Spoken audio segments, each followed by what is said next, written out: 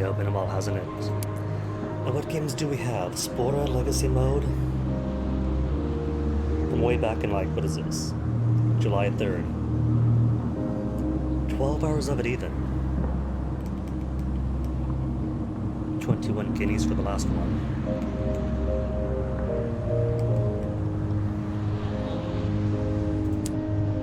Nah, new game. Patch notes. What is new? Ooh, 2020 even. Bug reporting tool. Neat. Agent in all areas around ports and relays have been... Ooh, really nice. Because one of the hazardous things about Edotheria is the, nasties all around it. In town, even. Curators, local eye, eaters of the dead will no longer pursue endlessly. Oh, but that's half the charm, though.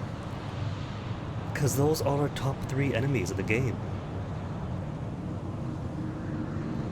Ambient message typo fixes. Well, they shouldn't stress the ambient message typo fixes, because you can't read the ambient messages anyway if it's white text on a gray sky, you know?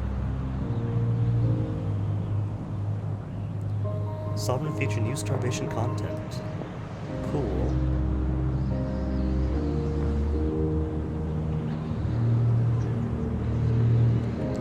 Alright, new game time. And of course, Legacy campaign. You gotta do Legacy campaign. Gentle, nah. Moderate, nah.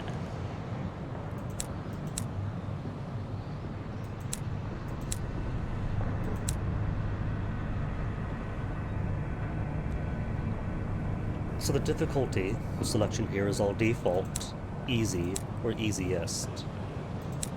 Which you don't need it. Slower projectiles? Nah.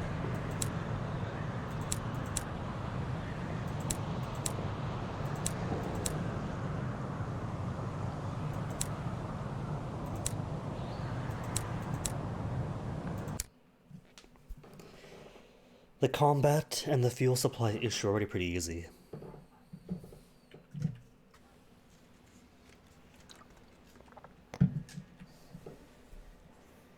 Nor was it too difficult and something to see once you got a hang of the of how the economy works and what they expect from you. Log of Her Majesty's Locomotive the Orphean, March 14th, 1905. Our expedition to the remains of the dead has been eventful. The Orphean is damaged and in grievous need of repairs and supplies. We are returning in haste to the Reach, where I hope to make port to New Winchester. May God be with us, for 1,000 deaths wait in the sky. Final entry of Captain Amelia Charity Whitlock, DCM, written shortly before her death. Spoilers game!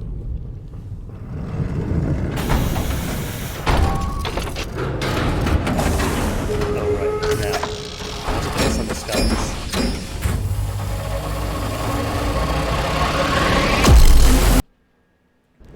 You could do keyboard only, but not by default. Okay, where is fire? Horn button, where's horn button? X, cool. Left, right, blah blah blah blah. Scout. Primary and secondary weapons, what is it gonna be? Space. And right alt? Well, I can't do right alt. Oh, too bad then. What's enter? Or return, sorry, UI select.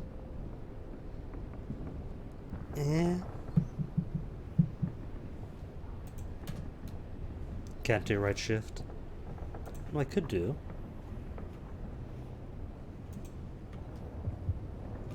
There we go.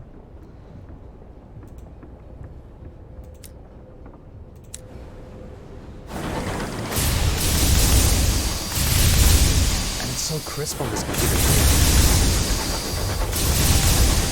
We have returned to the Reach, our own tale, some span of the heavens, London's new frontier. So they haven't, their outlines the white text. Their journey back to the Blue Kingdom was tumultuous. The locomotive was damaged, and Captain Whitlock badly wounded. Oh no, will she survive? Captain Amelia Whitlock, DCM, live.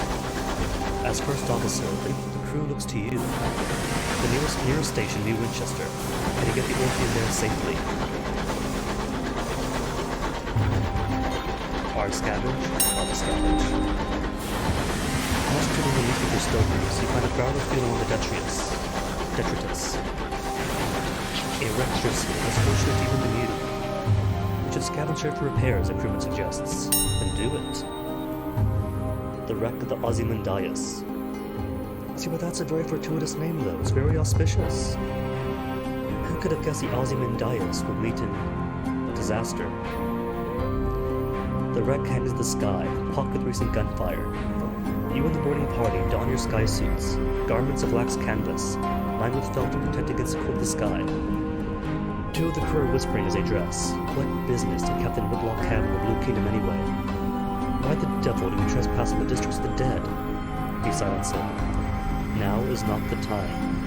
Leap across the deck, to the wreck. The gap between the two engines isn't wide, but the fathoms of heaven gape beneath it.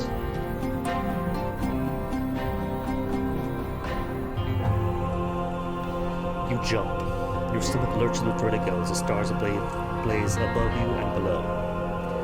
The air of the heavens is thin and torn by unpredictable winds. Then your boots hit the running board of the Ozymandias, and your leather gloved hands hold for a hold. One of your companions throws you a line, and you lash your two engines together. Only then will the rest of your boarding party follow you. One of them forces the open exterior hatch, and you clamber inside. The interior is cold, unlit, and whistles with wind. Your party's lamps spread buttery light over the narrow, paneled passages. You make your way towards the hold, stepping over bodies crumpled the corridor. Unfortunately, your way is blocked. A bulkhead has been mangled inward by a well-aimed barrage. Covered away with irons, or lead the party on a more precarious path with veils.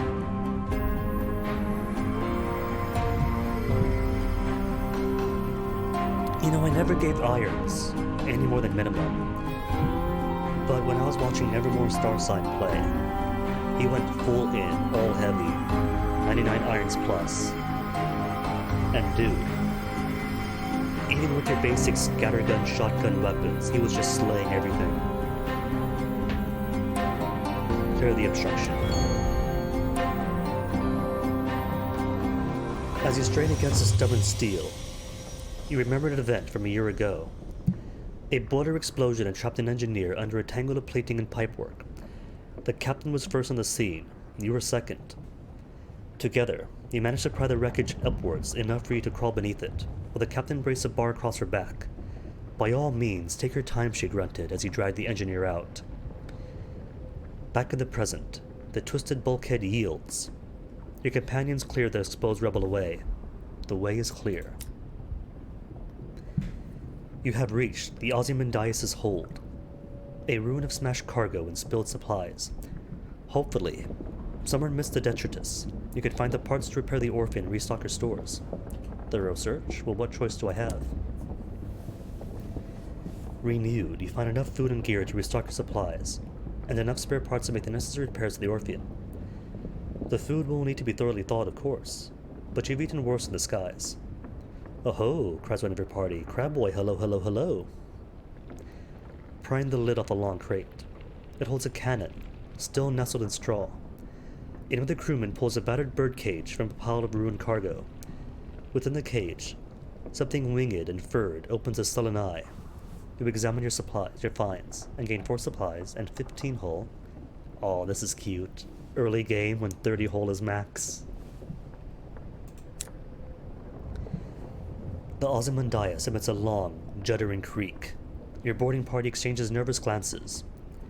From the chaos of its hold, you retrieved repairs and supplies, and discovered some useful equipment. A gun that could be mounted in a locomotive, and an educated bat. Mount the Jerusalem cannon to the Orpheum. The Cotterell and Hathersage Jerusalem fires a single shell to a good range more or less accurately. You order 2 of your party to get it back to your vessel and fit it immediately. Excuse me. The Ozymandias groans again. The structure shudders spasmodically. and liberate a diffident bat and employ it as a scout. The heavens are wide. So locomotives use scouts like bats to locate things of interest, ports, resources, wrecks like this with scavenge. The bat treats its rescue as an inconvenience, and immediately begins to haggle over its pay. You offer to put it back in its damn cage and leave it on the Ozymandias, at which point it becomes more polite. You doubt it will last. But now let's go. Or no, return to the Orpheon. Or to press on, to the engine room.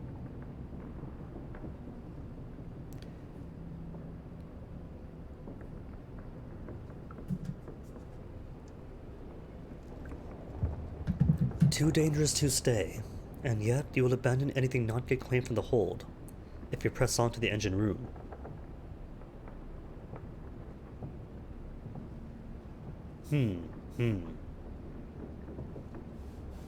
Sure, press on.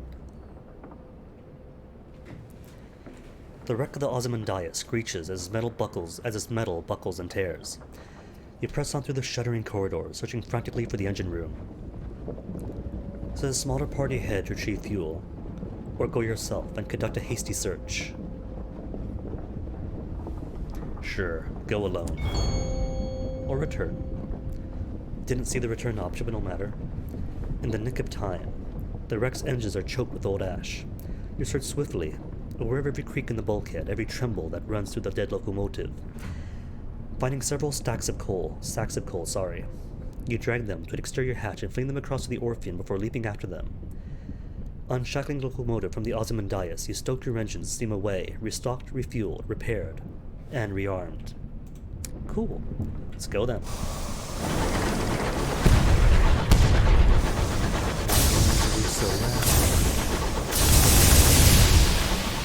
Check this right.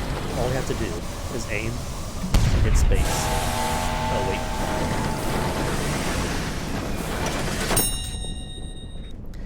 Because if you use a mouse, it's a bit... So no mouse aiming for me. It's too distracting. The walls of the captain's cabins are lined with a hodgepodge of curios from across the sky. Captain Whitlock lies in bed. Black marks cover her skin like a monstrous brand. When she coughs, coils of acrid smoke pour from her lungs. Inquire? Gotta inquire. What's up, doctor? A word of living fire pursued the Orpheon across the Blue Kingdom. It caught you just before you passed through the transit relay to the Reach, and set its brands upon the captain. It burned itself right through her, the doctor whispers.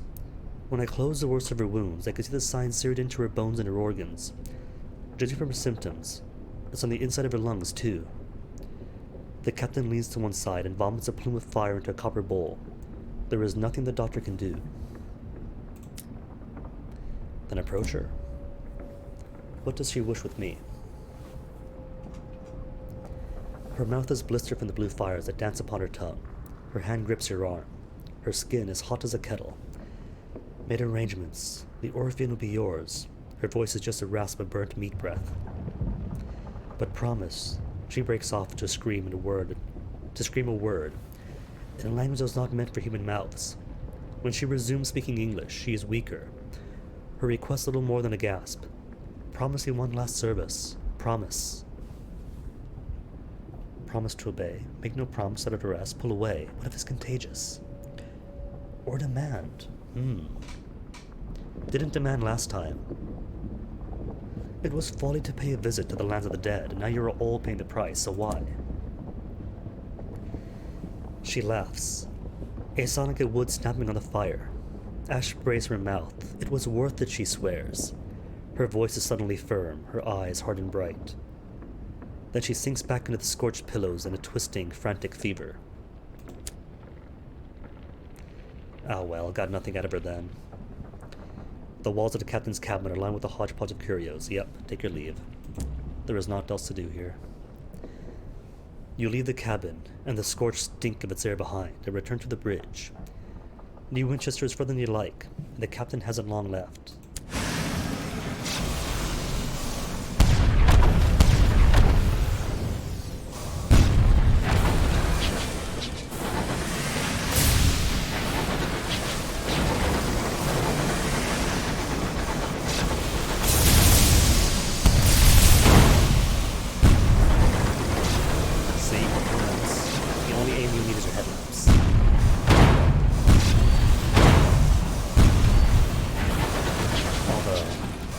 first enemy in the game is a different.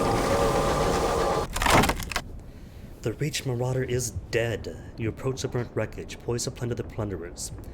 Behind you, someone is humming a song of victory. Raid them. Raid the raiders. Your boarding party returns with wallets and watches, cufflinks, lockets, and keepsakes. You store them in a safe to be pawned when, if, you make it back to port. 31 sovereigns. Oh my goodness, we're rich.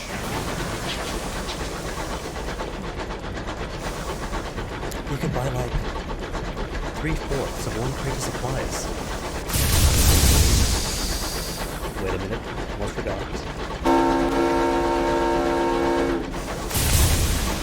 How could I forget the editable one?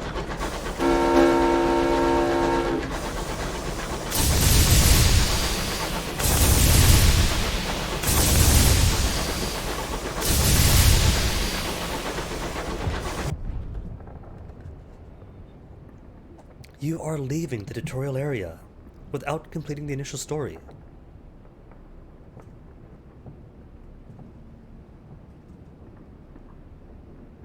Really? I thought I was. We want to go to New Winchester, don't we?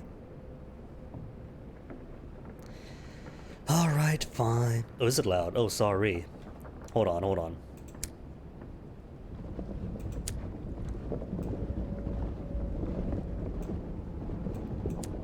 57% sound effects. Turn back, continue story. See, I was gonna New Winchester though. Isn't this the way to New Winchester? Is it tab? Oh, no, I'm dumb. I missed my turn. I thought this was a turn. C. So how about now? Is that a bit more amicable to the ears? Whoa, hello.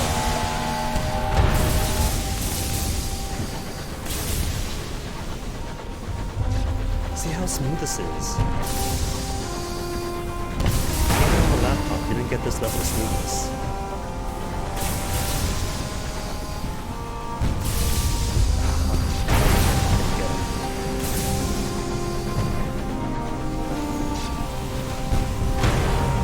Those smooth dodges. Still loud.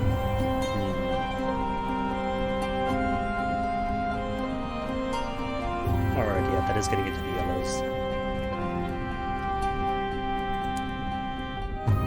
How's the music though? Is music too loud or is the music okay?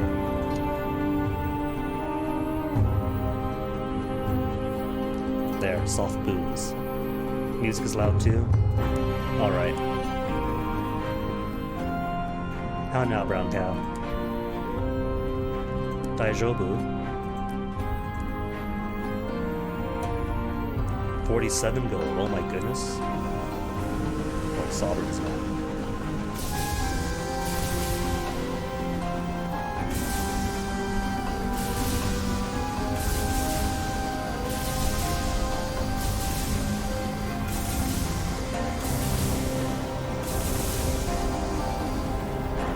The taste is small, the sounds of iron and iron.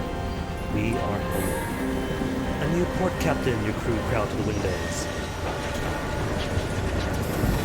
I wonder if they've been to New Winchester already. You coast into the bustle, the din, the soot and the steam of the Wolvesy station. It is clogged with the other engines, scrappy mining locomotives from Lustrum, weathered explorers gleaming with frost, sleek company vessels with bright brass fittings. No sooner have you pulled into the sidings than a brusque station master bustles over. He requests to come aboard. I must speak with your captain, he insists, brandishing a ledger. The usual formalities. Look to the Orphean's doctor. He has just appeared at his shoulder. His face is solemn. His hat is his hands. He lowers his eyes. The crew exchange bleak, wordless looks. The Orphean itself feels suddenly more empty. The station master looks confused. You inform him that unfortunately Captain Whitlock has just passed. Ah, he says neutrally. Sorry to hear that. Very sad, very sad. He waits for what he considers an appropriate minute and a half before continuing. Alas, even amidst tragedy, the cogs of bureaucracy must turn. If Captain Whitlock is deceased, the station authority requires answers from the first officer. He dons a set of spectacles and locates his pen. It will be relatively painless. Name, background, purpose of visit, etc. Shall we begin? Begin. And I forget, Crab Boy, you weren't here for the first round of Sun to Skies, were you? So feel free to interject at any moment if you have any recommendations for what we should be or what option we should take, like street urchins, soldier, poet, academic. Oh, should have seen what year it is too. Because by the time I finished my first lineage of guineas, it was what? Pretty much almost the 1930s or so by that point. Ministry auditor, revolutionary, is fun. Zaylor, from the Z's, for a bit more iron.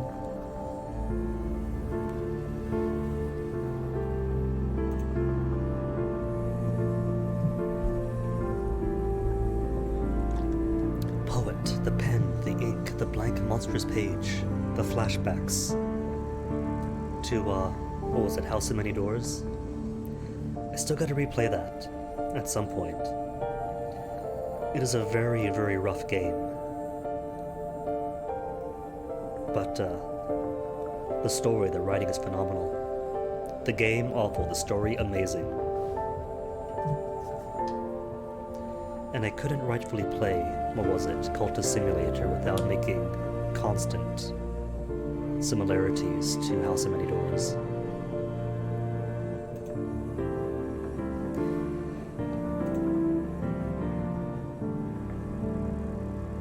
Be a poet?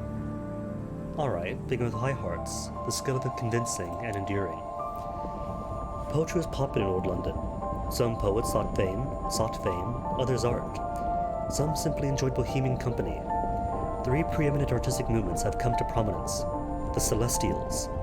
In Old London, they wrote nostalgically the surface of the sun. Now they write to the stars and the treasures of heaven. To increase mirrors, and affiliates you with Bohemia.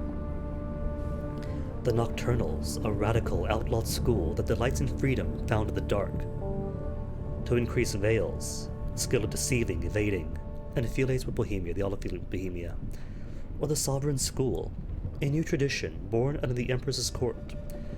Their works are patriotic, bombastic, and occupied with iconography of the time, clocks and seasons and sand and so forth, to increase irons. Well, let's see. Poetry. Being a poet helps heart. Nocturnals will be veils. Alright, sure. If you want a nighttime poet it is. After all, that's what? Radical adjacent? Revolutionary adjacent, I mean?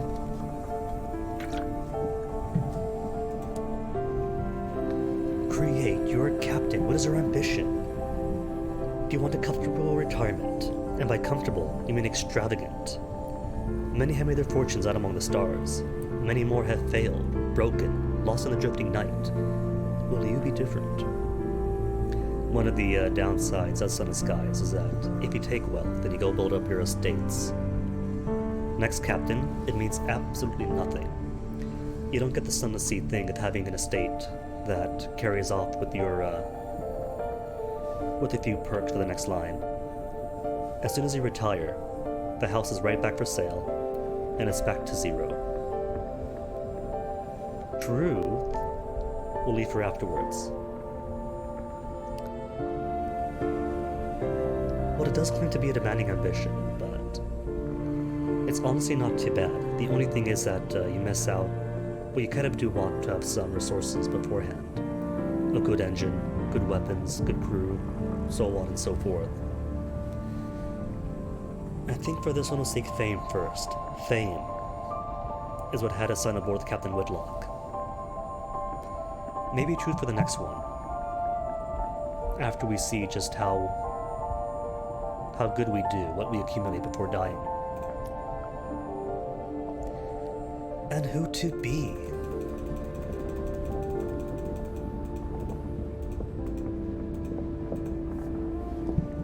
Well, if we're going to be a poet, what's the kind of poet you look? Perfect. Names though, toss me names. It could be Guinea all over again, a whole line of guineas.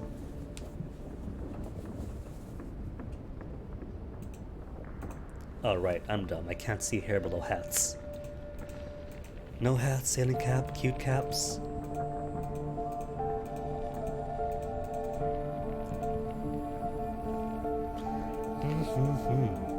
What to be, what to be.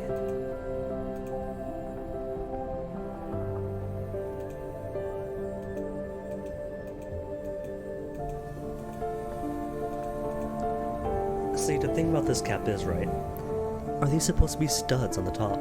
I never could tell. Top hat. Well, if we're gonna don a top hat,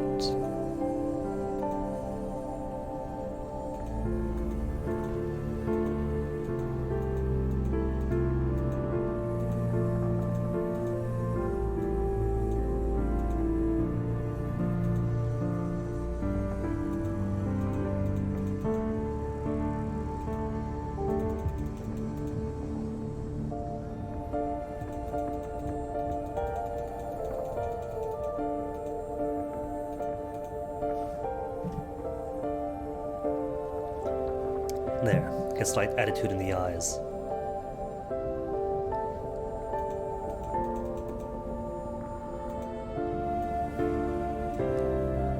That hair's a bit femme. What else?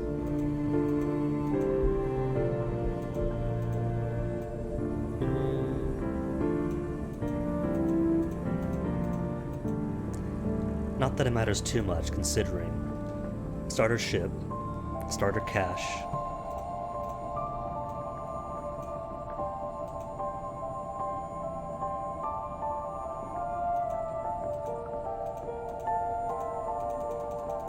Alright, hair 10 it is.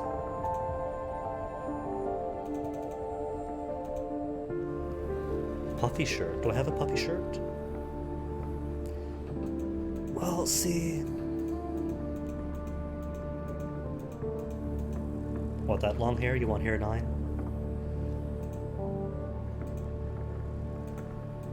Wong, Donaldson, McLennan, Forsyth, Murphy. What's the name though? I could just go Guinea. A new line of guineas. Him. My lord, my lady, doctor, professor, officer, archivist. Well, we did just become captain, didn't we? Madam. Madam it is.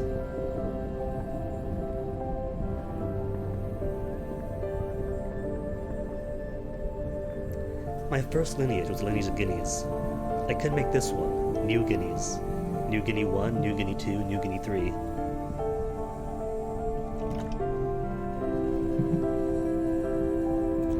Or I could give them all names incorporating parts of Guinea, like name this one Guinevere. But then I'd have to spell Guinevere.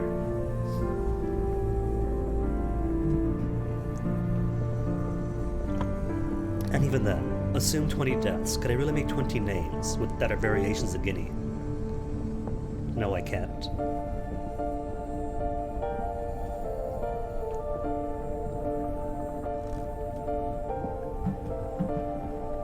Oh well. Guinea it is. I am unimaginative.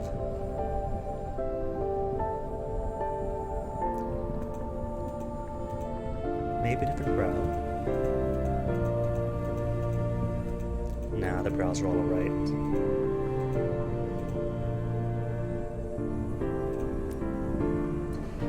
Madame Guinea, a nocturnal poet who seeks fame. Sure then.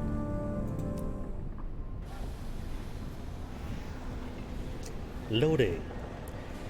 Reading of the will. 3 weeks have passed. Advice for captains. As if I need advice. This morning, Captain Whitlock received a simple memorial service. Her body was consigned to a necropolis train bound for the serene mausoleum. Fancy. What are the odds that she ends up in one of the paupers' graves floating around the serene mausoleum? Now you sit with a handful of her relatives in a threadbare office of her solicitors. A methodical notary is reading her will. The captain was wealthy once, but squandered her capital on mysterious expenses for her expedition to the Blue Kingdom. Why are you glowy? You never glow otherwise. Listen to the end. Her captain's relatives, from whom she was mostly estranged, are clearly wondering why you are here. In a final codicil, the notary announces, Captain Whitlock confirmed that possession of the Orphean was to pass to its first officer. He peers at you with dry, grey eyes. This includes a certain black box contained in the Orphean's hold. Captain Whitlock's final request was that, at the time of your choosing, you transport said box to an address in London. He hands you an address card. And deposit it there. You are not to look inside. She gave no explanation. And that's it. You're captain now.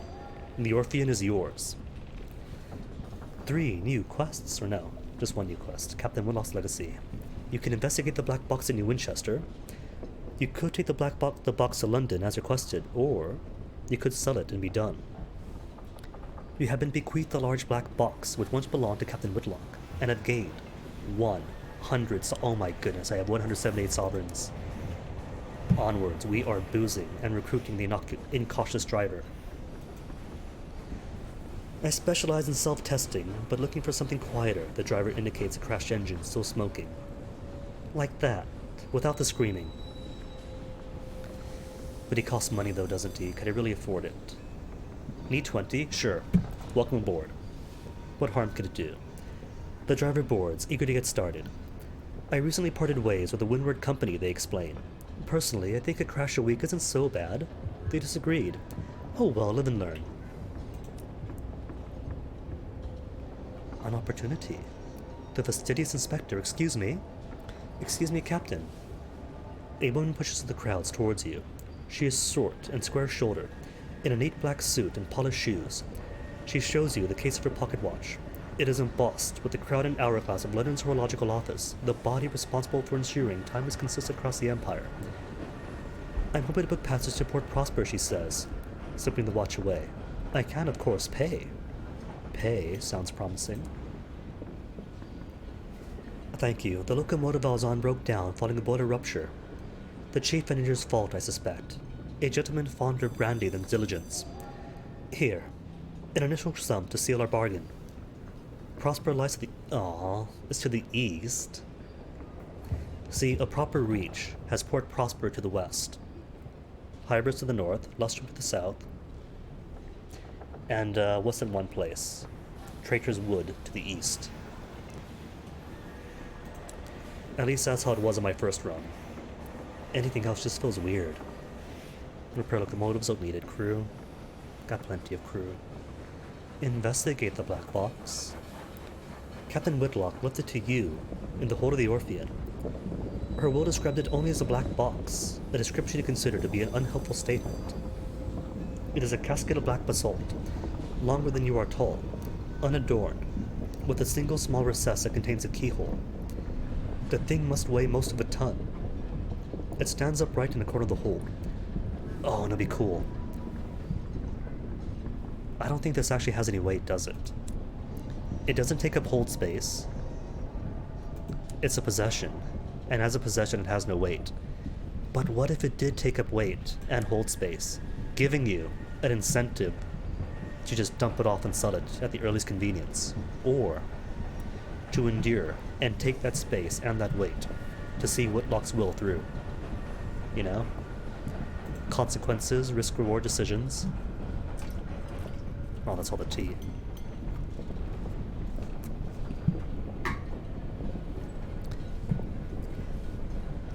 It stands upright in the corner of the hold, where the crew have pushed it out of the way. Consider what to do with it. Try to remember when Captain Whitlock acquired the box. It was a subject of speculation among the crew. Captain Whitlock had it brought on board just before your ill-fated expedition to the Blue Kingdom. It was empty then. You know, because you saw the lid and the box carried on board separately and assembled to the hold. It is not empty now. It is sealed, and even heavier than before. But you left for the Blue Kingdom shortly after the box was delivered, and made no stops along the way. So whatever's inside the box now, Captain Whitlock found it in the Blue Kingdom. Examine it. There are no carvings or inscriptions on it. The joint of the lid meets the body is too thin to admit even a knife blade. There are no holes by which light or air might find their way in. It is impossible to see inside without opening it. Even the keyhole has been engineered in such a way as to prevent peeking. The recess with the keyhole, though, as far as you can determine, that is a more recent addition to the box. The stone has been drilled and chiseled away to create a space for a modern metal lock. Cool, cool, thirsty, cool.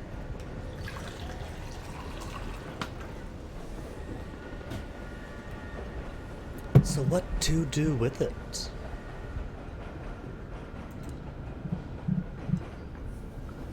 The last request of Captain Amelia Whitlock was for the box to be transported to a specific address in London. Alternatively, you could perhaps find someone willing to purchase it as a curiosity. And if you knew it was inside, you might be able to command a higher price. Consult, I can't. Villainous affiliations, pick it myself, I couldn't. Detonated with a modest explosion, nah.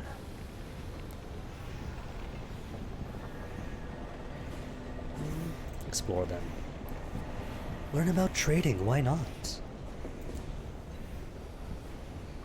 A porter at the station advises you to visit the nearby pub, The Promise of Days, and talk with the seasoned captains there. They keep their ears to the ground, and they'll know about an opportunity or two. Why not? It sounds promising. Old pistons gleam on the walls. The shelves are crowded with mementos from across the sky. The clientele raise their voices to be heard above the comforting clamor of the adjacent engine yards. Introduce yourselves to the seasoned captains. They are always happy to offer a word of advice, sometimes many words. See, Crab Boy, if we dictate the truth, well, you'll see eventually. 4 are gathered at the usual table: the masked citizen, a libertine, polymath, and pioneer of the neo-nocturnal artistic school, neo-nocturnal. The bedeviled didact, a scholar haunted by her discoveries. The plucky baroness, explorer, collector, philatelist. And Spatchcocker Meg, who hunts monsters. Of course, everything out here is jolly dangerous as a baroness. Few risks skies, so news of distant ports is valuable. Collect port reports on the places you visit, and deliver them to the Victory Hall or the Company House. The more you turn in at once, the more they'll pay. Look for other opportunities on the way, advises the masked citizen. Passengers who want transport, rich men in need of bloody work, etc. But how do you make a fortune through trade? Between them, they've carried Nabrantine gemstones from Eleutheria, souls of the Blue Kingdom, and raw hours to London. Have they any tips? Ah, the didact says, fiddling with his innumerable talismans. An essential topic. Meg slides you a stool, and the captain shuffle around to make room. The masked citizen buys you a drink of her own invention. It is violet and foggy. The plucky baroness gives you a brisk, encouraging grin. Ask away. Tell us about markets. You can sell practically anything in a big trade hub like New Winchester, the baroness answers. If you want to buy, though, you need to travel to more distant ports. Each specializes in a particular export. Meg spits chewing tobacco onto the floor. No money in buying a market price and selling at them too, though. You want to look for bargains, or prospects of people offering better money. Buy cheap, sell dear. But what about prospects? The masked citizen sips her drink. The biggest port in each region has a bazaar where captains do business. There, you'll learn of people at other ports prepared to pay over the odds for a commodity. When you accept a commission for a prospect, it is yours. No other captain will pursue it. It is all fantastically civilized. Their smile is droll. You'll have to source the goods yourself, of course, says the bedeviled didact. Find a port that exports them. The client will want a certain amount. You can supply some or all of it. But if you provide all they need, they may furnish you with an additional reward. Basic. Simple. But do they know of a good trading prospect available? Like, say, seeds to Magdalene? The host at Magdalene's needs an urgent delivery of seeds, paying at a pretty penny, too. If I were you, and get to the bazaar straight away, put my mark against it. Meg grunts. Broker in Port Davon is selling cheap seeds. Chirpy chap, God knows why. His face looks like it's been pushed through a mangle. An opportunity. Port Davon south-southeast. A proper Port Davon is straight due east. And Magdalene's in the northeast. Weird. Alright, let's go. Change subjects? Or, how to put this delicately, is there perhaps a way that a resourceful captain could prejudice circumstance in their favor? Meg laughs, a noise like a sneeze crossed with a ricochet. It ain't who you is, it's who you know, innit? Nepotism. She taps her broken nose. Quite, the masked citizen remarks. The wider your circles, the more advantageous the opportunities will present themselves. A wise captain makes the most of them. True, true. So, change the subject though, you've heard enough for now. Change the subject to goodbye. We got nothing else to talk about. No further business here. And that's it for the time being. No bank. No Mr. Menagerie. Shops then. And Ronwood for Port Davon. But Ronwood's expensive. And I haven't got any drills on me, do I? Nope, no drills, all basic. Shivering and jammy, don't I have that? A wheezing, sputtering, ramshackle engine, dating for the first days of London settlement. It gobbles fuel like a starved wolf, and sulks worse than a cat kept in from the rain.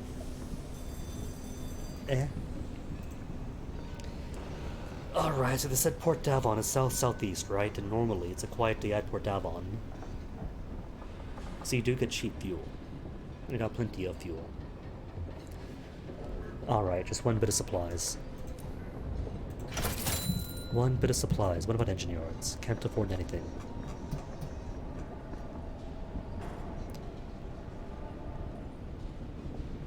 And I have absolutely no hold space. Wow. Forgot how basic the basic load is. Alright, onwards then to the south-southeast. Music? Where's music? Music.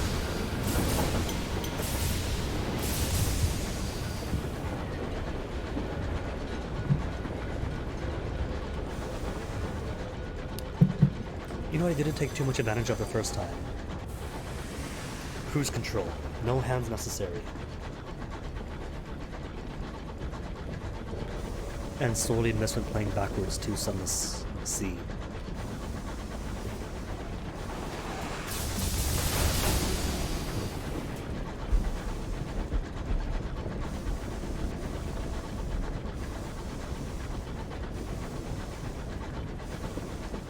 Flashbacks to the days when I'd always call them Takatai Scouts. It turns out a Takati's are like a hobnail boot or something.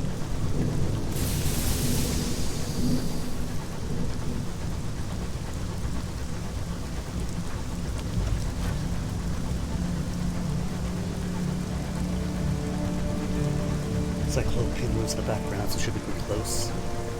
Speaking of Cyclopean ruins. Oh, I can't say it.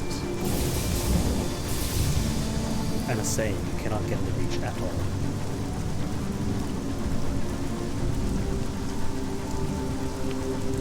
They give you all these things to a say too, but almost for out of reach within the game.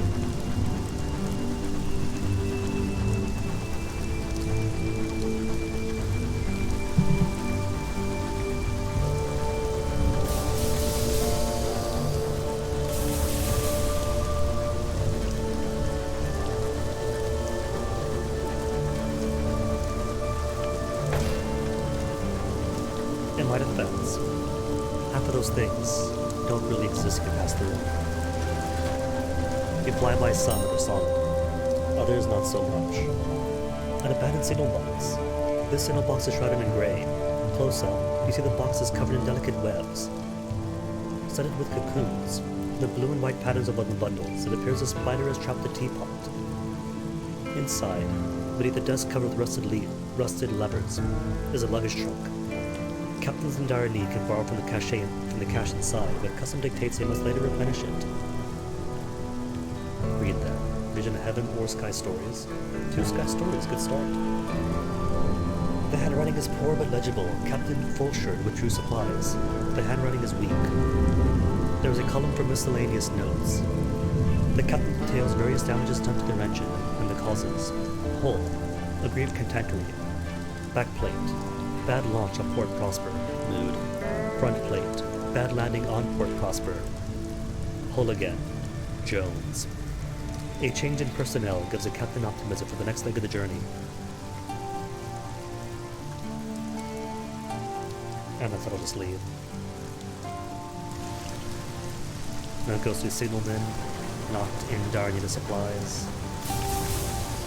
Headlamp.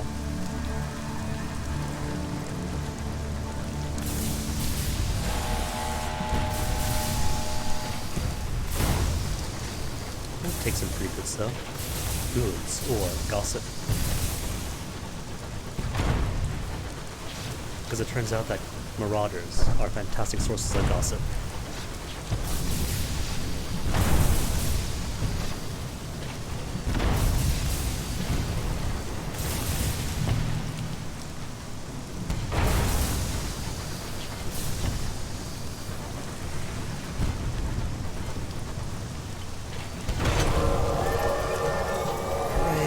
Level up. But first, what did I get? Board. To the victor, the spoils. The crew of the Marauder lie dead in the corridor, killed not by our guns, but knives and small arms fire. The only survivor is a captain, locked in the brig with a bottle of brandy. Chalk guys stared back from every wall. When he ran out of chalk, he began scraping them in with his fingernails. Little remains but bloodied stumps. I've seen this before, Captain, says a crew member, grasping at your arm. Sky madness. Magdalene's can treat it, if he can be bothered to take the poor sod. Sure then, bring him. The crew wrap the sky-matted captain in blankets, and then secure them tightly with belts. It takes 4 to transport him safely to your locomotive. He might not be happily restrained, but it should keep him from harm to get him to Magdalene's. Magdalene's lies to the northeast of New Winchester. The captain secured. We have a moment to see whether there's anything worth in the locomotive before batting into the wilderness. A tale of terror. And a passenger. Loot the hold. Or strip. And I got plenty of all. A solid crate of munitions. Sweet. Oh wait, that's right. Can't take too long with the fuel this time, in the exploration stage. But first, a moment of reflection. Choose a facet to grow stronger. Scarred spot in prison, interlude in red and gold, or a scandal for this poet. Well, I could choose backstory-wise, or I could aim for certain stats. And what's good for the early game? Because I know for the late game, to unlock various uses of various equipment, you kind of want high hearts, high irons, mirrors would be pretty good for some checks.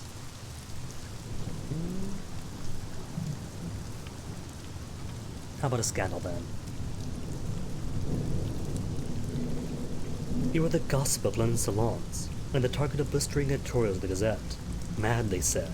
Bad, they said. Dangerous to know. What was the incident that exposed you to the buffeting winds of public opinion?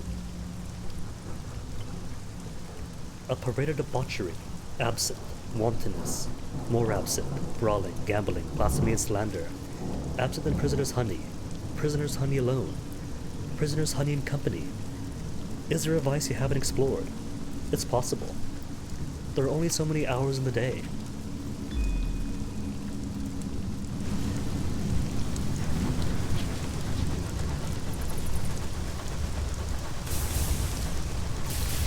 Alright, Bat, where's Prosper? A stop clock. The fastidious inspector approaches you in the galley. Captain, good day. I notice your ship's clock has stopped. Perhaps you'd permit me to repair it. She has a little case of tools and a hopeful expression. Why not? You lose nothing by permitting her. An opportunity for conversation. She gives a grateful flicker of a smile and sets to work. Soon, she has the back of the clock, and a spread bleh. Come on, words. I know it's Monday. Soon she has the back off the clock, and has spread tiny cogs across the galley table. Obscure horological tools gleam vastly among them. Everything has a place. I appreciate the opportunity to keep myself busy. Staring too long at the stars is harmful to the temperament. The fastidious inspector has a round face, brown eyes, and short dark hair. She gives the impression of being perpetually busy. Inquire about her work. What are the duties of an agent of the horological office? She sniffs. It is of fundamental importance that 10 o'clock on the 2nd of June in one corner of the Empire occurs at the same time as 10 o'clock on the 2nd of June in the opposite corner. How is an empire to function if we can't agree what day it is?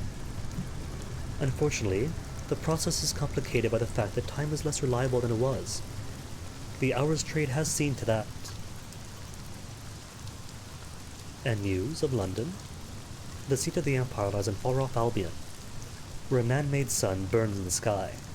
Another sun blazed there once, before Her Renewed Majesty conquered it.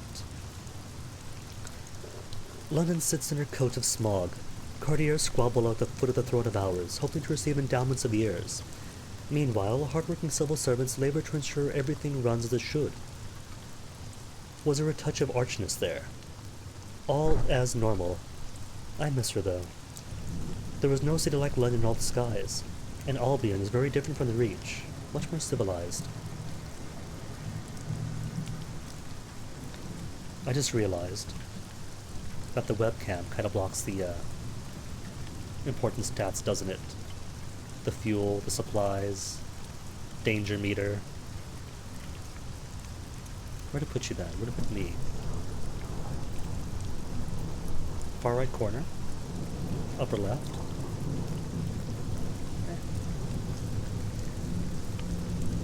Or put the portrait on the portrait?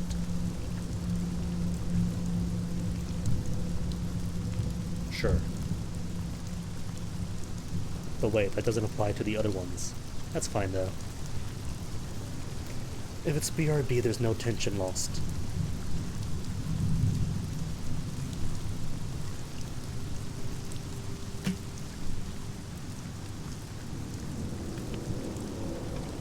Discuss the Reach, the wild, wide frontier.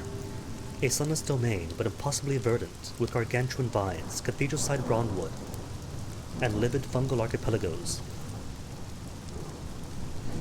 It has an uncouth splendor, but I miss Albion, the steady light of the clockwork sun. These sunless reaches are so misty and quiet, she pauses. But critical.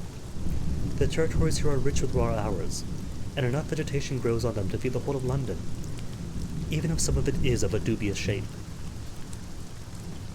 And about the hours trade?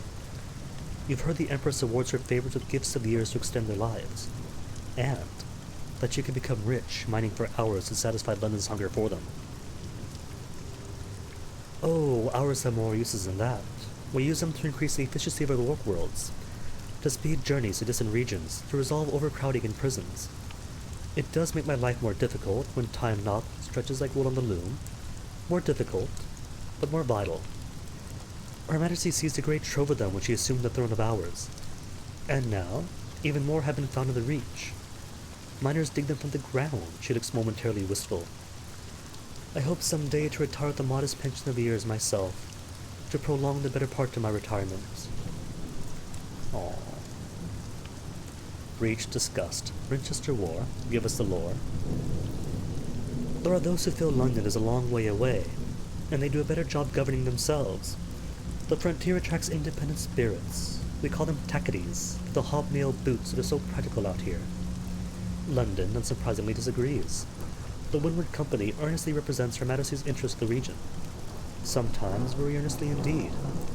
The tackities call London loyalists stovepipes for our hats, I suppose. Thanks, Crabboy. Your decision made us stovepipes.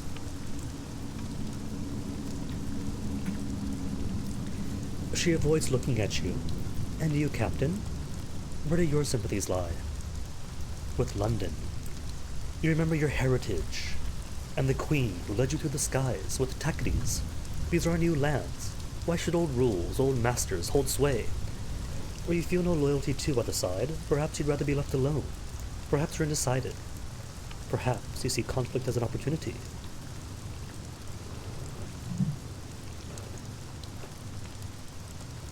Well, new captain, and the choices matter, and we are wearing a stovepipe hat, so with London for this one. Glad to hear it, she says. Compliment her skills. This choice does matter. In that if you say it, then you get what? Some minor bonus? Her hands are deft and sure. She polishes, she cleans, she reassembles. Thank you, she says. A small, embarrassed silence. It is possible the inspector is pleased. It is rather hard to tell. Then compliment her again. More thanks. Farm all the thanks. 5 thanks, so we'll go. One more. One more thanks. Did absolutely nothing. Very good evening. We have work to do. And to you, Captain. I think I should make a cup of tea.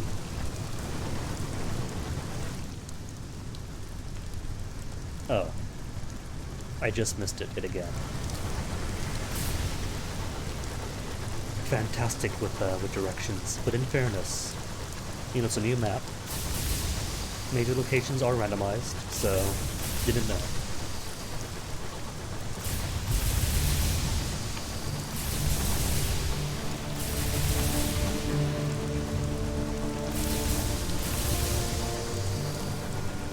And if I have any major critique of the game so far, it's that, well, so far. As if I didn't play it for a solid 3 months last year. Oh wait, that's solid. As when the music cuts out, it takes too long to come back.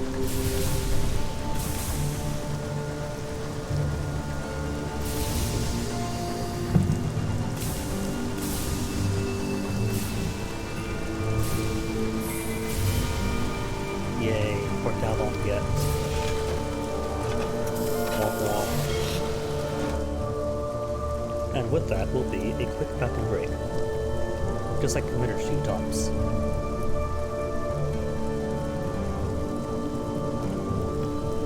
But how to get in such New Winchester after all?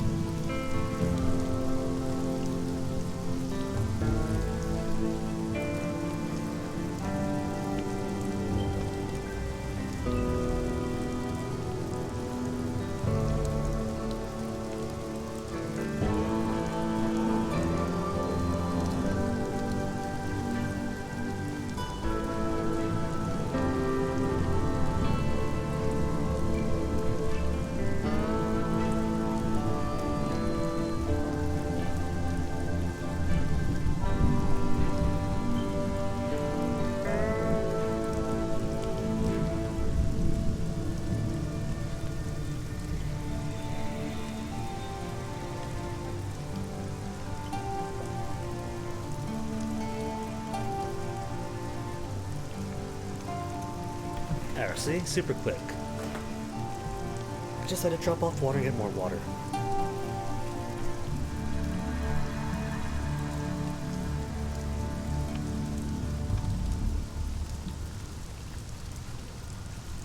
Arriving at Port Davon, behold, a ruin of giants.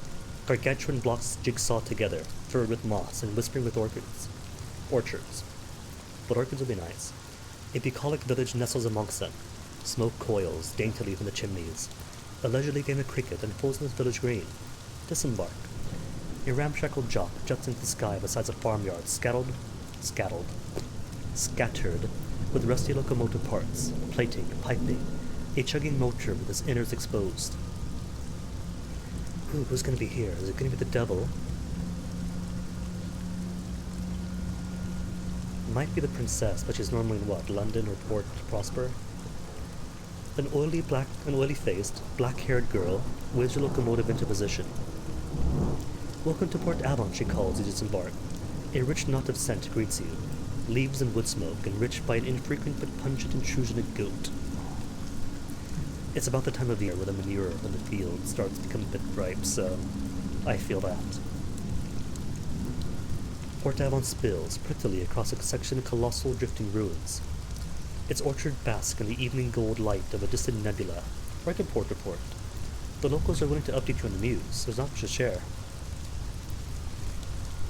Were it not for the talk of smugglers and sky beasts, you could easily confuse this place for a village on the road you left behind. It is quite peaceful here, apart from some fuss over a newspaper delivery. The villagers frown and change the subject when you ask them about it.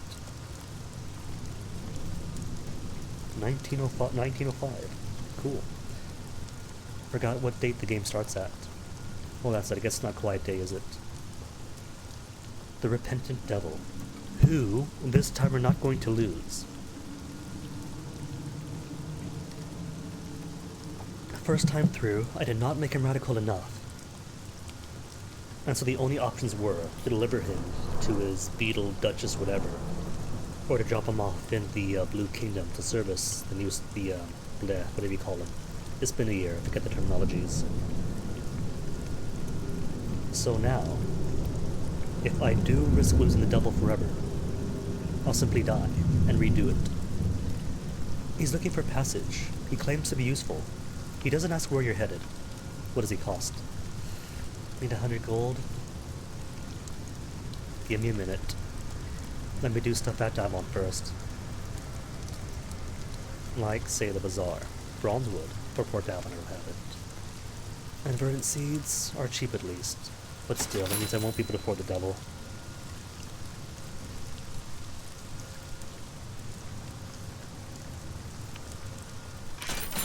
Nope, can't afford him at all. Oh well, no matter. I'll get him eventually. A golden nebula scintillates above Port Avon's apple trees, allotments, eel fishers, and steepled church. Here you may, if you choose, immerse yourself in the village's quaint rhythms. Or visit the Auroral Sommelier. Someone has grafted brass wheels to a carcass of an old armoire, and impaled his chop with a jaunty damask umbrella. A man stands behind it, flesh and finery, the colors of the dawn, shepherding customers to their sampling of wines. Sweet wines, sour wines, subtle wines and sinful, spirits of every vintage. Save, of course, Hesperidian cider. He gives a small, sad laugh. I know because I looked. This is the only place with real apples. But even here, that cider eludes me. He beckons you with a gloved hand. Ask about the Hesperidian cider. A rare vintage. Unheard of and unseen since London. This merits investigation. Closer, come listen. Come here, come close and listen if you effervescent thing. I have a story, an associate of mine.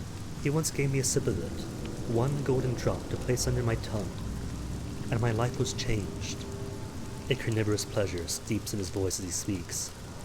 I went back to the store immediately, of course, but the price was too much.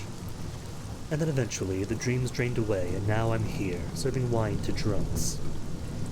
His laughter is black and bitter, but the Auroral Sommelier gives you the address nonetheless, just in case. If you decide to risk the grief, savor it for me. The Auroral Sommelier mentioned Hesperidian cider, apparently purchasable from an unusual shop in London. That's a bat. But I tried to find the last time, but couldn't find a bat, and it turns out you gotta go to Port Avon and talk to some sad sommelier first. Green, don't need, nor in. Can I take 2 passengers? Because we have the Royal Horological Lady, and in here should be the cryptozoologist.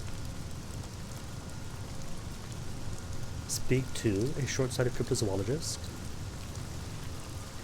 A tiny figure weighed down by 2 backpacks and a heavy duffel coat looks through thick glasses at our map and then up at you. Excuse me, I need passage. I don't suppose you could help me. I'm on the trail of unusual beasts. I can pay for your time. Welcome her. Where does she want to go? Lustrum? Lustrum, beams the short-sighted cryptozoologist. She leans in conspiratorially. Then, realizing that she's whispering to one of the inn's wooden beings, leans over to where you actually are.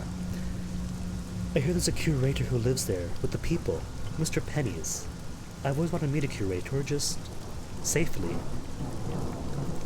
Okay, but Lustrum's way out of the way. Intercede in a mushroomy matter.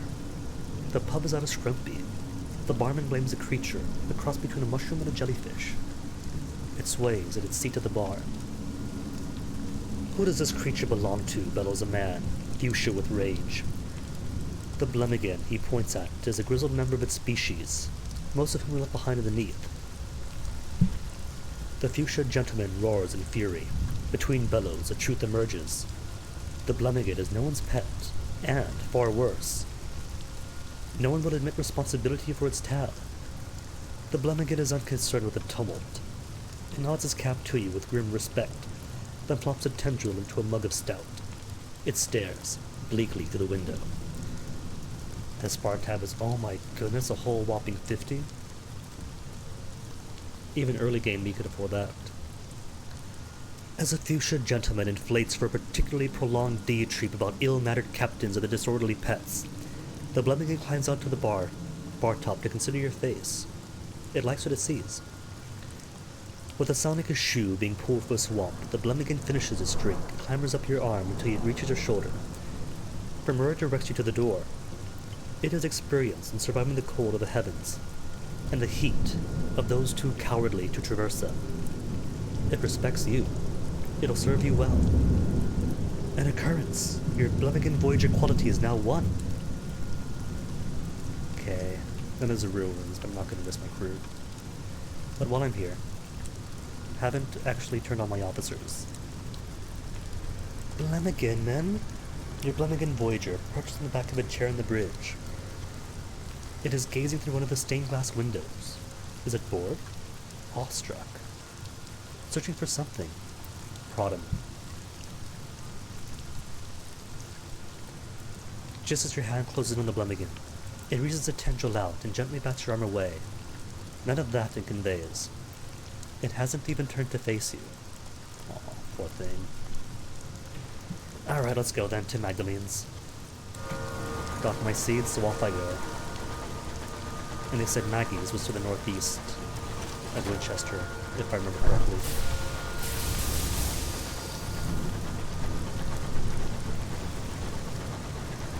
But if everything's to the east this time, what is that going to mean? Hybris to the west? Is Hybris ever not north?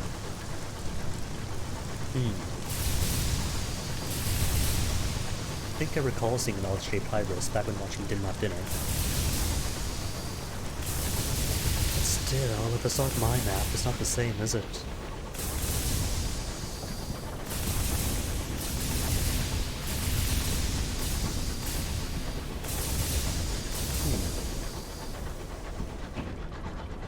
The upper left is pretty empty, if I want to put the cam there instead. Why not then? Ooh, loot, hold on.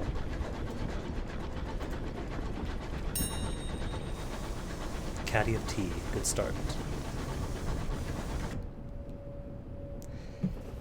Now let's see. Port Avon counts as south-southwest, south-southeast over there, so Magdalene's isn't going to be too far away, I don't think. Northern route then. And if I'm wrong, oh well, got plenty of fuel, plenty of food. And New Winchester is right there. At this speed and this weight, all I'll need is just 1 barrel of fuel to get there. Even from the extreme end of the map, I think. Assuming, of course, no weird twists and turns.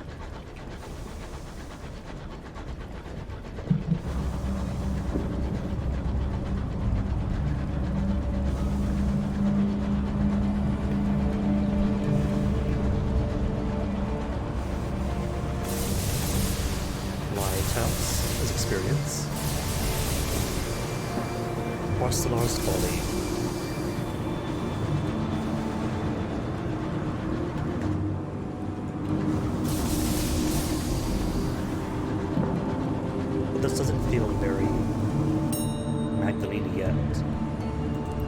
Reborn the dead? Sure. A simple ceremony, doffed caps, a few words, a gloomy silence. But it helps. The only decency in the skies is that we bring ourselves. And it drops terror. See, but some of those wrecks are ambushed. So drop the terror from performing the small, respectful ceremony. We gain 25 back if a monster jumps out.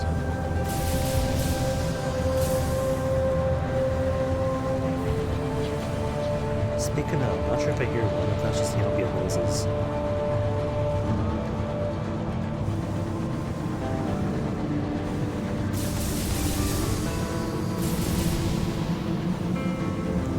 And this definitely does not feel like Maggie's. Okay, Bat, earn your keep.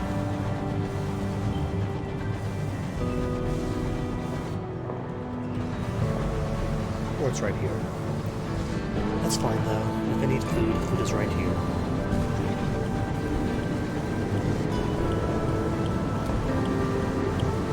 Can we stop at Magdalene's Captain? Is a Stoker heads? Stoker means? I can't quite tell. Perkins Cops covering it.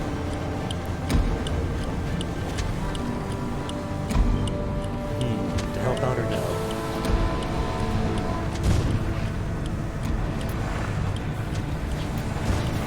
It's not my fight yet. Just don't hit. I just want the junk. Ooh, sweet.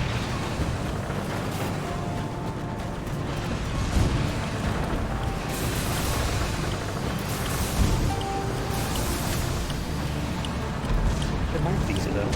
3 against 1.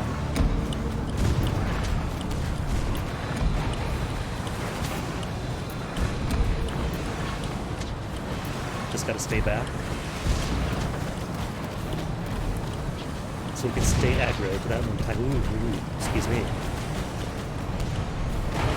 Nope. He's on me. But he's also out. Like, he's also smoking already. He's on fire, so he's almost done for.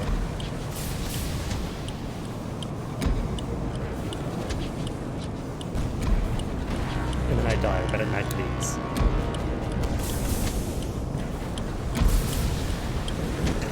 Get away.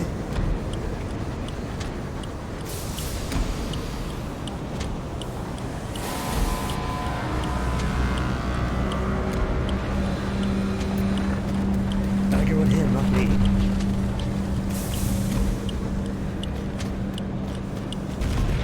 Oops, missed. Grossness.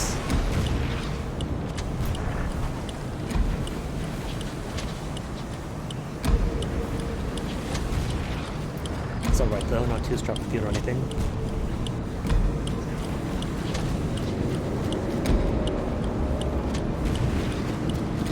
Dude! Hurting your own friends here. Fine, then you do it.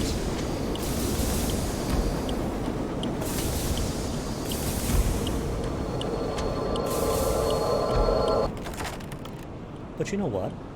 I think I got the XP for the Dreadnought, destroying the Tackety Scout. No nameplates, but a Gordicorus Nectar. Cool.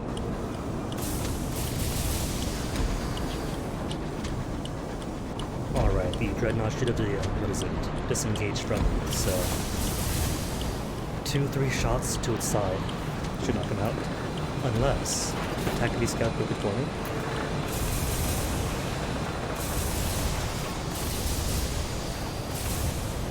Or did he spawn? Might have despawned. Oh well, no matter. Got some XP, got some nectar. So it's not a total loss. 2 Maggies then.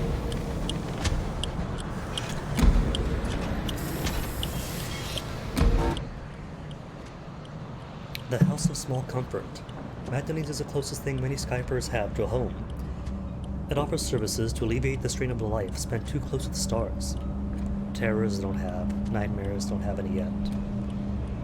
Bazaar. A whopping 240 gold, sovereigns, whatever's. Lofty. And a bonus 100, not too bad.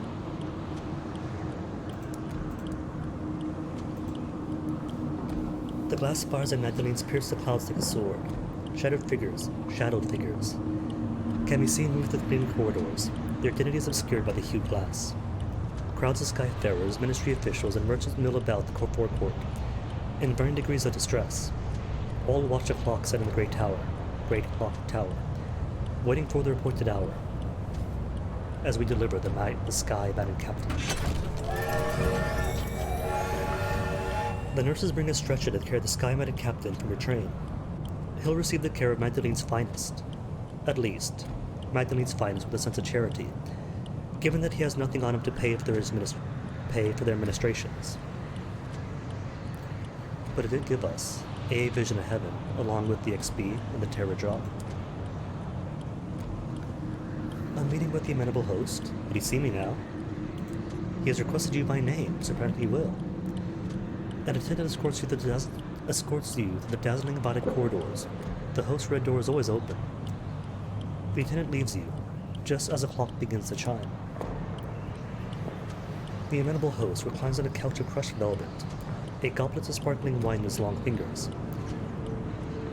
Somewhere in the tower above him, the great clock ticks away. As a policy, the host atrium is always open to guests. He is available to your opinions for any criticism and suggestions. Today, he has a headache. Listen to the amenable host's requests. He beckons you close. His voice is soft and sibilant, like butter melting into candlelight. A guest has become rather too attached to a particular attendant. He always requests that the same attendant appear in the exact same guise. The amenable host's lips curl in distaste. He reiterates that the aim of Magdalene's is a place of healing and respite. It was not meant to feed obsessions or self-indulgent self-loathing. This guest brings sickness. I would have him purged. I have a dossier on our guest, if you're interested in helping. Take the lachrymose guest dossier. The amenable host smiles indulgently. I'm so glad you want to help. He produces a thin sliver of pages and passes them to you. I'd recommend taking on the role of one of our attendants.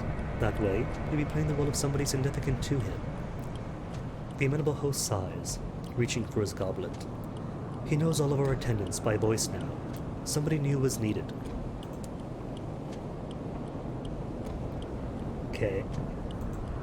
So where's he going to be? Attendant?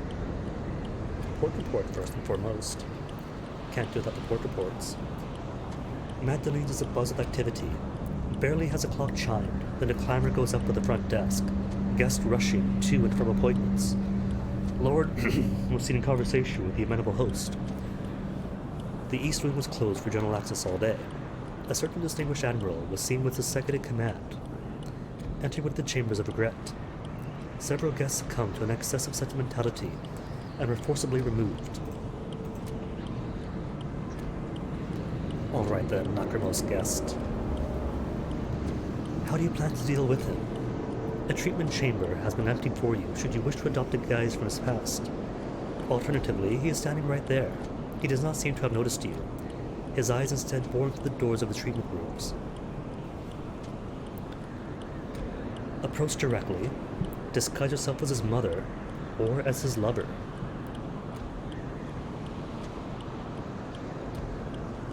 Well, I've done mother before. What about lover? The attendant on duty is more than happy to assist you. Anything, as long as it gets rid of him. The attendant daubs your lips the correct shade and finishes coloring your eyes. He likes him to be jovial. He cannot bear him to be sad. This proves correct when the lachrymose guest appears. You weep. You lie. You wheedle. You are unhappy here doing this. By the end, you are both in tears. Neither of you be returning again here as you are. Happy ending. What about the attendant first? Speak with you, what do you have to say? The attendant in the foyer schedules appointments with an aid of a hefty daybook and a very accurate clock. They are eager to explain the procedures and the rules that govern here.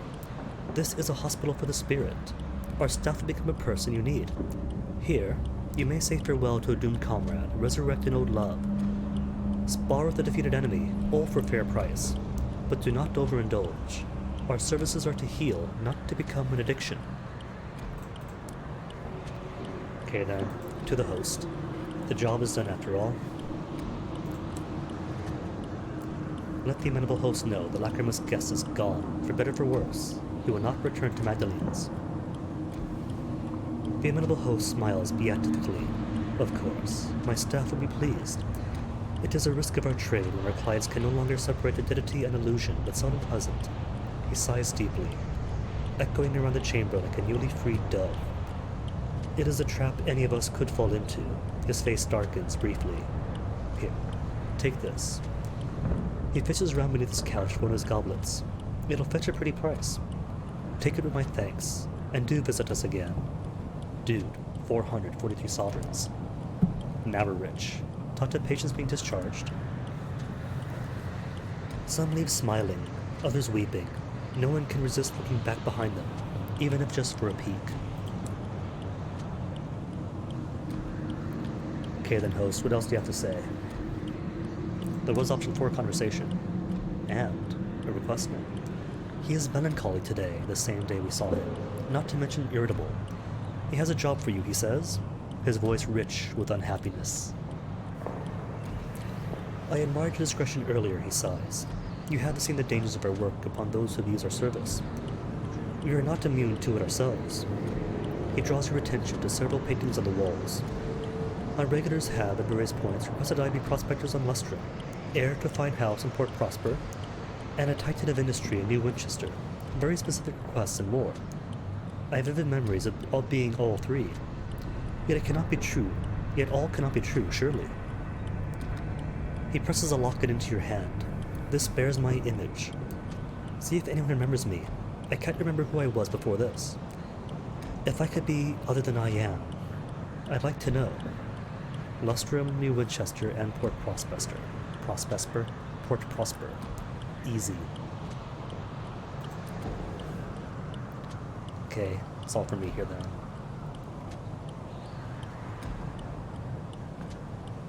And no market going on to hang out with the captains. Nothing. Nada. Oof, little short on fuel. That's alright though, going back to New Winchester anyway. And while I'm here, munitions are at a bargain.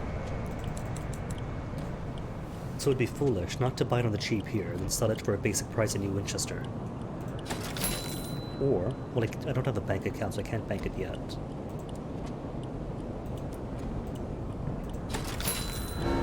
Let's go then. And if we level up, do we have a mentor, a lost love, 15 minutes of fame? All too grossly max out hearts. But I should diversify, get some mirrors in here, get some irons in. Though lost love doesn't have a possibility for irons, as does 15 minutes of fame.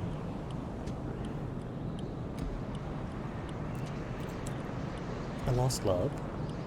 Love. The gradual erosion of which separates you from someone else. The fitting together of two lives, as intricately and intimately as the threads in a tapestry or the cells of your skin. And when one of those lives ends, what remains of the other? You loved. You lost. How badly does it hurt even now? Or, one of your works propelled you to brief, sudden fame. You heard that even the captivating princess said something offhand and complimentary about it as salon. Gushing articles in the Gazette, breathless flattery in the salons. You were showered with attention and gifts. You had admirers. How did you take to fame? Fled? Flourished? Well, it does fit in with the ambition to become more famous, doesn't it? And it does give me more irons and Bohemia affiliations. Some said it went to your head, that it changed you. Of course it did, isn't that the point? You blossomed and famed, and when it went away, you withered. Alright then, onwards to Winchester. And the dreadnought is still gone, despawned forever, despite being on fire and 2 or 3 shots away.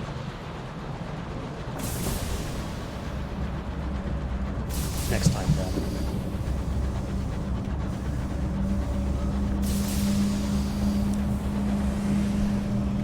And while I'm here, that's the route to the transit relay. But if I hook upwards this way, loop around, I could stop by the company house or the Victory Hall and toss in my port reports for a bit. Get a small bit of extra scratch before dropping back into port.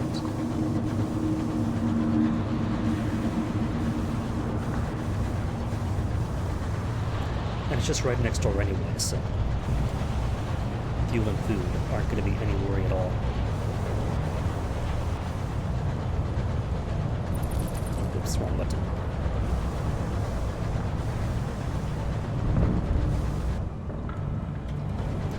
But that's fine, now we know there's something up ahead, and the route I was going to take anyway.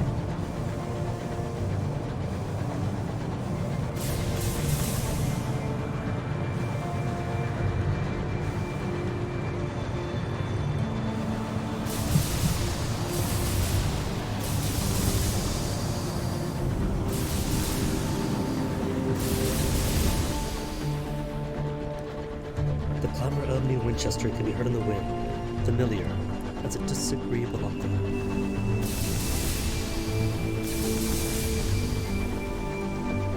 Do I have any disagreeable uncles? Pretty chill to most of them. Ooh, more junk, more Watson. Just food. No matter, food's okay too.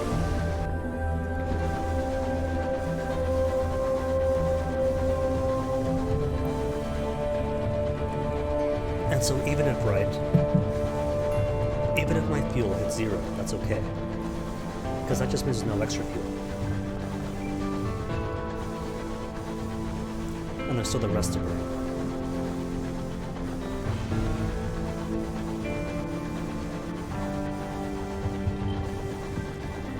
So company house or Victory Hall? I think I'll do company house for now. Start off on the side before taking the obvious answer towards sea tactics.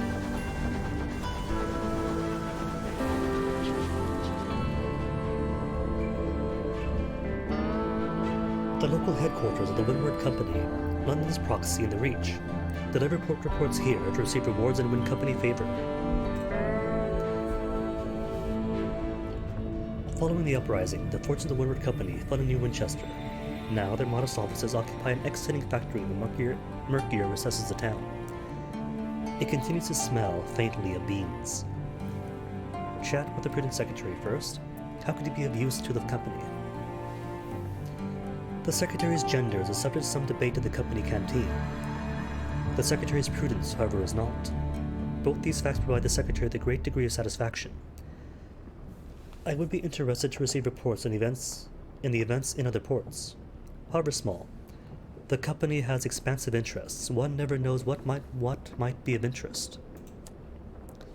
Just reaffirming that they want port reports from everywhere. Deliver said reports then. Services rendered.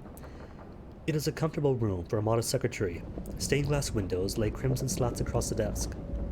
The prudent secretary receives reports and reads them one by one.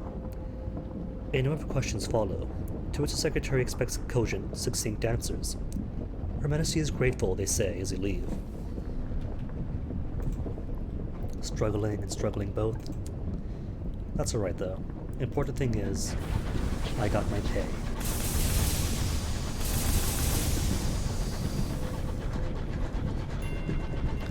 200 more sovereigns, which in early game is massive. And flashbacks to my first weeks or so of playing. Having all these port reports. Wanting from the moon, but he couldn't find the company house or Victory Hall. Turns out it's literally right after Winchester. Just never hit that left third. A scrubbed clerk begs a moment of time. I represent Haddages, the banking house. I promise to only take a moment of your unquestionably valuable time. He produces a folded contract with a flourish. We hear promising things about you, madam, very promising indeed. We would like to accept our services. We provide a secure solution for the storage of your assets, absolute discretion, and steadfastness unto the death and beyond. We require only a signature. This isn't very predatory for a bank, is it? It's almost naive. The offer is entirely complimentary, we assure you. At Halliges, we measure ourselves with the quality of our clientele. Sure, then I'll take a free bank account. I am certain that this represents the beginning of a long and warm relationship between ourselves and your lineage. May it endure. I bid you good day, madam. Yay. And the incognito princess, whoever could she be? Perched atop a mountain of luggage is a radiant young woman. She's an officer, dressed in what an actor would wear to a fantastical romance. A tiara rests upon her brow. A steady stream of commoners comes to pay homage, bowing and curtsyingly enthusiastically. Starting circle in dense swarms above her, refugees from old London, and a common sight, although not in such numbers. She ignores everything, and hands you papers so pristine they can only be forged. See, she is amazing. 'Cause to unlock her, you need 100 gold sovereigns. But she takes none of it. I am a humble first officer looking for, what is the word? When commoners do things for coins? Work, that's it. She beams at you, delighted, as innocent as a Gatling gun. As she steps aboard, a commoner calmly takes a spoon from his pocket and scoops out his eyes. After such radiance, all else is tawdry, he says between screams. It seems she's already forgotten about her signing on money. Free labor, get. Repairs, guess I do need, don't I? 17 hull might be half hull now, but it's all just fully repaired. Or I stop by Port Davon on the way out to pick up the repentant devil anyway, and while I'm there, quiet day in Port Davon and get super cheap repairs. But first, bazaar. Hours for the circus ringmaster. 5 barrels of unseasoned hours. North of New Winchester. At least Palmer and Plenty's is where it should be. Okay then, Vicky Market. Might as well. Nobody's asking for munitions, so just sell everything.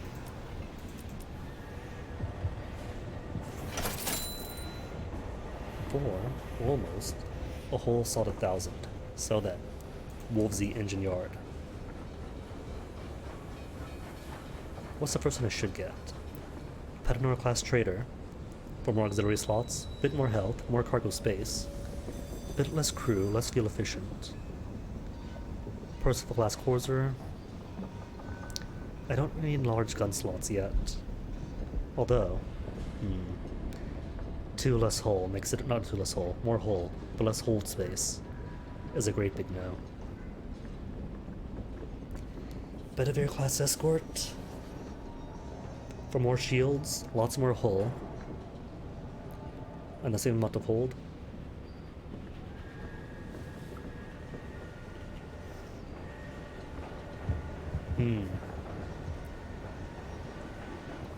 Which to take, which to take? Or should I say which to work for? I think the more distinguishing thing, the more disqualifying thing is going to be 20 hull and 3 hold versus 30 hull and no chains there.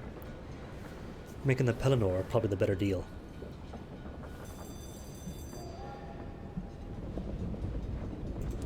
Alright, but that'll be after securing a bit more wealth for myself. What about a bit more stuff? Ooh, could afford a mining array or the Murgatroyd Stay-Away canning station. I could afford both. But could I afford both, really? You take up an auxiliary slot. You both do. So mining or canning? I think it'll have to be canning then, because canning is free food. If you kill the Katankery.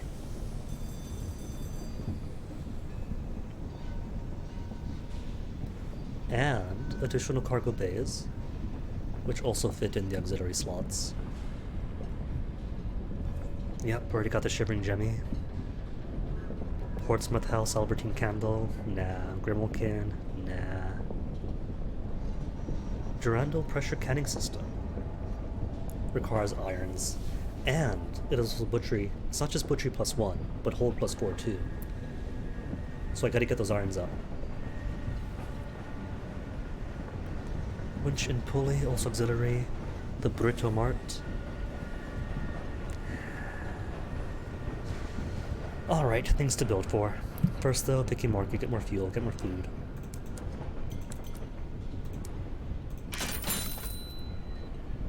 And how's my gold now? My sovereign, still 833? Perfect. Alright, time to pick me up double. Maybe doubling double.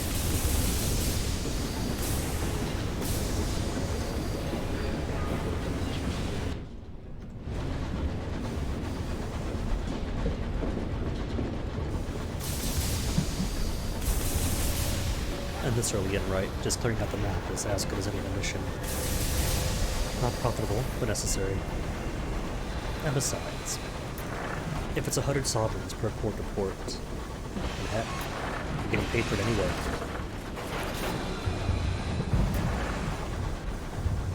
Might as well explore and illuminate more routes.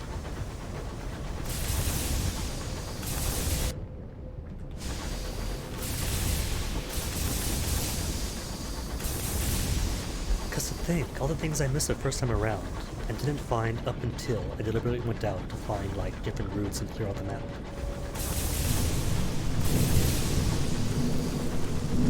Old Tom's Well, that one wreck.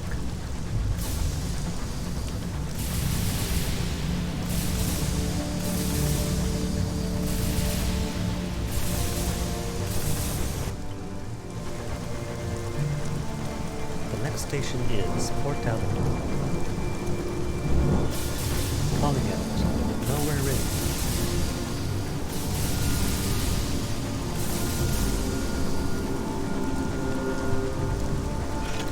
This not really clear. Alright, Devil, you're up. Got your side-in bonus? He has very little luggage, a single satchel of books and a folded great coat appear to be his only personal effects. His manner is cold, almost pedantic, as he negotiates his duty and his pay. But you have a sense that he urgently wants to be out to Port Avon. Right, Avon?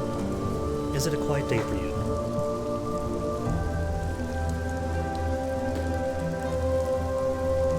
No, not a quiet day after all. Oh well, more port reports then.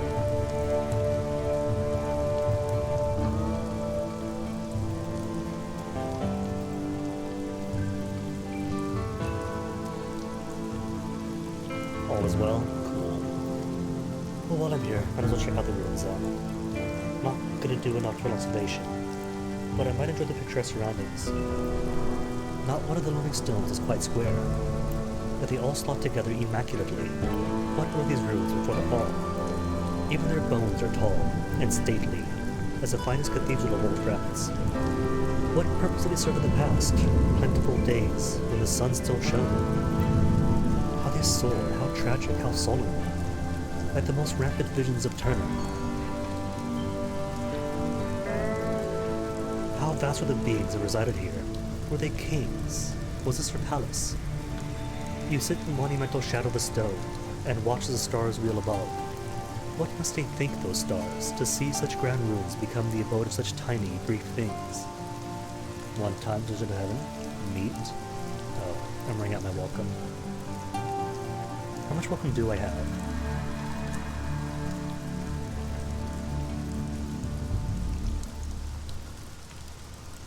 Well, I can't share gossip or anything, so... Oh well, perhaps not. Still want bronze wood? Okay. Which I haven't got.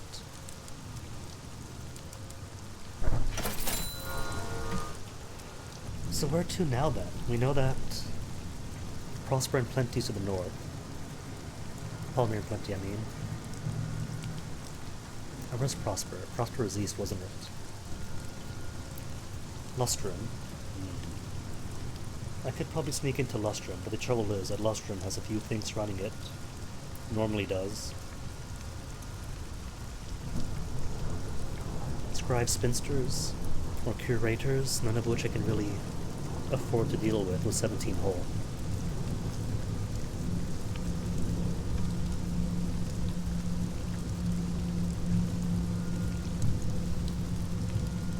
Guess I'll try this route. Link the way to Magdalene's, if nothing else. And maybe find something along the way.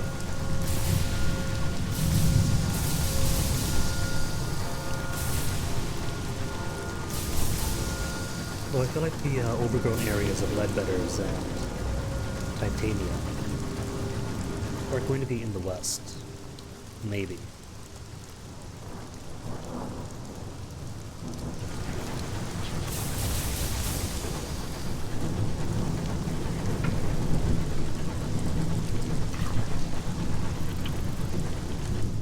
Exactly. Just missed them. Your newly acquired repentant devil is standing, almost unrepentantly, over a body in the hallway. Inspect the deceased. You don't recognize him. You haven't seen this person before. One of your crew? But the deceased is no one you know. A stranger in your locomotive.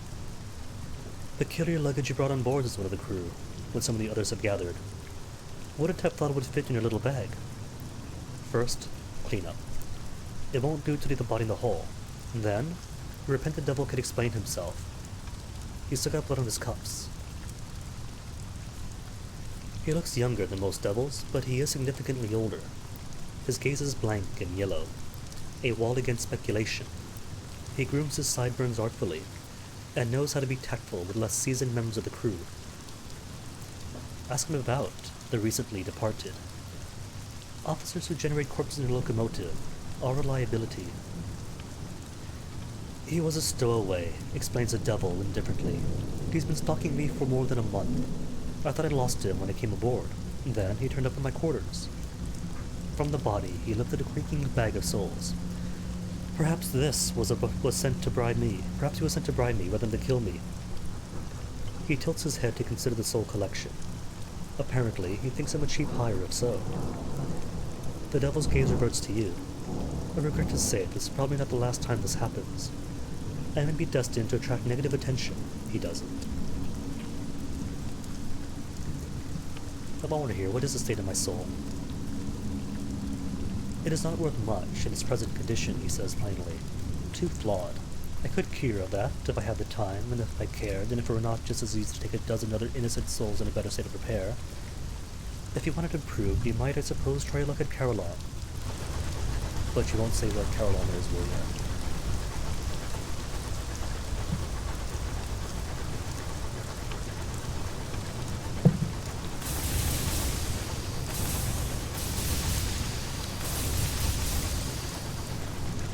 And if the pattern holds the same as last time, and Carillon wasn't totally icy, but the background was white, so it could be close to Lustrum.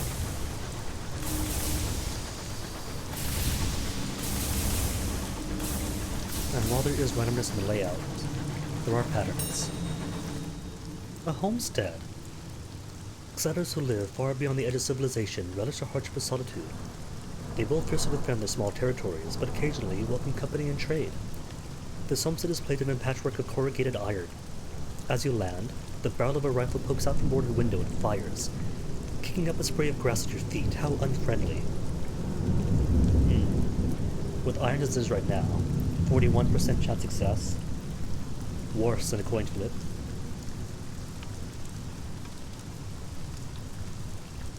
Now, return fire. We won't stand for that. Partial success. Your rounds ring off the house's iron skin, and find gaps between its makeshift plates. There's an agonized scream, the spray of blood. The sound of a gun's chamber locking. They must be on the verge of surrender, surely. Then, you smell burning. Someone's lift is setting ablaze. A door slams. You can see figures running through the smoke. Oh my. Hold up. Setting their homestead ablaze with nowhere else to go. What is the point of that then? To blow it up perhaps, so they got powder in there? Recover what you can before the flames consume it, or pursue the villains. Make it off their valuables, desperate.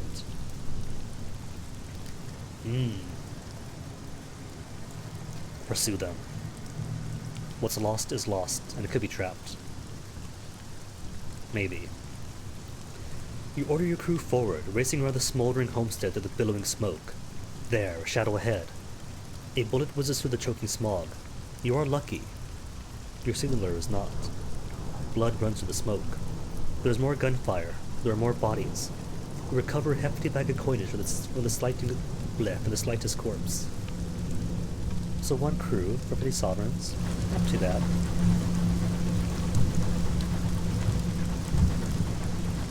The guilt will weigh with me, but it doesn't ever pop up anywhere. The only time I've seen that guilt for crew deaths pop up is in the Forge. And even then, you're not supposed to take that option, I don't think.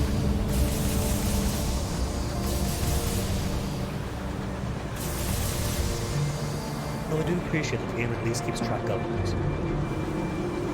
Is that the rat? The memorial to the unknown rat. Memorial to the unknown rat. One by one, your crew removes their hats.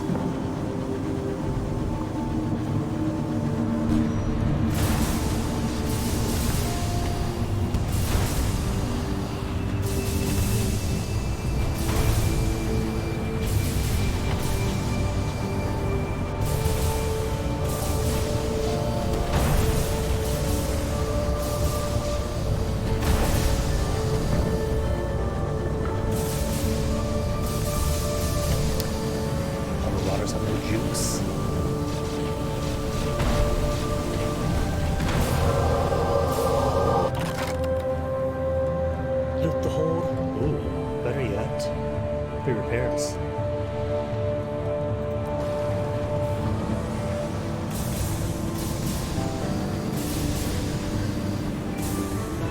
No reason not to for an easy fight. If nothing lost, might as well take the freebie. And this lighthouse should be experienced too. I've got a name lighthouse.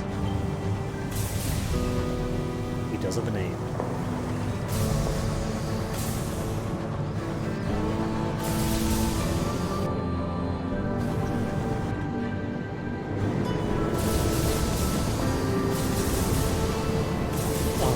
Pretty sure you are short range, but do you see any non-magnetic settlements nearby?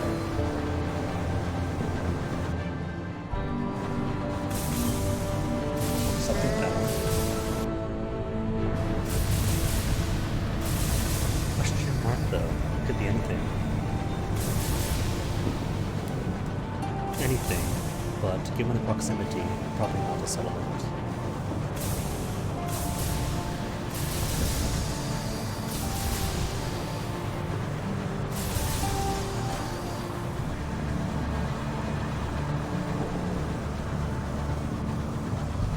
Just a wreck. Lipscomb Field. What's nearby Lipscomb Field if I remember? Anywho, more pairs.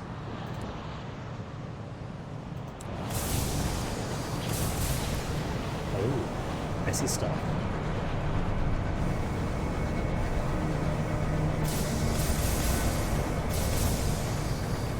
Well, surely though, Lustrum wouldn't be to the east. Both times I played, different lineages, Lustrum is to the south. That means 100% of the two times, Lustrum is south. Maybe?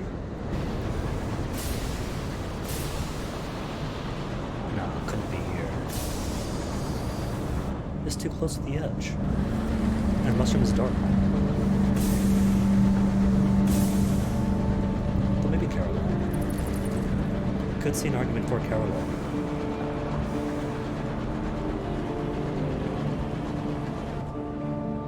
Oh, this place. Alright, no horrors really up yet.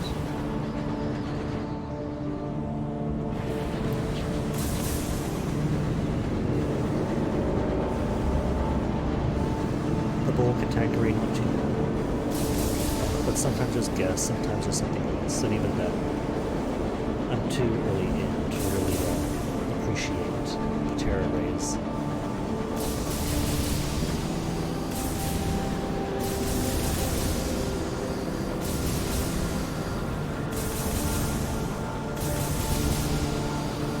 Like I said, sometimes just guests.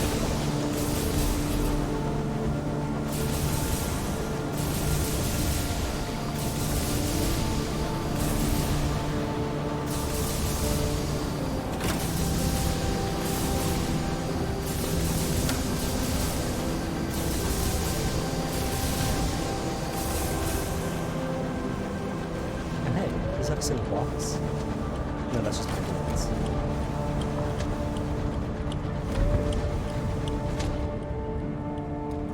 Wait a minute before I stop in here, kind of see if there's anything to the south, or we saw vegetation.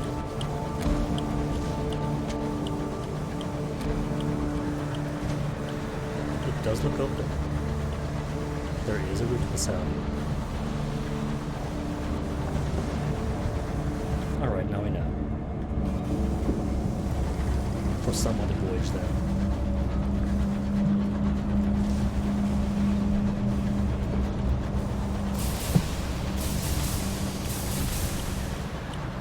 Magdalenes. Small comforts with simple minds, repentant devil smiles blandly.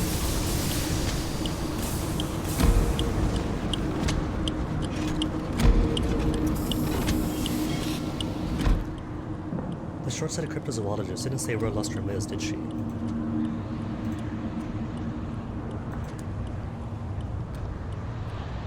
Quests? What might my quests say? Lustrum lies to the west-northwest of New Winchester. Really? Cool.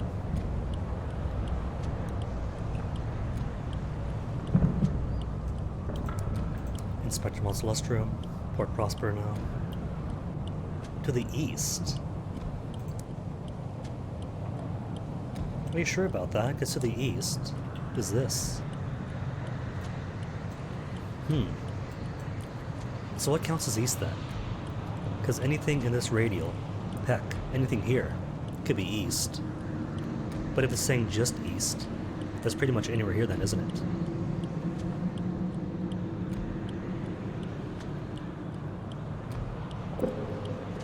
So where's Port Prosper going to be? More up here, or more down here? I feel like it might be more here-ish, especially if Lustrum is north-northwest and it's icy here.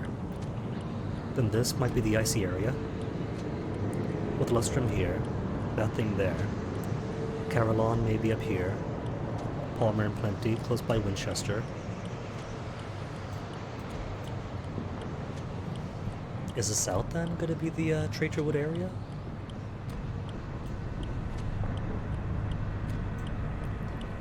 Or maybe southwest, Traitor Wood, southeast, Ledbetter. Uno Tom's Well. Bazaar, nothing for me.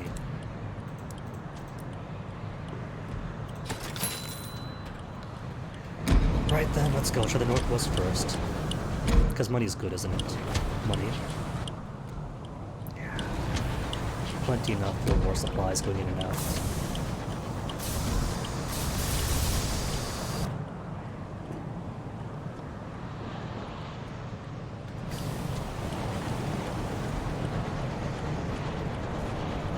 There is some shine on the map, but I'm not gonna bother with it. Gotta explore first.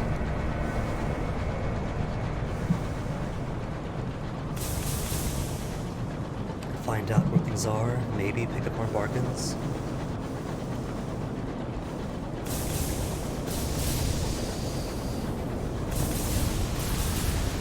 A low churning, the throaty grumble of the sleeping cantankerity.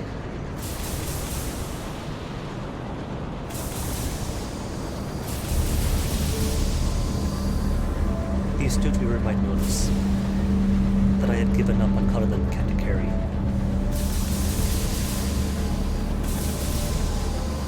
It was cute while they lasted, they have their own names, might as well call them what they are. Box. See, this one. Fake. Fly right through it. totally justifies me slamming into the other one face on.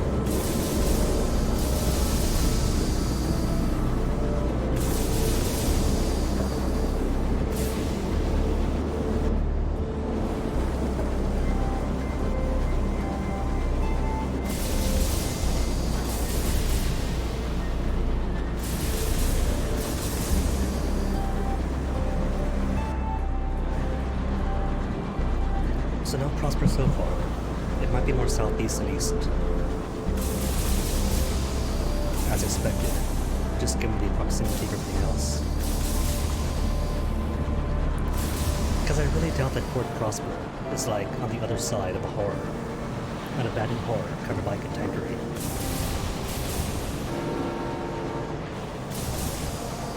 Doesn't make sense logically, like what? The main shipping port going in and out of the reach has to pass through monster-infested areas each and every time somebody wants to do business. Nah, man. Not at all likely.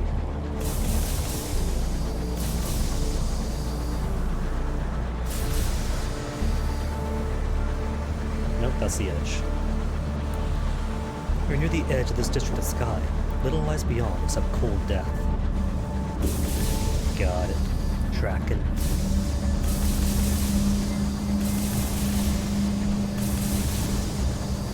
Cinema box, maybe, for real this time. Nope, just Addison's lots of.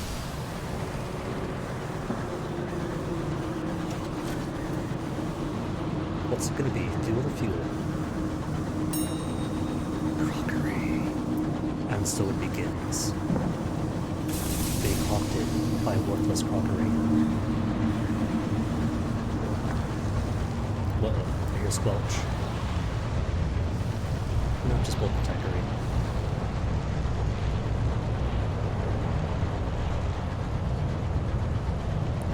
Thought I heard squelch though. You, I'm pretty sure need a save, but I can't say no. Yep, doesn't require it. I was right, I heard squelch, and now I hear missiles of the scribe spinster.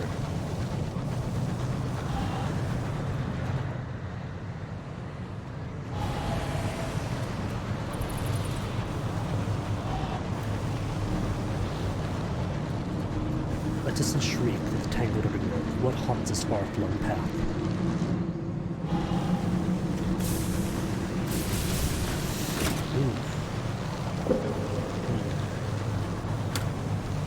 I think I'll come back to it. Because it's not just the monsters here, but also the wind blowing against me. The terror increase, I don't mind too much, but all that, plus the food and fuel, it's a bit limiting right now.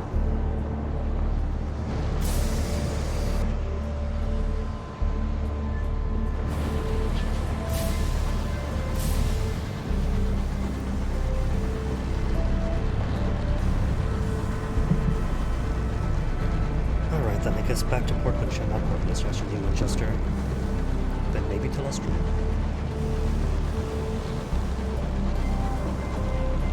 Or I could just refuel and drop in the southeast. Just directly to rather than from the north. No guests though. Guests are more welcome.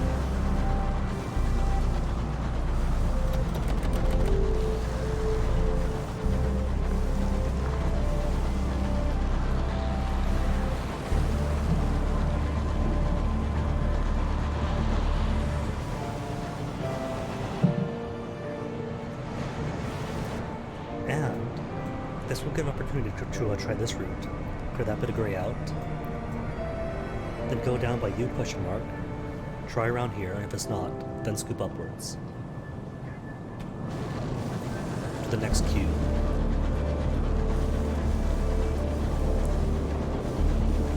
Old Cantankerine, not really worth fighting.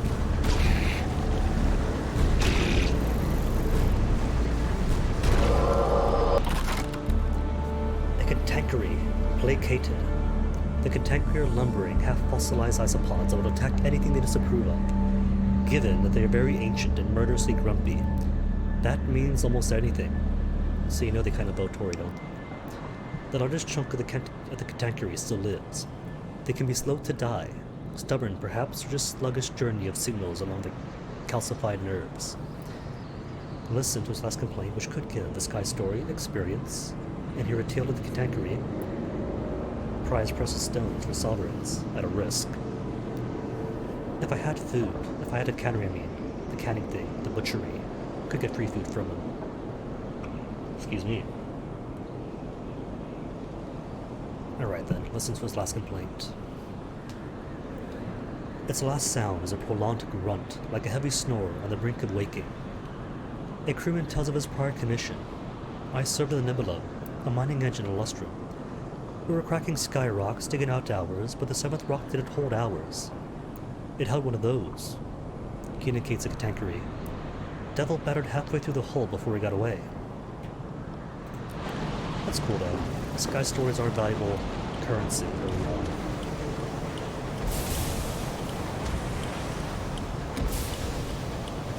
Look, no. It's too close for fancy flying.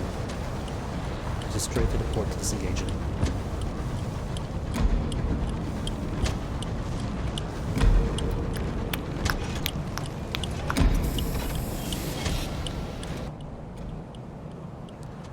And now the keepsake market is in, thank you. An artifact for how much? 60. Crew. Drop terror. Could. 50 sovereigns to drop a significant amount of terror is not a bad deal. Alright, fine, go for it. The Blythe bar and the reception is famously well stocked. Attendants are on hand to keep an eye on the clientele and ensure no one seeks treatment while too squiffy. You while away a few hours in the company of several windward defectors, a traveling magician, a pair of quarreling botanists, and one almost definite ministry spy, aided by the convivial delights of a bottle or 3 of starshine-tinted brandy. Cool. Bazaar still got nothing for the next 13 days.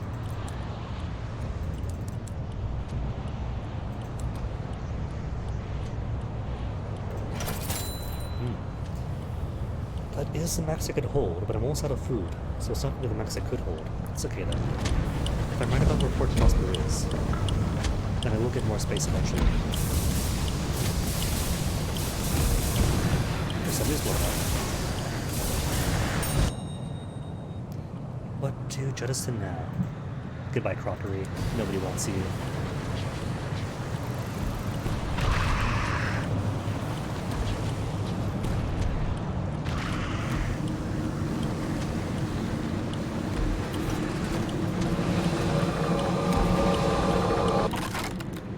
An enduring dreadnought defeated. The massive guns of this dreadnought have finally fallen silent. The hulk hangs, in firmament, like a shed spider skin in a web, viewed from the vantage of a fly. Its sides are scored and open, its windows shattered. Smoke billows from his blind eyes. London will not see what transpires here. Read the whole thing. Sheaf of papers, crisp as an iron shirt. New money. Violet notes printed London displaying Victoria's Theatre throne of ours on the face, and the HML Parzival, the first London locomotive of the skies, on the reverse. Ooh, hello.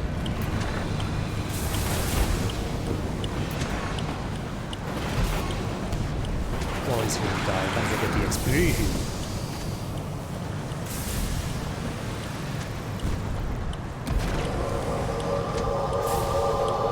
You know, if they're charging and you kill them, they can still hurt you.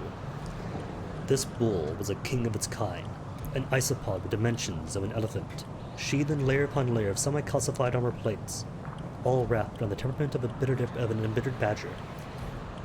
Now, it is a ruin of muscles and shells, chisel presser stones, or otherworldly artifacts. Got 'em. Sovereign's artifacts. Well, I guess this early in, I'll go for the Sovereigns then. Just because it's really game, and any Sovereigns are more important than anything.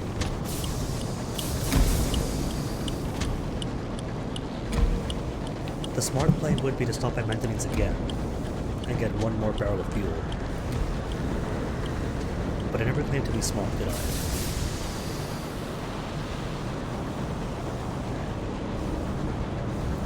forgotten factories, gently desolating.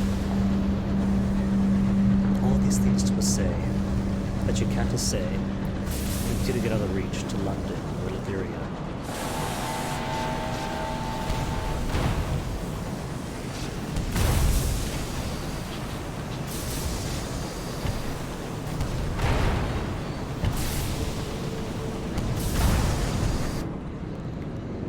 Frosty fingertips already. Due to undermanning, one of your crew cabins sits empty. But a story has taken root among the crew that something sleeps in their nights when the wind howls. Something that leaves frost on the bed sheets. Some of the crew have begun raiding the pantries to leave bowls of food outside the cabin door. Your cook complains. Do nothing, give them their solace. Sleep in the empty cabin yourself, 44% chance. An absolute coin flip to force somebody else to sleep in there. Discipline is only 31% chance, just 1/3. Crab boy, cold Dorito. Teasing me with those chips. Alright, I got hearts. I got loads of hearts. I'll sleep in the cabin myself. Success. Of course, it's just superstitions. The room is uncommonly cold. Perhaps there is a crack in the window, or a rubber seal is rotted. You leave and return in your thermals. It is a sleepless night. Boisterous winds buffet your engines, your breath mists in the air. Eventually, in the bleak ends of the night, you doze off, only to snap suddenly awake again. Were those footsteps you heard, lightly crossing the room? You fumble for the lamp, but your fingers are stiff. Giving up, you open the shutters and bathe the room in starlight. It gleams, silver, onto a set of frosty footsteps. It twinkles on the pale fingertips that dapple your book. Something has been reading it while you slept. You mention nothing to the crew. You and me both, Crab Boy. You and me, woo-hoo, still alive.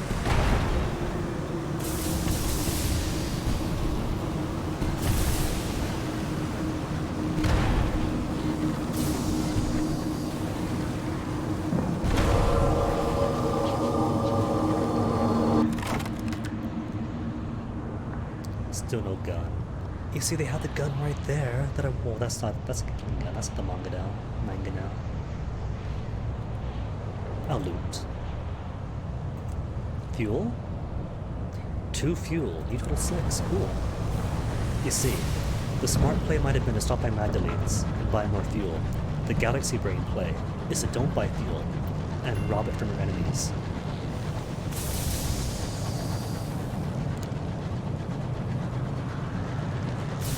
And you hear that faint squelch, that is not ambient noise, and that is a spinster, whose sounds never let up once you hear them.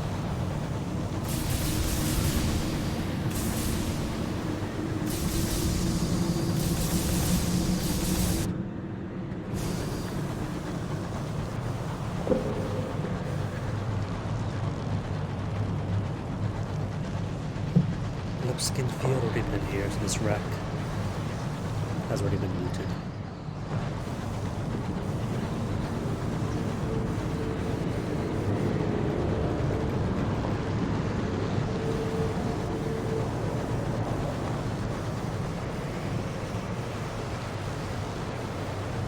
Oh, hello.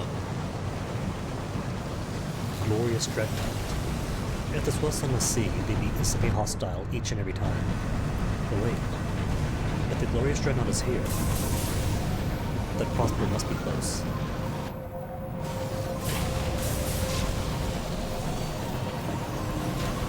Just more stuff to say. Which we can't say. I might have poor Prosper. The bridge's clock chimes twice, quickly. This close to the Isambard line, time is devious.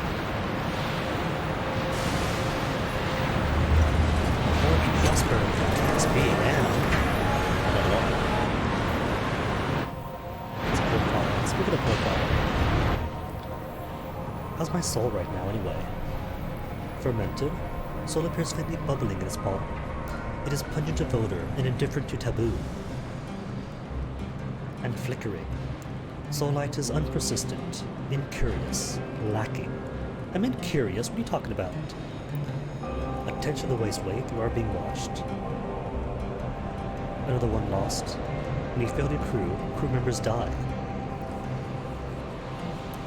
Just one crew lost, and my letters of regret are becoming rote. Alright, better to port. Before I do that, level up. What's it take? Smoggy streets, august avenues, a lost log, haunted, promise of days, or a coterie. The thing about haunting is, though, that 8 times out of 10, it does compose living nightmares to the same bristly mustache corpse. So if you want more interesting haunts, you want to avoid haunted. Although, the consequences of the bristly mustache scare are pretty light. Like, if your hauntings, if your nightmares have you imagine that you're some bright energy being inhabiting somebody else's skin, then you get actual stat drops as a consequence of them, like you scratch away your skin and lose hearts or whatever. But haunting, or the corpse, really does nothing. You want a coterie? Along with some dear friends and acquaintances, you have formed a tightly bound clique of free spirits. By having affiliation bohemia 2 or more. Finding the prevailing opinions of society stifling, you sought solace among more congenial company. Oh, but this drops nightmares, so you kind of want to hold on to those for when you do have nightmares, to get them on the cheap. August Avenue is spent your youth in stuffy sitting rooms and chandeliered parlors. Hush, and you can still hear the delicate sound of silver spoons on china cups. You were not ungrateful, but your life was hedged by bounds of civility and expectation. You had to disobey sometimes to discover who you were. When you had to rebel, how did you do it? How did we? Or were smoggy streets in our backstory, spending much of your youth at the hard end of London, where the gas lamps are scarce, the prospects bleak, the people flinty as the cobbles. Either one could work with our poetry background. Spell in prison, promise of days. Well, let me see. 21 irons, 14 mirrors. Mirrors does have to come on. You kind of want at least 50 of things for the sake of unlocking certain pieces of equipment at a bare minimum. Let's get our coterie. What brought us? No, I can't do it yet because I don't have nightmares. August Avenues, then? Is that who we were? And rebelled openly and frequently. A cage is a cage, whether it's gilded or not. We were punished, of course, but it didn't stop you. I mean, we do have the top hat, don't we? Top hat for the top hat.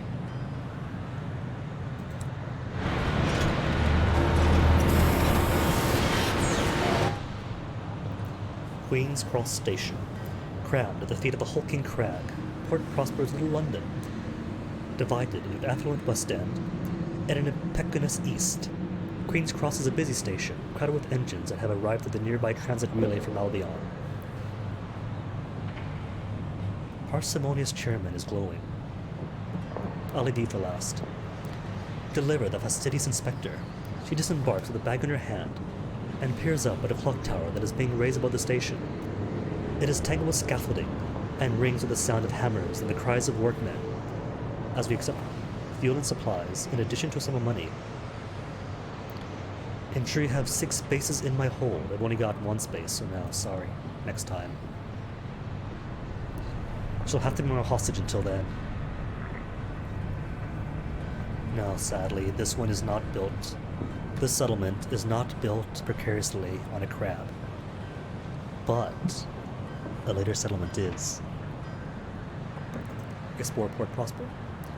Its narrow streets huddled in the shadows of a great crag. Banners display the stony features of her renewed majesty. Wealthy West Enders strut by, exchanging polite greetings and veiled gossip, while sooty East Enders file into our refining factories, pinning posters from as fresh, wholesome lives in the Reach to new arrivals.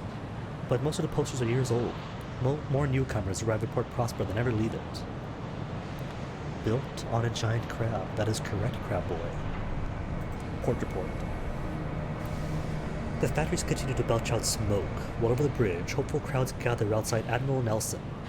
Lovers can be seen strolling arm in arm along the promenade at a respectful distance of the chaperones. There was a brief protest outside the Windward Company factory, swiftly quelled. The scones at the Nelson were as good as ever, though the piquancy of the jam was less than might be desired. Attend a parade, or, before I forget, first and foremost search for the amenable host's identity. The house might still be here. It had purple walls, which would surely stand out. If not, you have the locket. Not a soul in Port Prosper recognizes the locket. Who's that, then? Does he still wear his hair like that? Fancy become familiar refrains. The more promising is a house you saw painted at the amenable host chamber. You've located several candidates, all apparently repainted over the last couple of years. But one is in the exact location as in the host painting. Nobody seems to remember who owned it or why, but apparently it had once been associated with the Parlor of Virtue, established not long after Port Prosper's foundation. You have uncovered nothing definitive. You may return to the amenable host, or look elsewhere. Alright then, parade time. It is apparently the Feast of the Red Saint. Gaudy banners fly over the painted rooftops of Port Prosper. The smog of the East End is hidden away by giant posters displaying the dragons in varying degrees of vivisection. The cramped streets are clogged with people. Wealthy West Enders promenade about the amusements, while impoverished East Enders work their stalls and huddle by the chestnut fires for warmth. A painted dragon, pursued by knights, is chasing the crowds, to a chorus of "Ho, the riding!" Mingle with the West Enders, the hats, the crinoline, the starch that gleams of the mustaches, surely will fit right in. Or the East Enders, lurking at the tents or manning the stalls in the side streets or scowling at the passing gentry. They seem more your level and fraternize with everybody. Skyfarers are not limited by the rigid social structures of Port Prosper, though neither are they without for it. You are treated as a curiosity, and viewed from all sides with suspicion. Still, you find yourself in conversation with an elderly colonel who has retired to Port Prosper. A bulwark of sanity, he calls it, a line of the sand against the stuff out there. He introduces you to one of the riders of the procession, who takes you on a tour of the carnival. You converse with the chestnut sellers and the flower arrangers, drink in the outdoor pubs, and dance with several of the vaudeville players. At the end of the day, you've learned many names and faces, and even acquired a few calling cards. Attend a performance of The Gaudy Widow. The vaudeville theater tends towards either quiet, quaint, or vulgar. On good days, both. Located at the edge of the West End, overlooking the bridge, The Gaudy Widow promises unpretentious delight for most of the family. Although out of fashion in New London, the broad amusements of pantomime and vaudeville still carry favor with the well-heeled of the West End, though they are, of course, careful never to enjoy themselves too much. She's behind you, a poster reads, with shapes. Enjoy yourself, retain your dignity. Well, the background so far does give an affluent background that had us rebel from it constantly. So enjoy yourself. This is good, honest theater.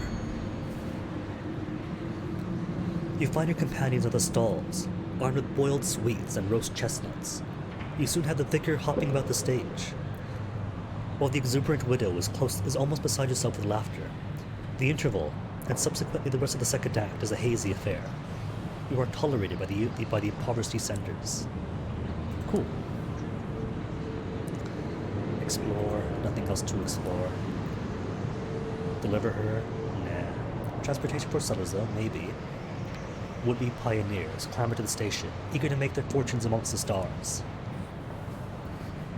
Would you take me to the Ledbetter and Stainrod Nature Reserve? I'd love to do the wilderness from a safe distance, of course. He breaks off the handshake to cough into his sleeve. Forgive me. I'm hoping a new climate will improve my health. Please get me there as fast as possible. I will pay you well if you do.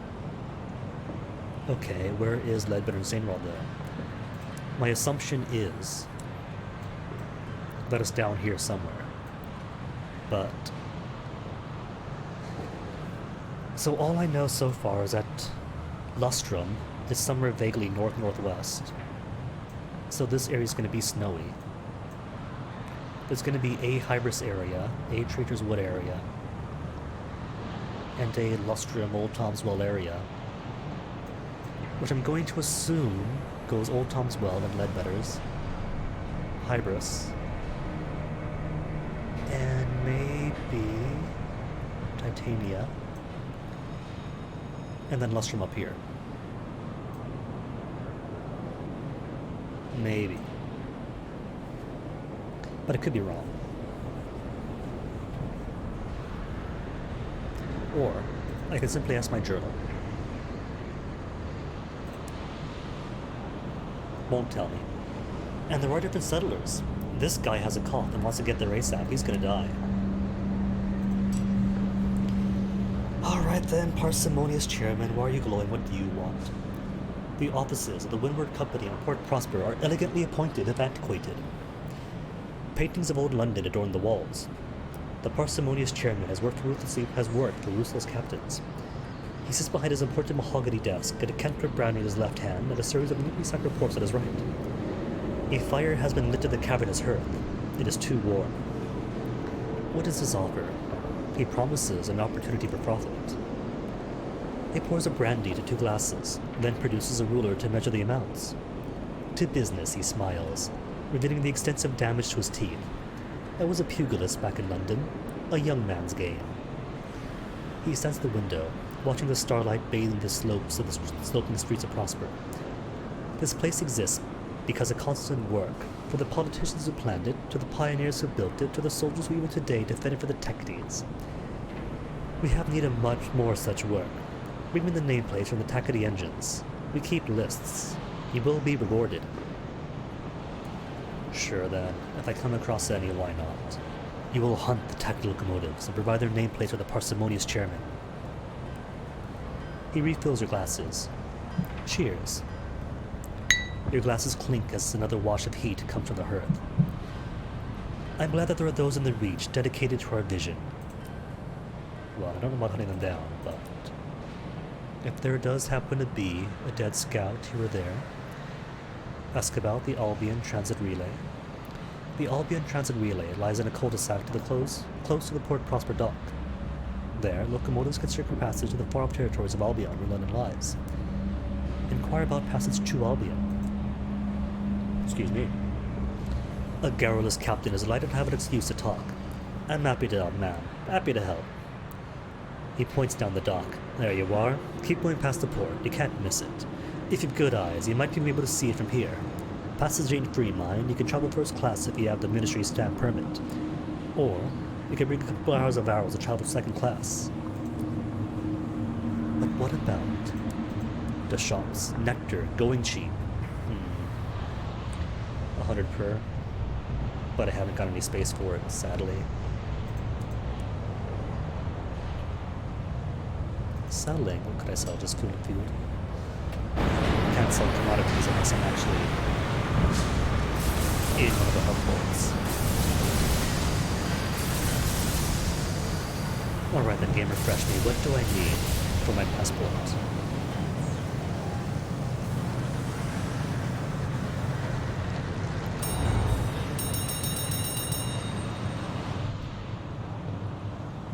The Albion Transit Relay, a stone edifice, scintillant with sigils, is encased in the contrivance of steel and brass. This is a Sins-Jenkin relay, allowing transport via a loophole in some cosmic mandate to cross the sunless waste to a far-flung district of heaven. This one leads to Albion, the heart of the new British Empire, the seat of Her Renewed Majesty, Queen Victoria. Briber. It costs exactly 500 sovereigns. No.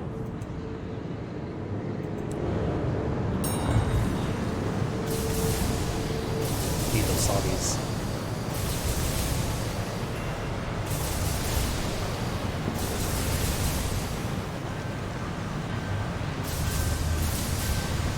The main benefit of the headlamp is that the headlamp touching places gives it a name, gives it the experience. It's not enough to see how close by it is, because if you do, you still miss out on stuff. Alright, Lightbutters, gotta find Lightbutters. If not, the settler 2B is going to die. He is going to die.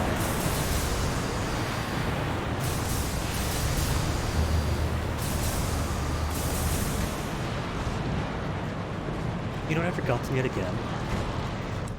I forgot to activate my first officer and my signaler with a turn threat. If it was just one, then fine, but it's 2 officers that you can only activate in port, so they have not yet contributed anything to me.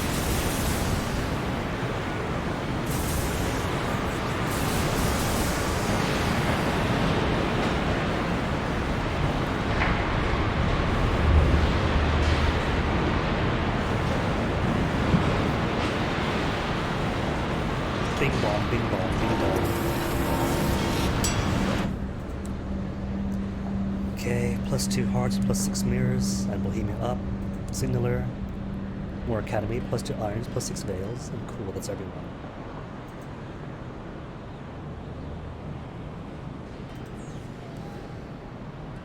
From the tiara-crested brow downwards, there's nothing about the incognito princess that is not incandescent. She is like the sun, and about as dangerous to anything in the vicinity. Wherever the princess goes, she looks around with a surplus of curiosity and a complete lack of care. But could I prove myself as a confidant to her? Well, she seems incapable of discerning between the two. The incognito princess seems intrigued by any mention of daring do and abyssal horror. The truth revealed. Thrilled by your tales, the princess invites you to her quarters. I have a secret, she says, removing her tiara before donning a second, more expensive tiara. I am Queen Victoria's daughter, she says. I trust your discretion. It is a considerable ask. This must be the captivating princess, the daughter of Victoria who dwells in a miasma of rumors of excess, ranging from red honey to cannibalism. A half-asphyxiated starling is somehow on its way aboard. It flies to her hand. She pets it, gently. One is traveling to broaden one's mind before one can take on a new role. It would be a delight to meet with the engineers who keep the eternal ball of purduance talking away. She smiles. You find yourself outside. She seeks something new at purduance. You see, because I tend to do quests. How to Din put it? RPG ADHD, just sporadically whenever I can. I didn't catch a theme that she was seeking something new, something old, something borrowed, something blue. Alright then, shops, not bazaar. More fuel? A bit more fuel. Doing good on food, so feels a bit more important at this moment. And triple end. Now that I have more officer stats, contributing to my stats, it's not as pathetic.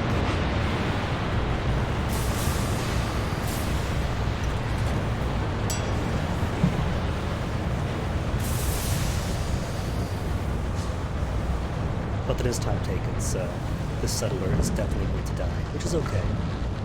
It's no big. I can return him to his widow for a small payout. Or examine his corpse.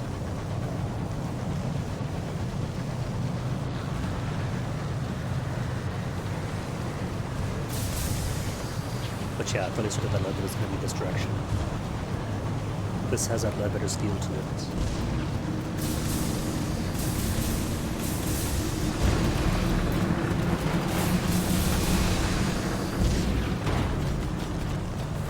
To help or not to help? Oh.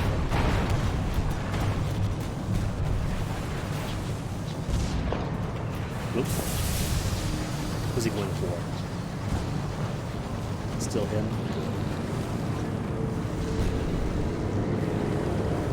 Oh, too short.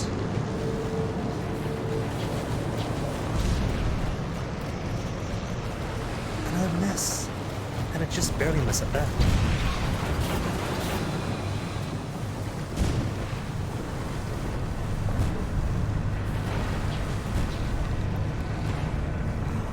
He's stuck. Cool. Though I did promise the parsimonious chairman some nameplate someday. Unlicensed chart or cargo? Cargo. Chart, cargo.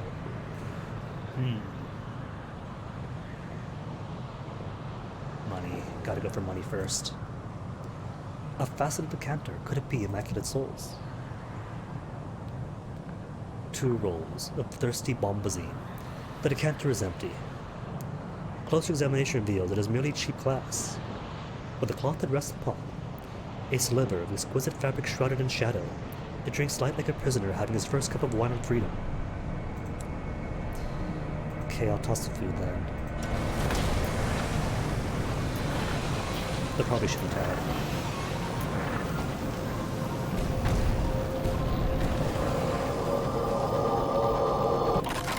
Yar, be pirate now.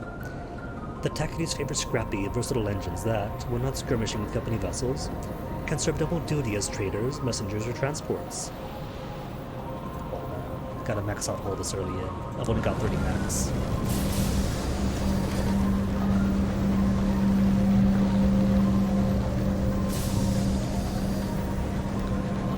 So hopefully Ledbetter's is in this direction, which I heavily doubt now. This is a dead end.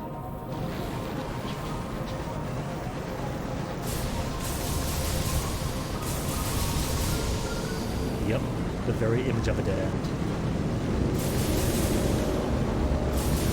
There's nothing here, is there? Not even across the hall. Just a big, gaping box canyon.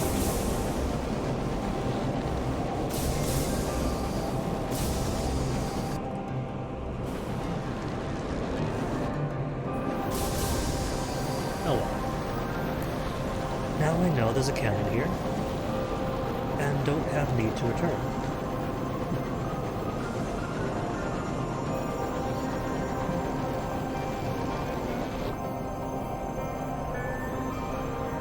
Alright, so if I do run out of food, and Port Davon is just right over, so no stressing.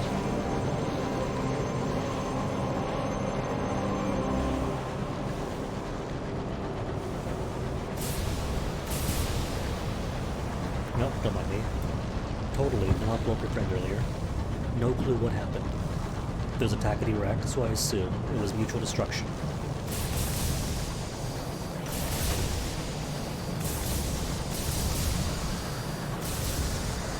Okay, cops not following.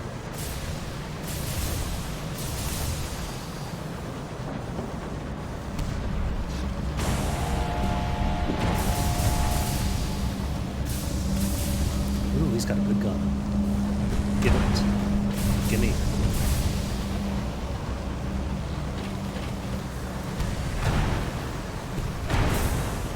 If he has a mangonel, I'm taking it.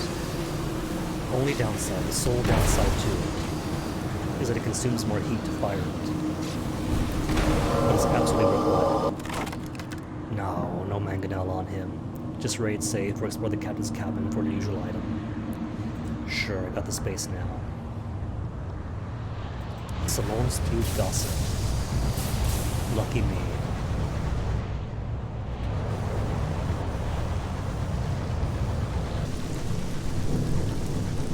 Oh, and because food is so low. Careful, Captain, the junior sailor says. I've lost friends to the marauders out in the woods. Like the one I just blew up. Easily. Hello, hello, who's here? Oh, that's just... oh, this heck it's man.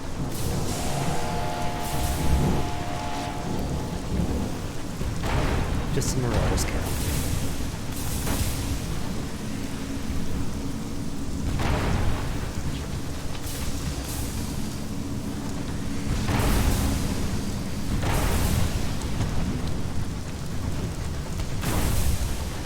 Whoa, hello.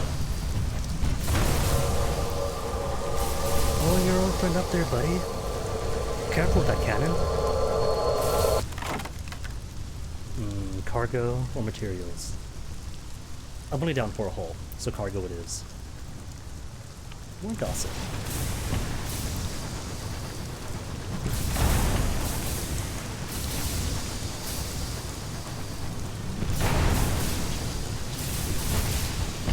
Too close, too close.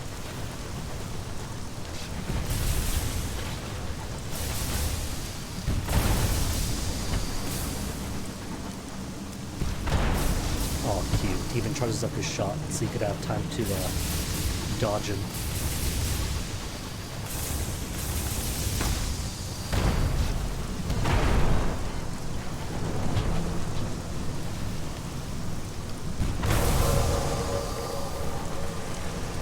Oh, wait, just 2 food now. To go home or nah?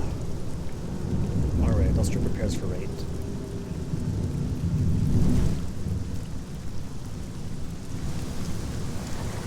A bit further down then, and if I can't find it, then okay, I'll go back home.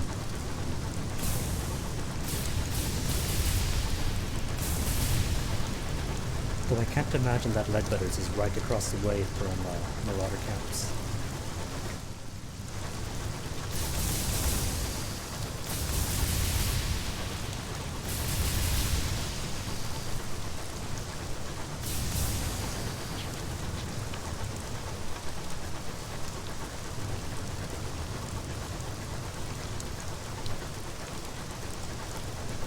What appears to be a hint for cyclopean ruins below.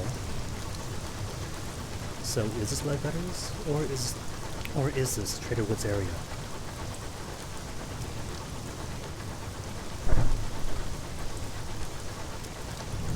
Chorister bees. No, not bees. Bronzewood. Enemy without a drill.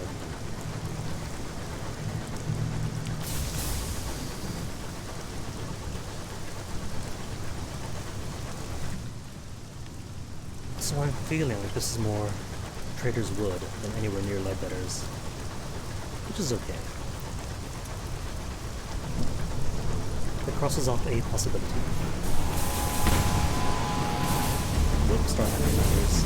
No spores. Not too difficult, but not too worth either.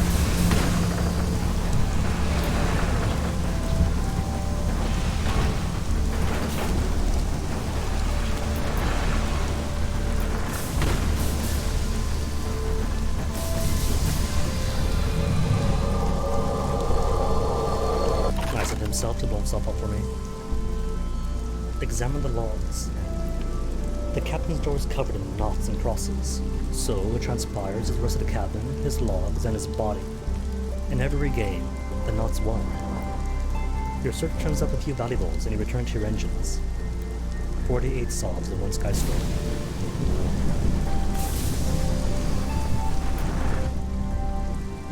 To Avon then, a medical emergency.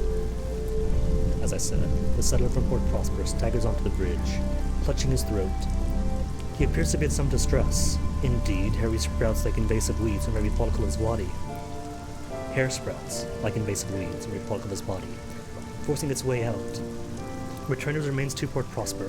There's no point taking his destination. His family would want his body returned, probably, or keep it for study. The settler's exceedingly singular misfortune may prove a great boon to the fledgling scientists of interstellar pathology. You ignore the looks your crew gives you as you order his corpse taken to the cold storage. Those with hearty stomachs can assist with a thorough examination later. For now, the mop and the broom. 1 kinetic experiment and 75 experience.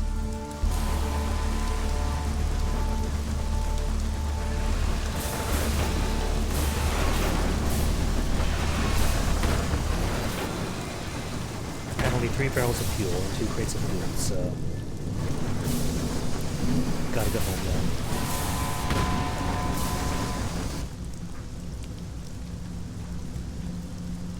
Feel like there should be a passage up that will take me straight to Port Avon, so I'll take it. If I'm wrong, we die of starvation. Which is okay, we've got crew to feed. But if I lose fuel, that's going to be a bit more problematic. Oh shoot, we got plenty of fuel to make it to Port Prosper. Port Avon, I mean.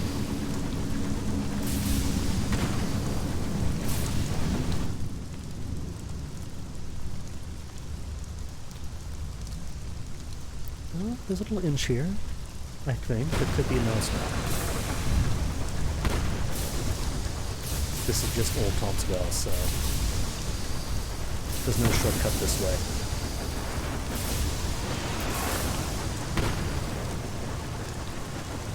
It's not Old Tom's Well. This is one place. That one toony place in the woods. Dude, rude.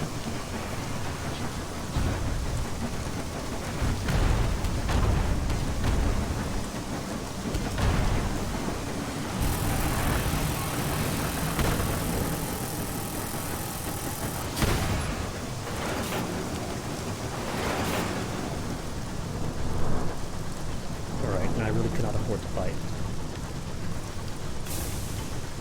Hull's okay. Confidence in combat, perfect. Fuel and food are a bit precarious, considering the distance between us and Port Allen. This could be alright. We'll make it there. The train always arrives on time. Always.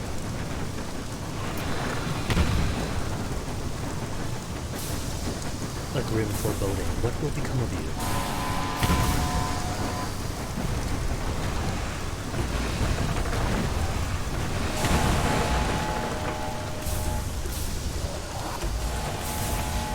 The living bronzewood casts a deep shadow, perfect hiding places for outcasts, killers, and the desperate, like me.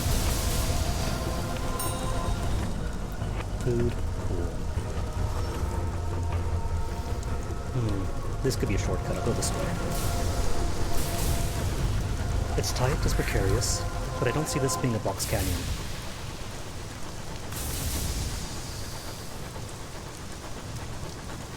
And this, I have to say, is the big disadvantage of the end game.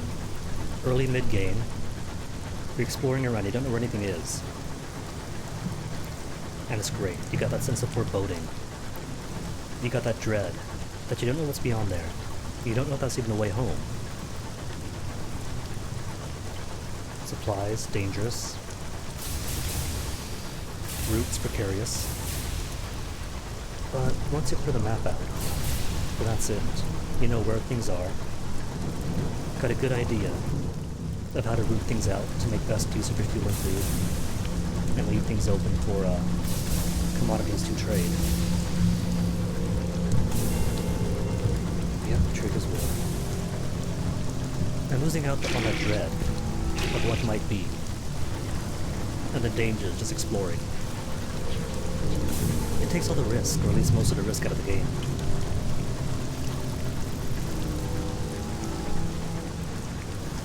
Sunny was only a little better, since everything was random each time you died. But once you figured out, like, a good idea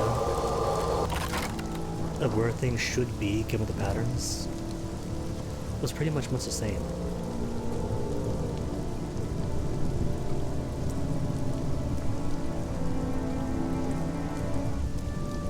Alright then, uncanny specimen. Partial success. Lose crew then? Nope, just sovereigns. None of the remaining pieces are holding enough of interest, either academic or ghoulish. However, you do find a few fragments of carapace, vein, though it looks like gold. Cool.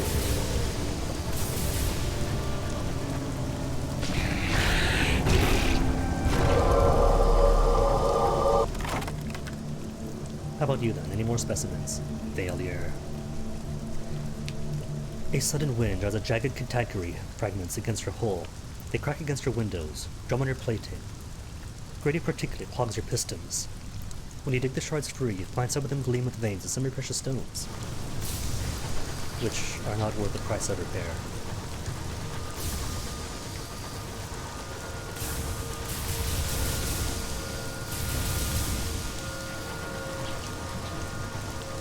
So I guess Palmer and Planties could be the next stop after Winchester, then find Lustrum.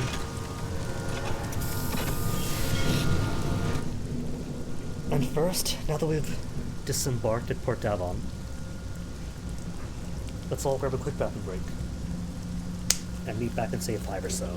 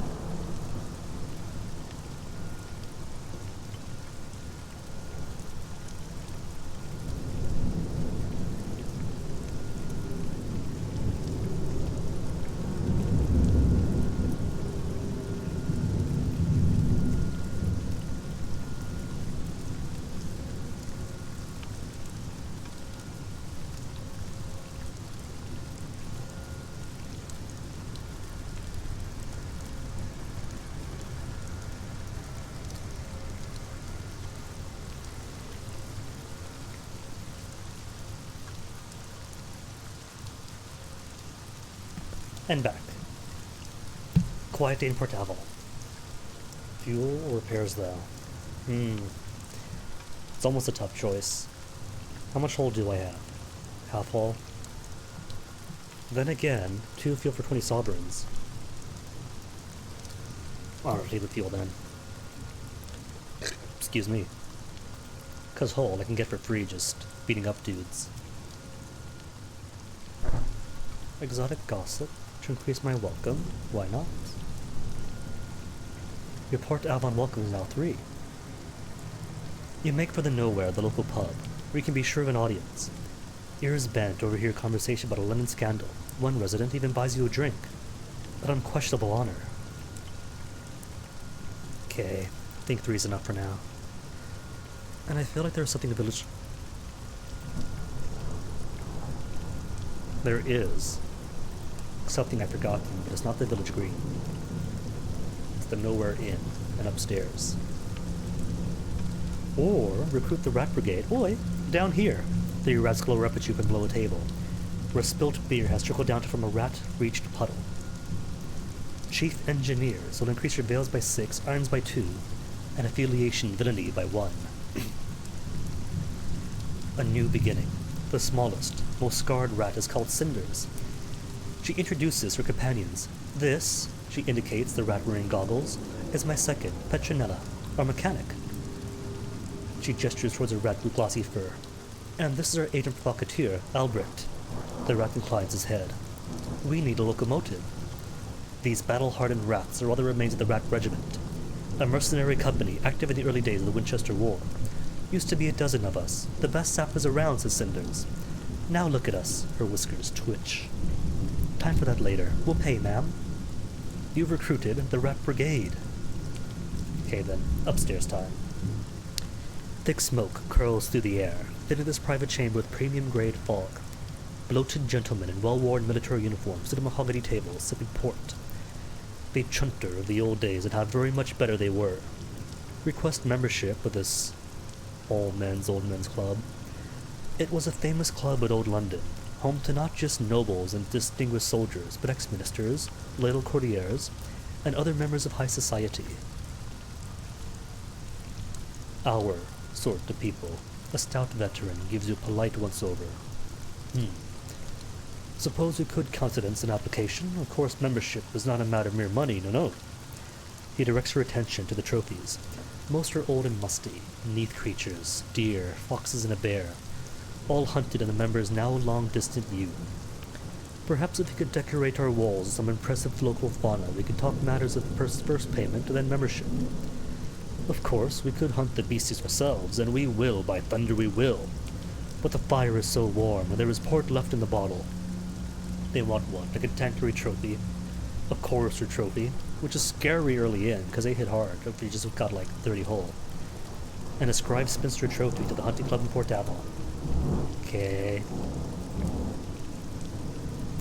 Just to get the quest started. Sniveling Sporifer is selling souls. A Sporifer is an unlicensed dealer in souls. This one has a perpetual sniffle.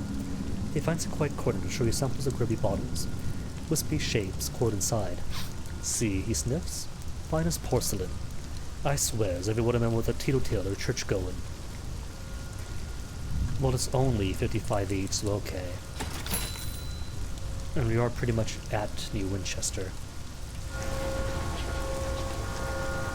Got the fuel, and that's what I was worried about.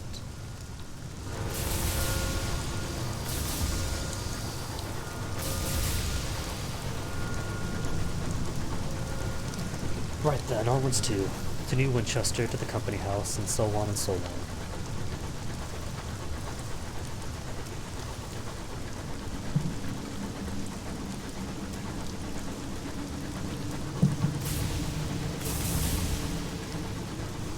Food might seem low, but it's really alright.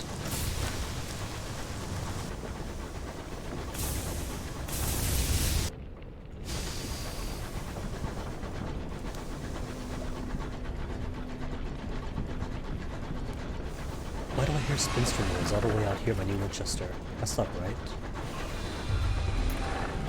Well, no, that was a creep, not a squelch. There's a difference. A creak creaks once or twice. A squelch squelches indefinitely.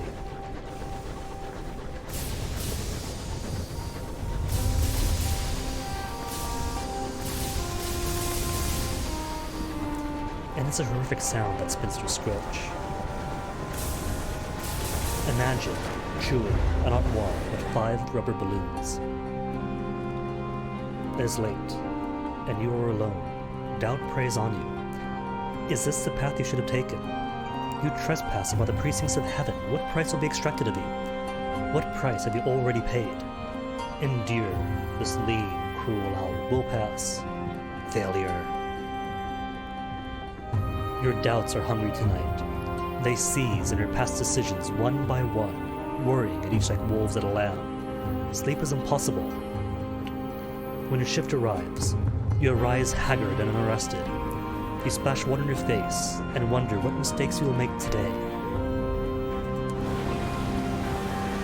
Well, at least it gives you a tale of terror, which is good because you want more tales of terror. And what else? Right. +5 terror really doesn't give too much.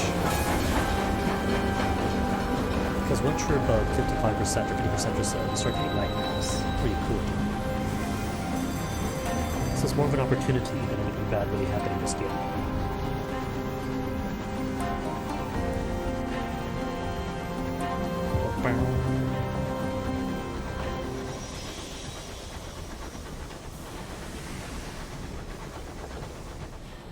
Smooth landing.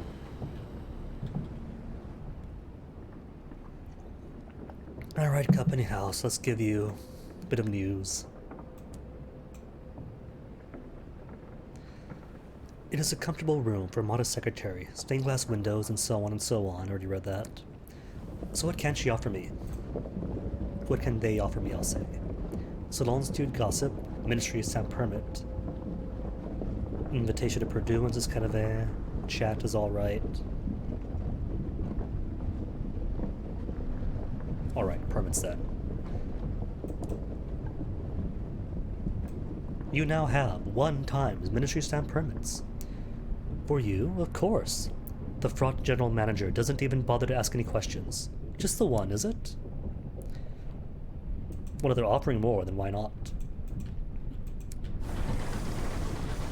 Okay, then I'll stop by what's her name over here? Victory Hall? And see what they could offer me for my favors with them. If we had any.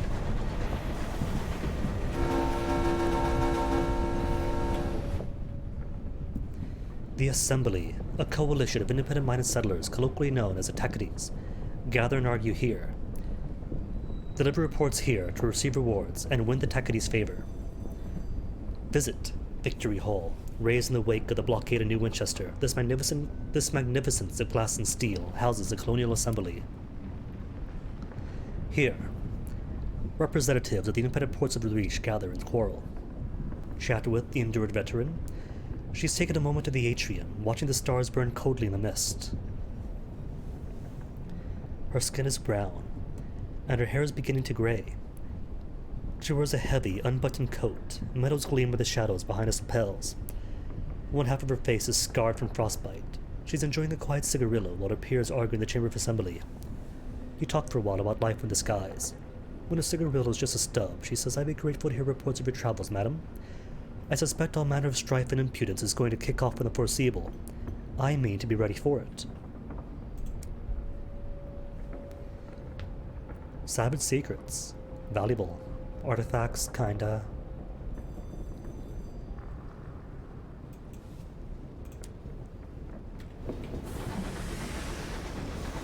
I guess if what I want is material or immaterial gain, the savage secrets are more worthwhile.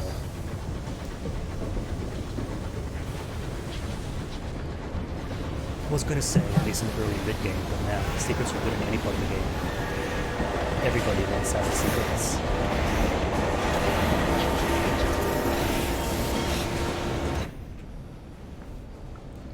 Mr. Menagerie is passing through again. Cool. But I'll hold off on him for the time being.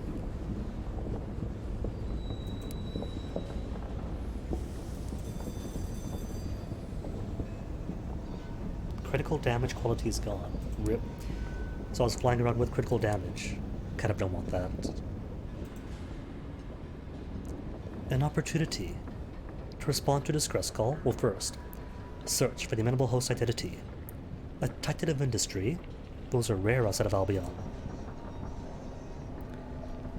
The initial search is fruitless. People giggle at the antiquated fashion of the display of the dogger type, the tilt of the jaw, the unfortunate arrangement of hair. But the proprietor of the round table seems to recognize a face. Oh yes, right sawed he was. She holds the locket up to catch a falling starlight through a window. Wanted to open a factory here a few years back. Something went wrong and there was a workers' revolt. Not been seen since. You have uncovered. Nothing definitive, conclusive here. Nothing definitive, conclusive. You may return to the amenable host, or look elsewhere. So what does this distress call? A group of concerned Takadis are looking for a skyfaring captain to assist them in retrieving a missing friend. Captain? A broad-shouldered Takadi speaks for the group. A friend of ours. There are protests. An acquaintance of ours has sent a message from Hybris. She needs transport back to New Winchester. He pauses for breath. Would you mind picking her up if you had to go out that way? She's a filmmaker, goes by Mademoiselle Lumea. She said she never returned, so I have to assume she's taken ill. It'd be good to make sure she gets back safely. Hold up, Hybris lies to the north-northwest of New Winchester. Hybris. To the north-northwest.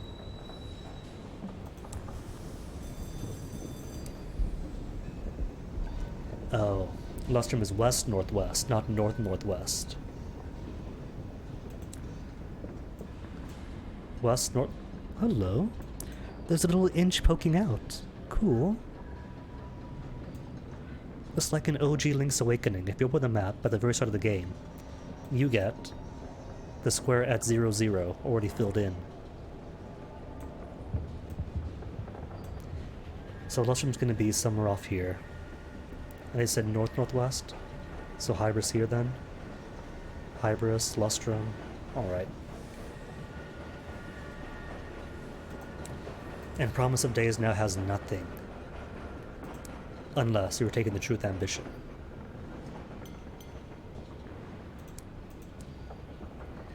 A polyphonic pedant's nectar for Carillon. Where's Carillon? To the west of New Winchester. Alright, gotta stop by there then. And explosives for Lustrum. 5 crates of munitions. Got it. And all I have is 595 gold, 95 sovereign, I mean.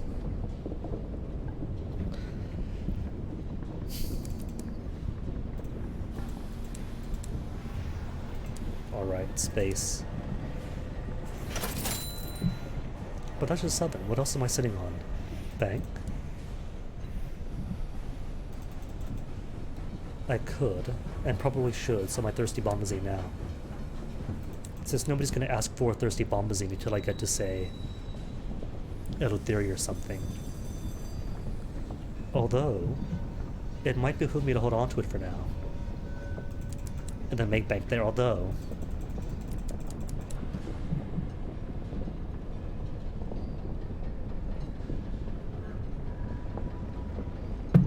Excuse me. Bank? I could sell from my bank, really? You can sell directly from the bank. Has that always been the case?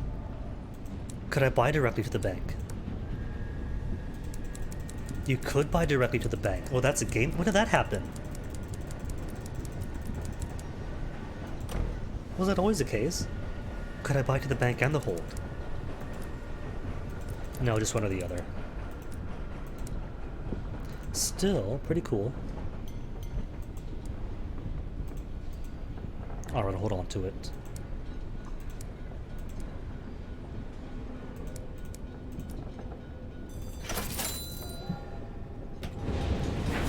It's the north end of Palmyre. Palmyre and plenty.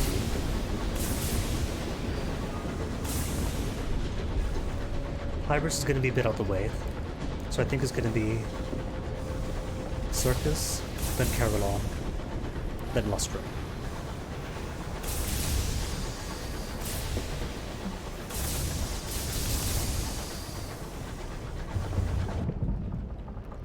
You are not where we thought you were. The sky is wrong. This is not where you're meant to be. Was it a trick of the mist? Has a wind carried you astray? Have the heavens themselves turned on your axis? Press on then. We got no mirrors forward, but I'm cheap. I just bought that fuel. Push forward into stranger skies and hope that somewhere beyond you'll find familiar territories again. Failure. The mist is soft at the windows. The scars have gone awry. Stars have gone awry. You crawl onward. There's an outbreak of violent star madness among the crew. In time, you find your way back to the stretch of sky you can locate on the chart. Your journey continues. All I lost is a small bit of sanity and one crew, which is fine. Totally fine, because my minimum... Safe crew minimum. Where's my safe crew minimum?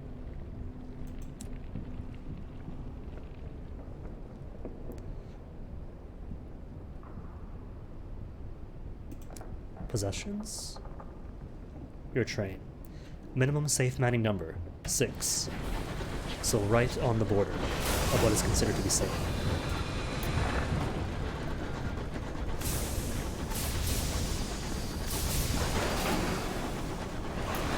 Oh, UCE Princess. That's a cute name for a scout.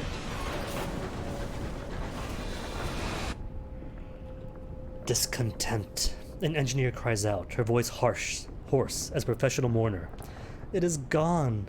She points through one of the stained glass windows. A star. It winked out. You look through the glass. Stars burn upon the firmament. The specific patch of sky she's pointing to is indeed empty. But you couldn't say if the star had been there before. More brandy? Nah, make a joke of it and of her. When we can't face the truth, we laugh at it. Success. Despite it being worse than a coin flip. You make a show of asking the conductor to lend the panicked engineer his spectacles. Her comrades laugh, perhaps too eagerly. Either way, you muscle through it.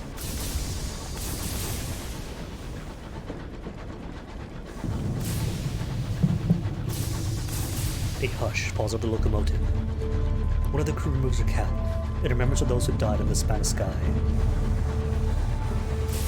Cool.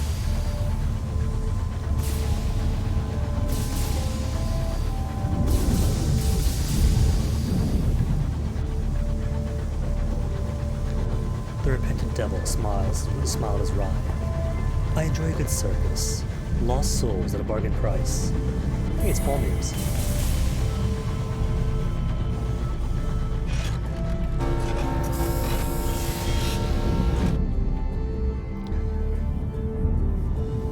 A traveling circus is settled here, too afraid to go further, too afraid to turn back. Its clanky, gaudy locomotive scavenges such audiences as it can from nearby homestead, and delivers them for an evening of shabby, desperate big-top magic. And the amiable vagabond is her best friend. You find him waiting serenely at your base's rest, clay pipe clamped between his teeth. He claims to be an expert in snake wrangling, thimble twisting, and stick swinging. He professes to be a psychologist, mythologist, and escapologist. He boasts that he can tell stories that'll haunt you until you die, and play tunes that'll make stones dance. If all that fails to entice you, he supposes he could turn his hand to signaling. Let's recruit him. He couldn't care less for your sovereigns. He wants to swap stories. The vagabond boards. When you accept him on board, he pulls a grimy bottle of something opaque and unidentifiable from his inner coat pocket, and takes a long, celebratory swig. I hope you're not having second thoughts already, he says, and roars with laughter. He has no luggage to speak of, just a bindle over his shoulder, and a fiddle in a battered leather case. Once he has slung both onto his bed, he heads to the galley and starts performing card tricks and telling ribald jokes at the crew. Most find him charming. Several make their apologies and abscond. And there goes all of my sky stories. The inconceivable circus, the greatest of shows. The greatest show. That is what the advert promises. The reality is not impressive. Aside from the big top that dominates the circus, the place is shabby, poorly maintained, and even more poorly attended. Bored-looking circus folk run rotting booths. The clowns painted on smiles are no match for the deep-set misery behind the grease paint. Even the calliope music, playing out on a rundown piano, is more grimly resolute than cheery. Port report. Report. The big top looms dramatically in the fog of the Reach, but is not nearly as imposing as a massive obelisk floating nearby. Some enterprising soul has hung bunting between it and the big top. As for the circus itself, outside the performers, it is practically deserted. You may be the first new face in the audience in quite a while. Okay then, I'll take tickets. The urchin hands you your ticket with no apparent enthusiasm. Thanks, he mutters. And can I recruit from the circus? 38%, so it's not a coin flip, but it's at least greater than a 1/3 chance. You will need to be persuasive. The circus has some kind of hold on people. Your crew members stare back, first at the big top, then at the carved obelisk. With difficulty, they turn away. Ready for service, Captain? Amusements should be enjoyable. The midway calls. You spend some time watching the sideshow attractions. The amazing invisible flea circus is immediately disappointing. The circus's strong woman, on the other hand, is arguably too good for the place, effortlessly raising all manner of heavy things over her head. The problem is that she makes it look so easy that the audience just shrug. It seems the only thing she cannot lift is her mood. Aww. Alright then, big top.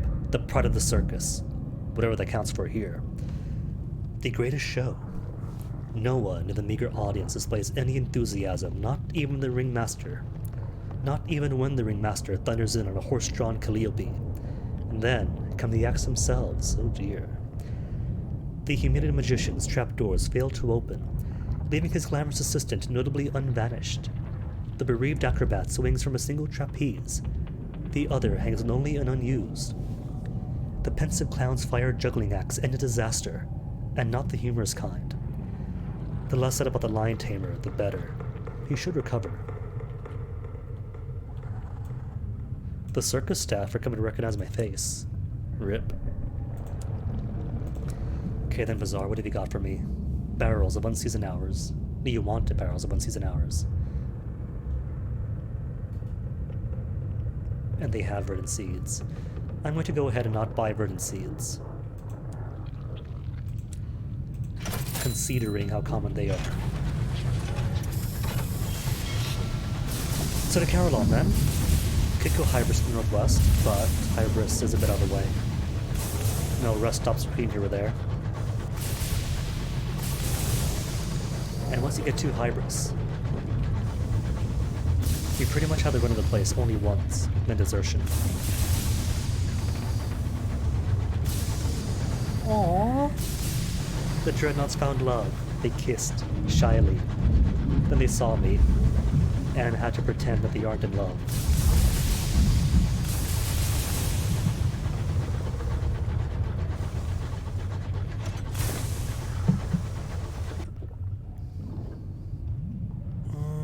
Now this is all the same place. See what's on the other end of this mountain. What lies beyond this rock.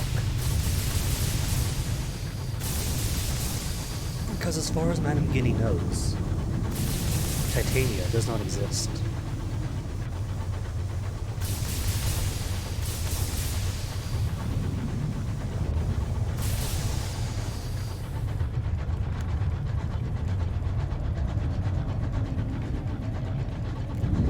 Okay, thought I heard something, it was just nothing. But a bit frosty here. So I could see Carillon being in this snowy area. By the way, even the snow effects, are amazing on here compared to the laptop. Which, to be fair, it does say a lot for this game that you can still run it on the grimy, pathetic starter laptop I was using.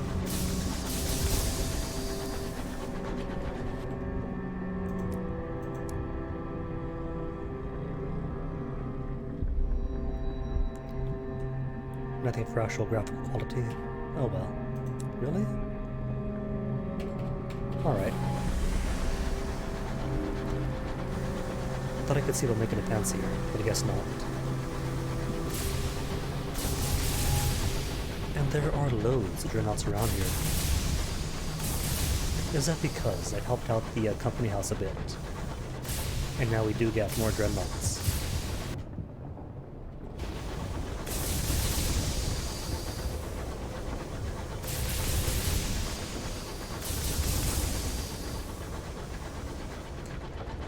If they didn't have that rotating autocannon, then I'd go ahead and jump on that one dude stuck in the wall.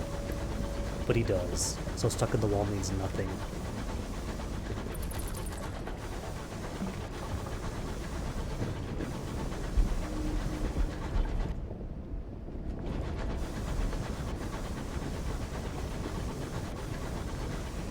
And this is going away, out of the snow, therefore away from Caroline.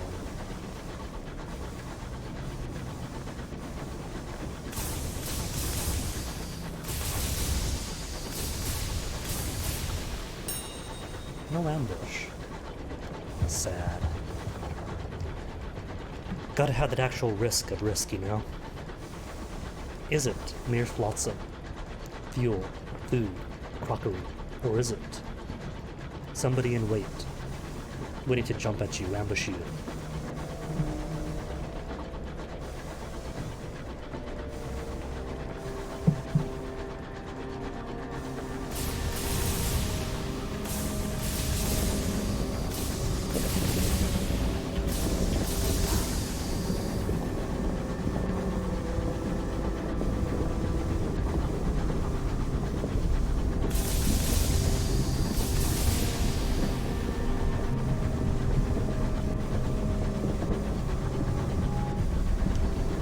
Because to be honest, this was more Lustrum than it does Caroline Island.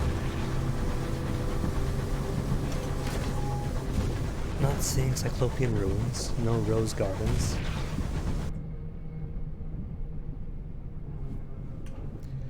But they said west, so somewhere around here.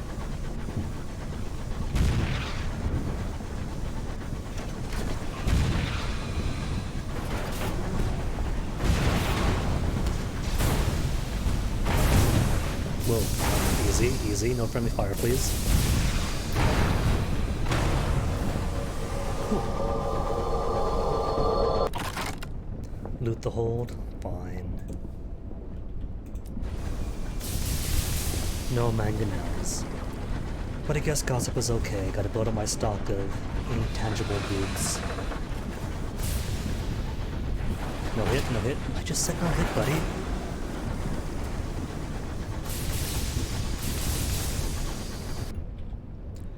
A memorial. A cryptic stoker wants to hold a memorial service for the crew that have recently died in his service. Judging by his tattoos of a storm studded with mouths and his rattling collection of talismans, the ceremony is unlikely to be Christian. Forbid it. Pagan rites have no place here. Attend and deliver the eulogy yourself. Approve at a 10, let's see, with my hearts as they are. 58% chance success. Or to just attend is pure 50% chance. Or, alas, you are not a priest. If we were, we could conduct the ceremony ourselves, which we do have the hearts for. Attend, deliver the eulogy. Good captain me. The crew nod their heads as you speak, punctuating your sentences with solemn, approving grunts. Afterwards, the cryptic stoker steps forward. His face is painted storm gray, and his talismans rattle like distant thunder.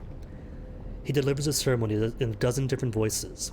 He speaks the duty of the living to remember what is past, and the storm that speaks has noticed you. Stalted Grove. So Caroline nearby, maybe.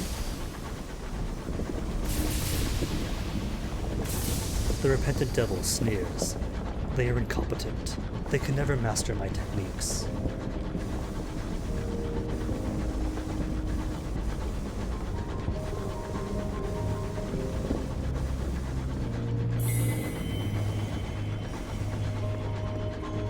There's a checkered garden. Garden of insatiable roses. See, the roses are closer to me than the checkerboard garden. But which of the latter hit first?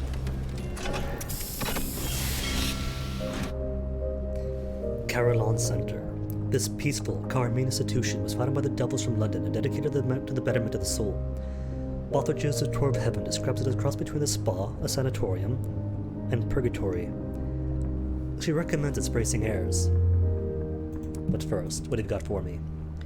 Nectar for Carillon, and I have no nectar. And fresh hours. But hours are everywhere. Who wants hours? Does anybody want hours? Hours for the circus ringmaster, so okay, 5 or more. Fine then. I'll grab 3, stop by Lustrum. Could I stop by Lustrum? Because Lustrum is vaguely northwestish. West-northwest, they said. So summer here-ish, I'm going to assume. And then from there, straight to Palmyre's.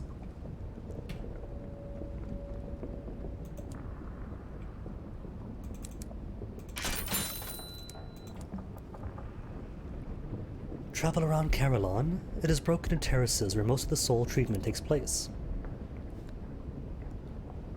Some are easier to access than others. Gentle denial. Before you can take your first step towards one of the terraces, the devil blocks your way. Not it, I'm afraid. You must have permission from the presiding deviless. Some of our procedures are exceedingly delicate. We need to be certain you comprehend what you're seeing. He turned in the direction of the center of Carillon. I'm sure she'll make time to see you. I'm sure she will. Port to port first, though. You take some notes on a pilgrim's journey through Carillon. The first port of call is a beehive-shaped office at the center, or, more accurately, the long queue leading to it. From there, the infernal attendants direct them to one of Carillon's 7 gardens, to undergo penances. They certainly look penitent by the time they emerge. Presumably, their souls are much improved, not that you can tell. Wait a minute, hold on. Oh, so for the engineers inside the roar. Do I want hearts and irons, or do I want veils and iron? I'll take hearts and iron then. And you two, 2 irons and 6 veils, or 4 hearts, 4 veils. Now I'll keep it as is, but I'll talk to them afterwards. Gray. Gray stone, the color of a monastery. Attending devils and devilesses dressed in uniform. In an incoming parade of the sick, the friendless, the dying, and those who think their lives would be better if only they were something else. This is Carillon, where the souls are refined to something more impressive. And what of the presiding deviless? She is an artisan of the soul. Perhaps she could do something with yours. Perhaps she'll just offer you advice. The presiding deviless works in an office shaped like a beehive, a stone and wickerwork building that stands alone above the middle of the Carillon Central courtyard. She conducts intake interviews with new patients one by one. After a long time in line, you reach her at last. Greetings, madam. How may we stress, strain, purify, and strengthen you now that you come to Carillon? Her apron is starched, her dress pinstriped. There's a stack of patient files on her desk, color-coded. The corners of her mouth says she knows something to your disadvantage. Oh, if I had souls, could purchase indulgences. And I don't think I've done this yet, have I? Purchasing exquisite insights, or providing exquisite insights. But for that, I need every single corruption of the soul possible in order to get every single piece of penance. Oh well, ask about Carillon. She must be used to explaining, to the newcomers and to those whose memories have attenuated by pain. We do whatever is necessary to reclaim unsatisfactory soul, she says. She sits back in her chair, and you could imagine her making just such a pitch of the princes of hell. For humans primarily, though we do attend a few other creatures elsewhere on the great chain. They come to us with souls that are stained, disused, and in every kind of sordid condition, and we make them acceptable again. Most of those who come to us are volunteers. The rest are beyond the position of being able to volunteer, consigned to Carillon by their families or employers. And after a stay at Carillon, what then?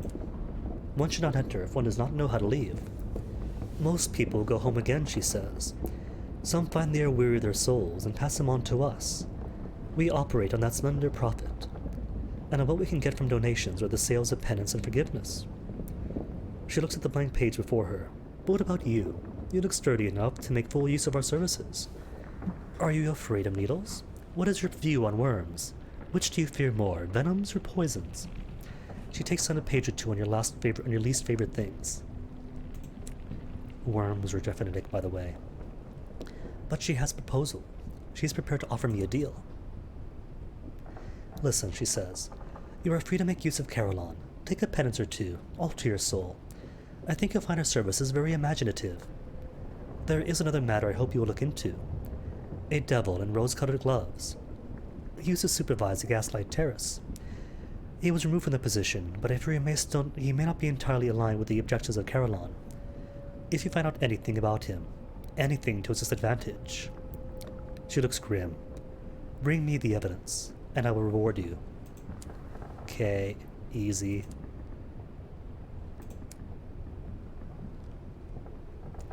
And this too. I have yet to visit the isolated office of an abstemious devil, because I haven't yet got affiliation establishment as high as 5. Which one would think might be easy, but is difficult for me. Dozens of newcomers walk in that direction. It must be a safe choice. Your companions are a lady in a button cloak and a young male student. They talk amongst themselves about the season's warmth and about how the yellowish glow of the lamp does not show the blue silk to be of the best effect. Their words are commonplace, their hands folded and gloved, their opinions supplied by a respectable Gazette. You have almost forgotten them, even when you're still walking together. The path descends by shallow steps to a broad terrace, as crowded as an imperial exhibition. Gain a penance of enlightenment. Failure. An unemployed housekeeper is prone to sloth and conversations about Beetle Point. As a corrective, she is receiving tutelage in the use of a unicycle. As for your punishment, it does not bear speaking of. You do not have the stamina to wait it out.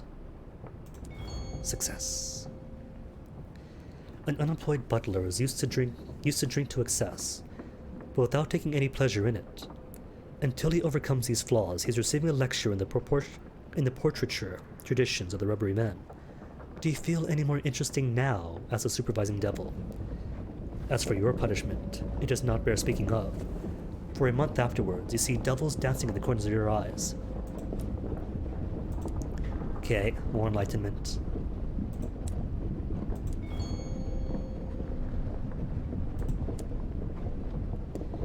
Because I do have a lightless soul, but I do want cured. Well, that's going to need all the enlightenment. What even is the going rate for this odd? 42% chance. That's fine then. If I end up as high as 50%, that just means nightmares. And I kinda do need nightmares if I want an eventual stab at the... What's that big weapon? The big pinkish exploding thing you get from the spiky sea urchins. What's the nomenclature? Oh, I don't have lightless. Rip. Oh well, approach the spineless curate. He sits in stocks, attended on by devilish orderly.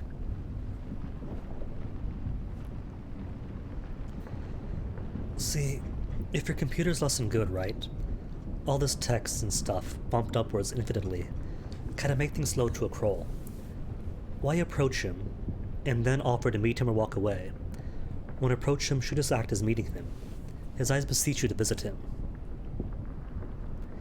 I've seen something. In this light, it is not hard to see things. It's hard not to see things. A devilish orderly jabs a curate with a needle. At the sight of the jab, the curate's skin goes lavender. I am being treated for not believing in God. I've tried everything. Prayer, fasting, long weekends with a professional saint. None of it worked. My sermons were suffering. My bishop complained. And has it helped? I have dreams of snakes and angels, he says. It hasn't made me a mystic. I don't think the devils are real either. Just men with funny eyes, aren't they? The devilish orderly only smiles with extra teeth. Pay him. His price is shift perspective. and an enlightenment. Or all 5 of my enlightenments then. Well, if he wants a shift of perspective, can I get that?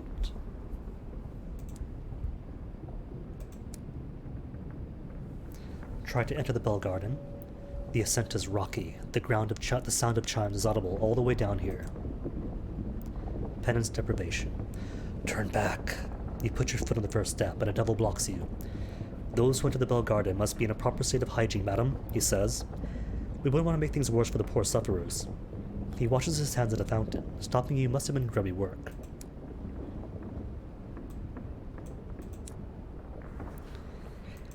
See, for that, all I gotta do is finish whatever purification ritual. But a shift in perspective is what I want. Not a long journey, but by the time you come out on the plane of the checkerboard, your calves are hurting. Oh, it takes veils? How bad are the odds? Really bad? 39% chance, not awful. The devils are playing tricolor chess with some of the penitents. White pieces, red pieces, pieces the color of a flourishing wind. Around the edge of the board, some of the patients have already been captured, or had never put of the game to begin with. Gain a penance of a shift of perspective. Those who name drop, who aim too high, who spend too much time in low company, who do not know their place, they wind up here. Easy win. All you have to do is wait. The White Rook masqueraded as a survivor of the Fourth City. As punishment, she is doing vigorous exercise in a sweaty room. The supervising devil is distracted by the play on the chessboard. As for your punishment, well...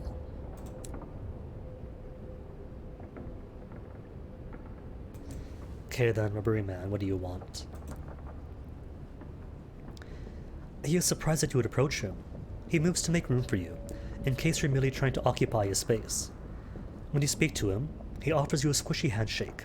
By various signals, gestures, and direction of his eyes, he indicates that he has come here looking for this place in the world. Ask him about the devil with the rose-colored gloves, and then hope you can understand his answer. The Rubbery Man holds up one tentacle, representing the devil with the rose-colored gloves. Then he holds up another tentacle. After a moment, he twists the two together. Are the tentacles meant to be kissing? Is that what it is? When you look blank, the Rubbery Man repeats a pantomime several times. Perhaps the devil has a lover. Perhaps the devil loves Rubbery Man. Perhaps the devil enjoys exotic forms of dance. Oh, I haven't seen that one. Alright, to elevate him costs what? 1 enlightenment? And my perspective, alright, let's elevate him. What would such a person need? Perhaps understanding cut with ambition. Transferred. Enlightenment for a start. Conversation for a chaser. He consumes both. Tentacles are involved in twitching of extensively mobile. And the twitching of excessively mobile, would one call those lips?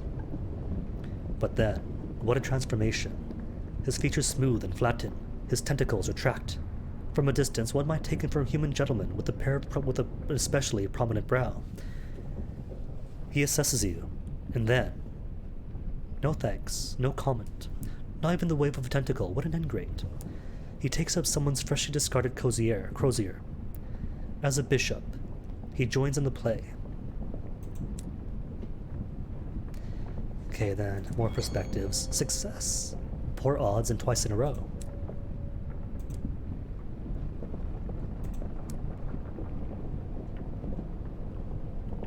Visit the Terrace of Glass Statues.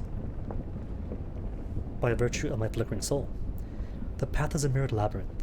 Entries forbidden to those who are not already afflicted with a flickering soul.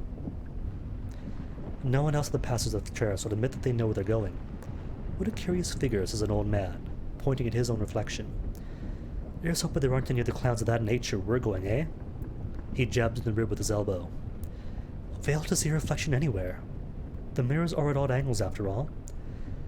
Regard your reflection with distaste. The mirror has it wrong. It smoothed out your features, made you ordinary. Or admire reflection, which is handsomer than usual. Why have you never noticed the brilliance of your eyes? Well, considering our start and where we want, distaste, too ordinary. That is not the fame we seek. You turn your head away.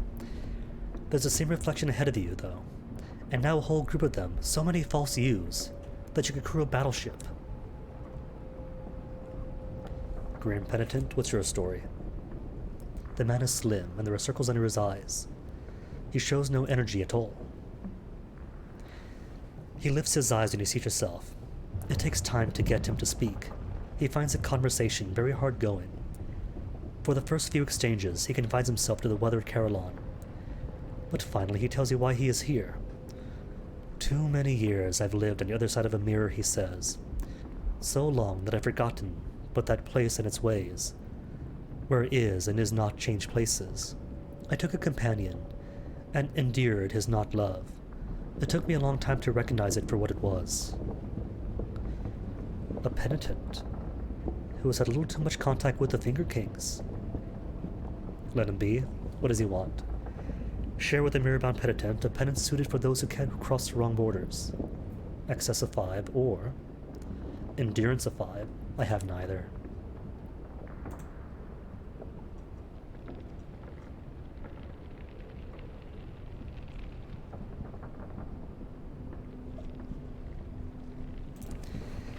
Alright then, back to the Gaslight Terracin.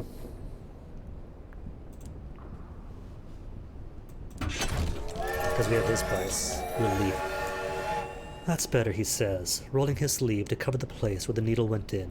I have a warning for you. Meet me in the Bell Garden. It is harder for them to overhear us there. Don't follow me right away. Wouldn't do for them to see us together. Then he strolls off. Is that all? Is that what he calls gratitude? Have you been duped completely? It remains to be seen whether he'll be at the Bell Garden at all.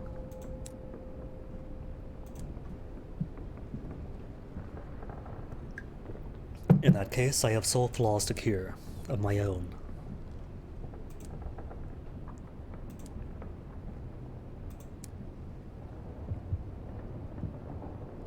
Penance 10, we have 3. You know what, I'll come back to it. Because it doesn't matter what penance you have. You just need penances.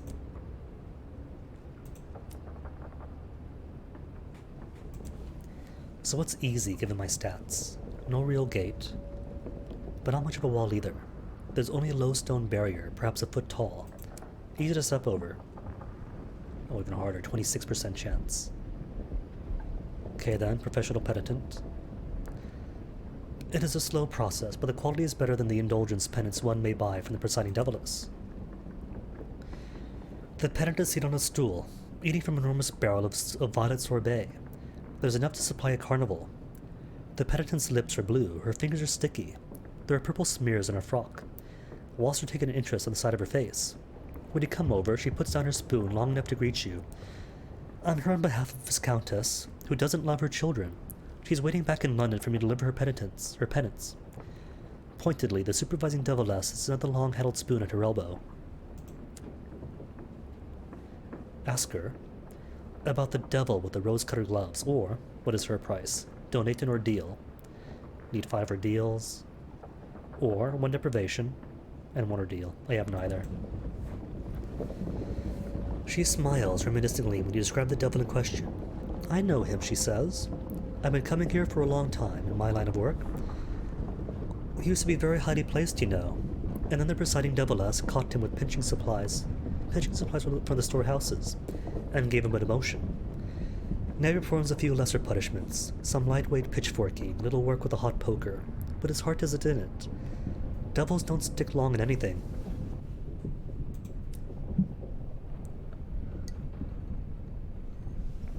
Okay then, I'll leave her to her work, and head to the Bell Gardens. But haven't I got to go to the Bell Gardens anyway? Via the purification, yep. And the odds are not in my favor. Failure. Purification, according to the devils, is a matter of assignment by lot and daily change. And daily changed. Some patients must wash in salt water, some in fresh. Some must burn their old clothing or shave their heads or sustain a high note of song for a full minute by the clock. And some are made to sit on a chair and be lowered into a den of snakes. Perhaps tomorrow's purification ritual will be a little more tolerable. How now? First, Remove your shoes. Wash your face in the fountain of fresh water, and your feet in the basin of salt water. Walk across a patch of white sand, throwing a pebble over your left shoulder to baffle any ill-omened thing that might be following you. Then, sleep in a hammock, on a private balcony, where only other patients may enter. When you wake up, eat a plain white bread with a salt crust. After all this, you will be ready. Okay then. And habit is a deprivation. Hearts. But even with my heart, it's only 38% chance. But could at least cure my fermented soul. Perhaps you have eaten that which you should not. Perhaps you come in contact with something unclean. At any rate, your soul has gone a bit off. Flat and clear. Your soul is in nearly good condition now. They would describe yours as Elvis and Carolon claim to be experts in the assessment and improvement of the soul. They would describe yours as tantalizingly opaque and rich with personality. And, more importantly, for all those flaws, you get good experience out of it. Alright then, spineless curate, you're here after all. This is the best garden, he says. Everything orderly, no one dressed up in pheasant outfits or waltzing backwards. But here's what I want to tell you. Watch out for the tall devil with the rose-colored gloves. He is embezzling property. And the curate makes a curious gesture with one hand, as though he were winding noodles around a fork. When you look blank, he says, Spirifage. He's taking souls to the patients in secret before the reciting deviless has a chance at them. I'm afraid he's going to get at me before I finish my term here.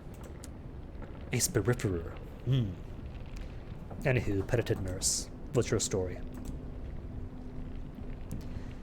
She has been within the sun of the bells for 40 days. The clangor is trying to disrupt her mind. She begs you will help her, and out of your kindness, pay part of her penance for her. She would do the same for you. She's a very kind and forgiving soul. To convince you of this, she scribbles down assurances, compliments, and a sketch of herself ministering to a leprous child. And she wants what? 5 deprivations, I haven't got them. Ordeals and deprivations. Nah, she's got this, I'm sure.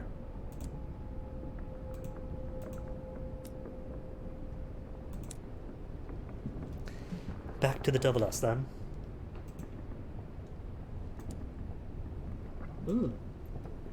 I could blackmail him, and then turn him in anyway. Do it. Give him what you know. He doesn't try to deny the accusations, though he does have a few words about the reciting deviless. Couldn't let it go, he says irritably. I should have known how it would be.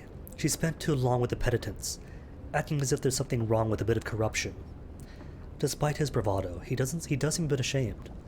Devils were supposed to get souls by contract. This one is no better than a pickpocket. Blackmail him, and betray him anyway. There is no honor amongst thieves, and the rose-gloved spiriferer certainly is a thief. He pays you contraband for your cooperation, and I'd be obliged to you, he says, if you left Carolon soon. It would raise one's confidence in your silence. You do not, of course. There is a second conversation to be had, this one, in the presiding deviless's beehive hut. They would describe my soul as intermittently tantalizing, with an aftertaste of disappointment. But I have a crimson promise, and a whopping 1000 XP. How bad is it? What I get back? Penance, flickering. 2 flickerings, oh that's it. Wait, can you stack flickerings? Does that mean my flickering has to be cured twice? Anywho, presiding deviless. Turn in the spiriferer. You know what he did. She should know also. He is diminishing her supply after all. You lay out what you know. The rose-gloved devil has been stealing souls for himself, and not making proper contracts for them either. Spiriferage, she says, and I warned him. After a moment her attention returns to you. He had a very different soul when he first met. This is the trouble with friendship amongst devils. Come back in 5 years' time and who knows? You might find me engaged in smuggling operations of my own. Demand a reward? She hinted there would be one. Where is it? Probe into the nature of devil souls. she might think it unsuitable for a human to know the answers to such questions. In fact, it might be truly unsuitable to know. If I have it right, it's what? 10 Sabbath secrets? Though what other reward? If it's material, I haven't got much cargo space. Guess I'll find out. Reward demanded. 5 times Ministry Stamp permits. She puts a stack of permits on the desk. These came from a pinstripe man now serving penance to Gaslight Terrace. Is that it? I understand he didn't approach me first. I feel I've already received her due. Ooh hoo hoo, she knows. Well, still, permits are rather nice as well. Onwards then.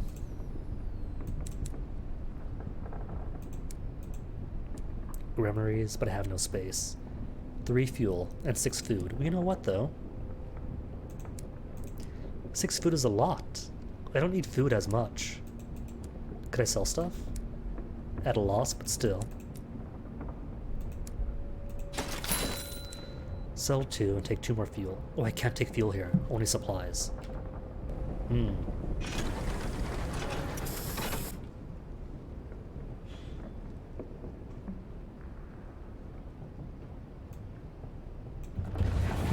think what I'll do then is take the known route to Palmer and Plenty. Oh, but wait. Isn't Palmer also only supplies? This port sells supplies.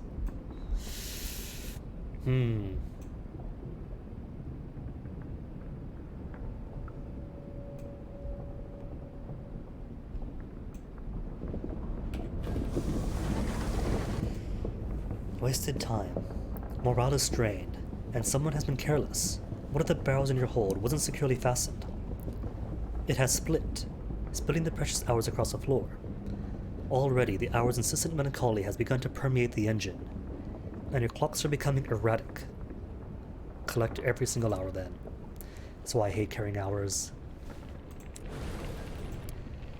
Anywho, a metamorphosis. Black sheep.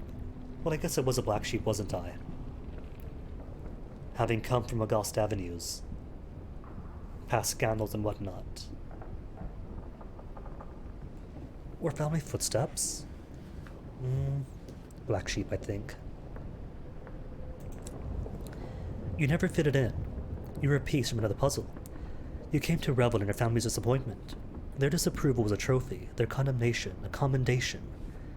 Why did they resent you? For my successes? That which you deemed a virtue, they deemed a vice. What you adored, they despised. The things they revered, you mocked. You were a stranger to the people you knew best, or for my failures.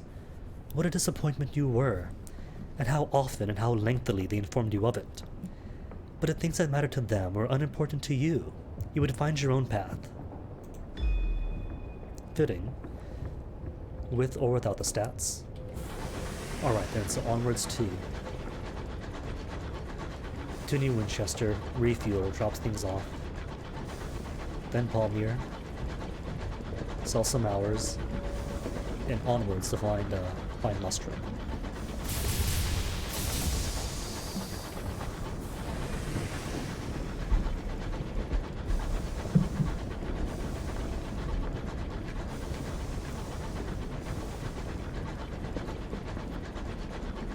You know what though?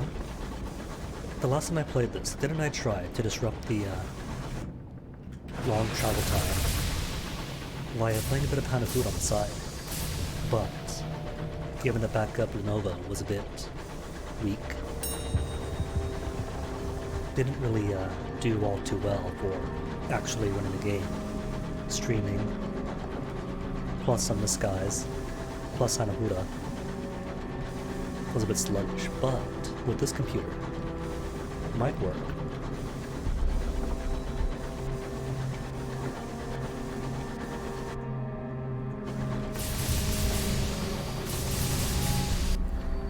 Going to see, because this might be a dead end, or this might loop around this way. And if it does, gotta clear out the map. It is essential that the map be cleared.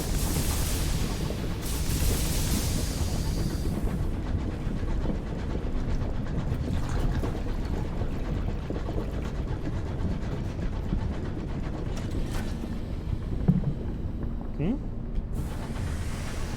did we stop? Didn't press C, didn't press anything.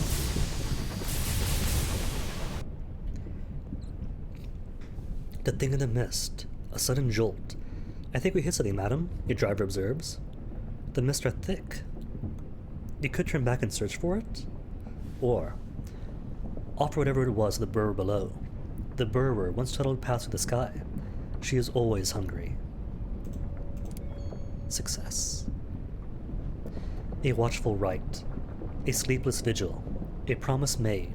A mouthful of roots chewed and spat out. Is it a comfort to know you are not alone? To be watched by one of the capricious gods of the turning sky? Their attentions can draw other unwelcome things. And then a sudden disquiet. The game doesn't wait to give you nightmares. As you attend your paperwork, you feel the incessant crawl of watchful eyes at the back of your neck. No one is behind you.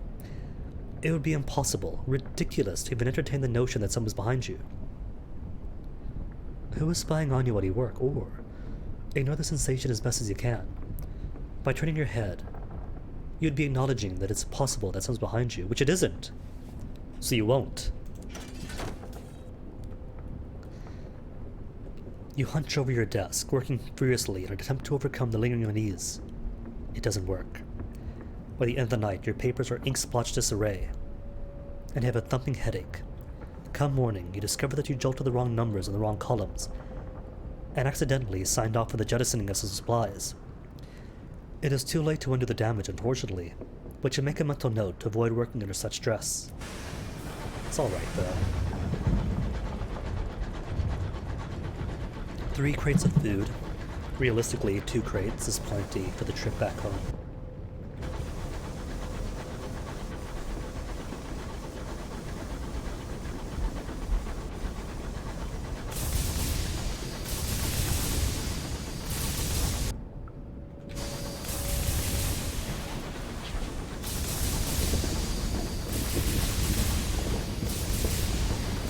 Lighthouse, main landmark, and more to speak. Long Knuckle Pass, and what are you? What's your name? No name on the lighthouse, really? Huh. Oh well. They don't all need names, I guess.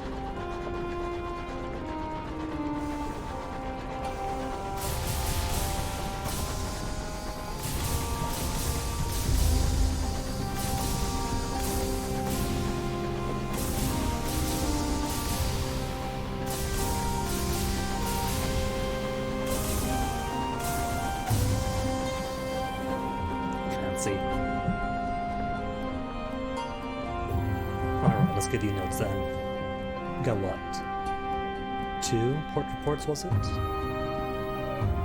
Just the 2. She listens with a scowl. Well, I'd rather know than not, I suppose. And thank you for bringing this to me. Rather than the bloody stovepipes. I'll arrange a gratuity. Yay.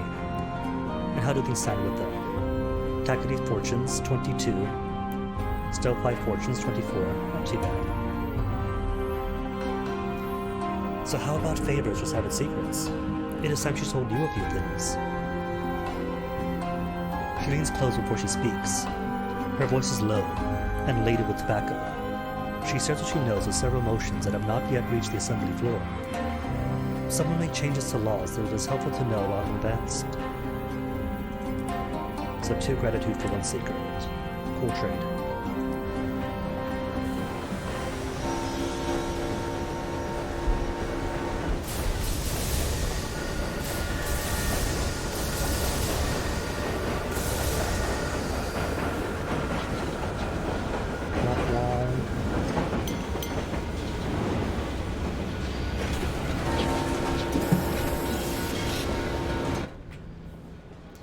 Back to Wolvesy.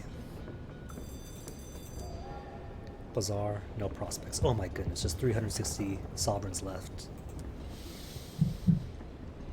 Alright, bank first. What am I holding? Hours? Kinda have to hold the hours though. To sell off at Palmyre's. So fuel then. Nothing but fuel.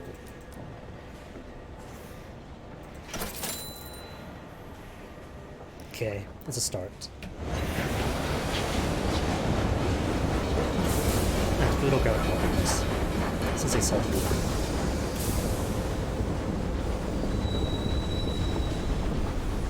But I don't need as many. I've only got 7 crew members after all. And officers and myself don't eat.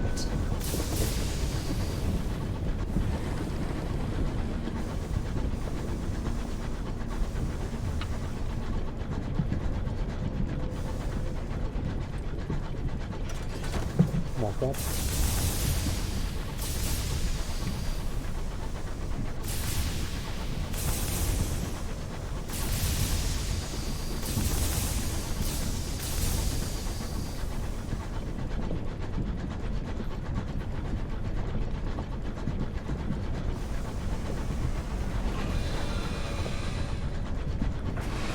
UCE Vigilante. It's a cool ship name, but not as cool as Princess was. This place is a battlefield. The grave tacities and stovepipes alike. It says that, but it's so barren. The actual battlefield isn't out till further ahead. Though I guess it could have been a battlefield, if not the battlefield.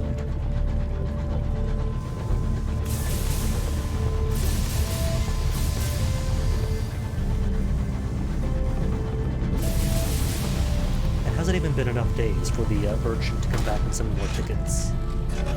I'm going to assume no. No, he is. No, he's nowhere to be seen. Back in, it says, followed by an indecipherable scribble. How useful.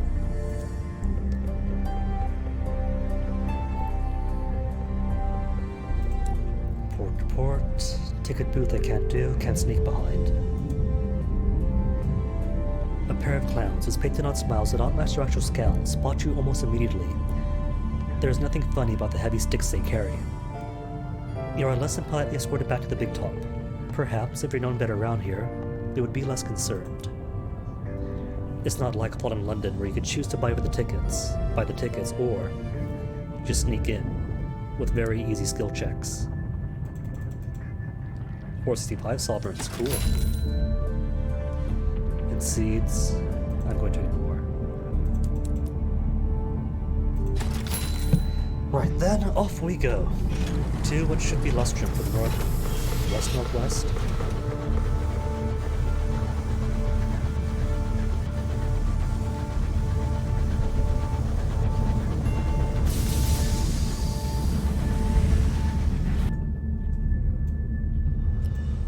Because it gets snowy around here, so I'm going to assume it gets darker over here, maybe with a horror around this area. Ooh, but what about...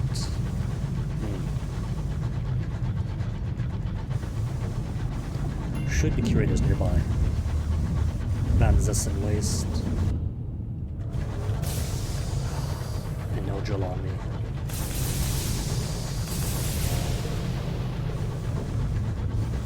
Otherwise, I'd have those 5 hours done instantly.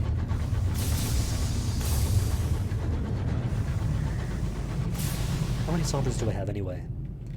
600 only.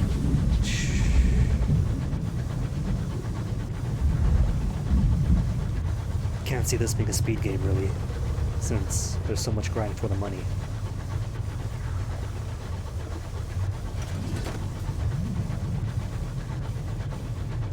Who's that? Marauders? Can't be bothered, gotta find Lustrum first.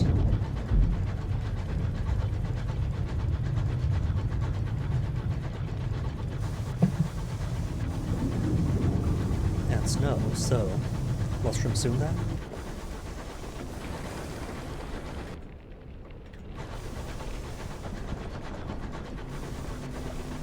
The Tempest. A wreck. Hold repairs. Force it open. Failure. Your crew attach cables to the wreck to hold it steady as they pry apart the doors. A sudden gust of wind rocks both vessels, and the young man straight to the pry bar slips. He cries out, his hand mangled in a torn edge of metal. He is likely to lose fingers. The treasure retrieved from the hold will be a little comfort to him. But we did get treasures, right? A sheaf of letters fall from a concealed compartment. The pages are rife with scandal. That's it, just gossip. A crewman's mangled hand, and his career ruined forever. For gossip.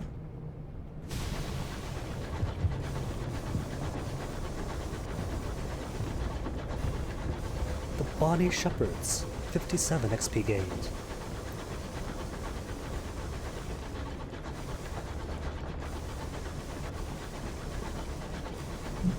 So there are plenty of Cyclopean ruins in the background.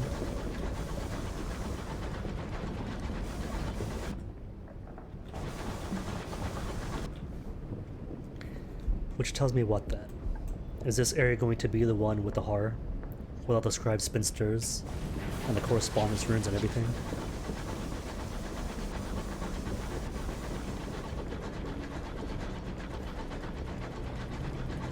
Because either way, given the snow, given the architect, hold on. Or maybe it's this direction.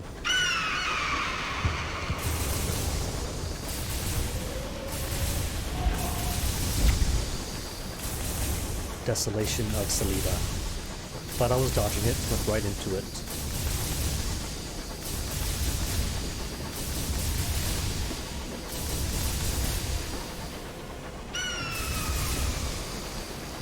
Right into the very heart of it even. Lovely. Well, at least beyond should be Lustrum.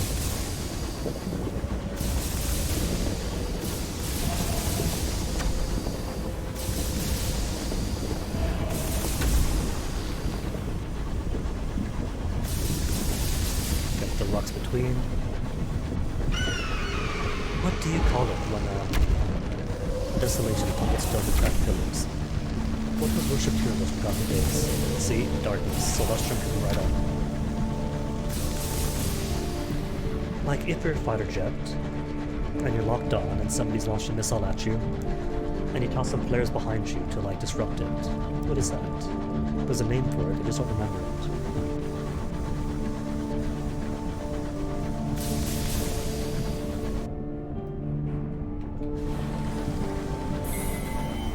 A new port captain.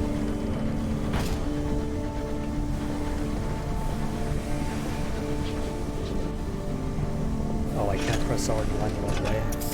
Was gonna see what happened if you're facing the wrong way in port, if it'll let you park. The fortunate navigator, the second best. The frantic, hustling heart of Lustrum, crammed with prospectors, peddlers, purveyors of essentials, and the occasional legal services, and occasionally legal services. Most businesses take place here, unless you're a dreamer seeking your fortune in the claim fields. Talk to us, fortunate navigator. A fortunate navigator is thoroughly examining your engine's pipework. Crucial bit this. Look how's been maintained. Beautiful. Your stoker beams. That was me. A mid-flight patch too. Offer him a rolling locomotive. He's eager for a new challenge.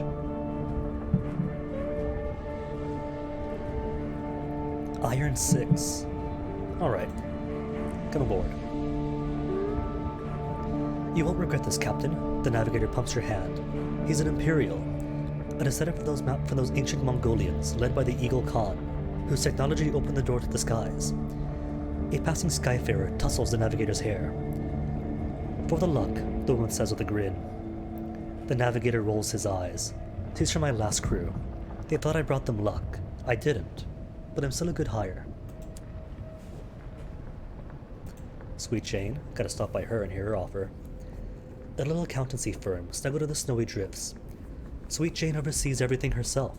The transference of funds, the balancing of probabilities, the transport of commodities, the termination of contracts. She is huddled behind her desk, swaddled in a monstrously ugly red scarf, while she fiddles with her abacus with her one-gloved hand. She heats the other with a little coal fire. Her one good eye focuses on you. She smiles. She limps to the window. Snow batters the window pane. The shadows of the mountain is all but lost in the blizzard. The lantern light means the offices of the Windward Company are just about visible. I was raised by the company. Children are fast workers, you understand. Her fingers drum on the windowsill. Such a waste. Where they see men, they see labor. Where they see time, they see chains with which to bind us. But where there is death in the skies, I see victory. She turns to you and smiles. Bring me nameplates, torn from London's ships. I will see you adequately compensated. Except you will hunt London's locomotives and bring their nameplates to Sweet Jane. She reaches out and touches your hand, just for a moment. Hers is ice cold. Thank you. Alright then, port-to-port time. What was briefly a modest, pleasant town on the Mother Mountains now runs on increasingly desperate dreams of riches. Full stellar fortunes for the chance to mine nearest the mountain's frozen sides. Sharper minds sell pickaxes, supplies, and the promise of a warm bed at the end of a bitter day's work. Port-to-port, what do you have to say? So much for the quiet retirement village that used to be here. The rush of prospectors have ripped the civility from the place as efficiently as the geodes from the mountainside. The scars that remain here are no less vivid. Fewer and fewer prospectors return with geodes of ours, and the cost of processing them off-site grows every day. Still, for now, Lustrum thrives, and offers a promise of riches for any lucky or industrious miner willing to come and risk everything, the snow and the mud. Okay.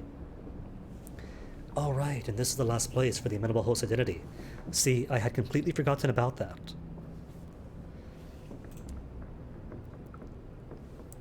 The locket is passed around the camp of prospectors. Most scratch their heads. Others sigh and look away. An elderly prospector approaches, carrying her hat in her hands. You're the one looking for old Gray, she sighs. Long dead. Shot south of the mountain. Wouldn't share his hours. Fool. No point rising high in the mountain. There's nothing on the bottom holding you up. Definitely, conclusively, not him.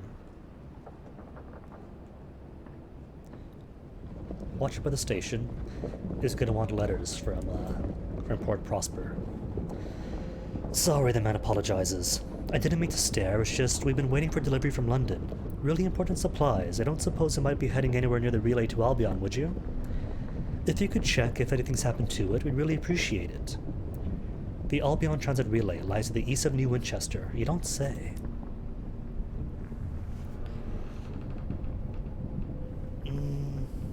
Claim of my own? Nah. Murgatroyd's Golden Tea Shop, gotta stop by it. An oasis of London civility and culture in a town with little of either.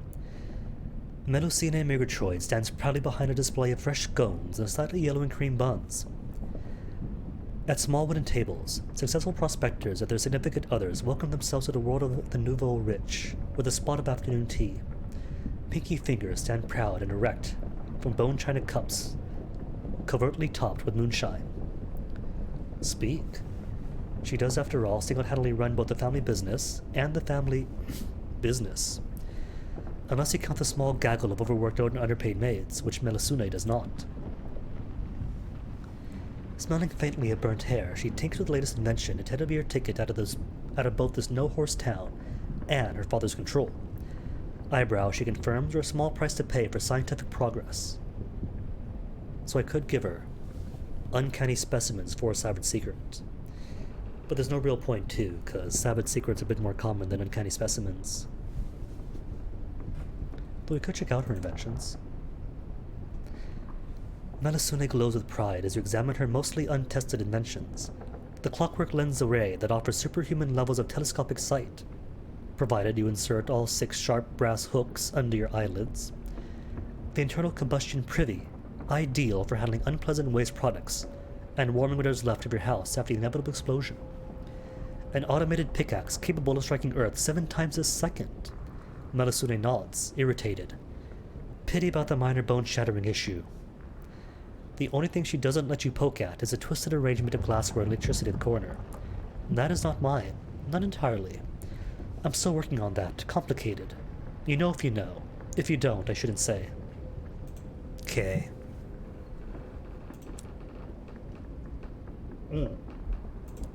Now, for the most important part, the reason I'm here. What's the price? 5 sovereigns each to enjoy a lovely cup of tea? Melusine's maids hurry around, serving clientele more used to bellowing at bartenders and sitting politely with exquisite cut cucumber sandwiches. Eventually, it is your turn to be served. You are invited to choose your preferred blend.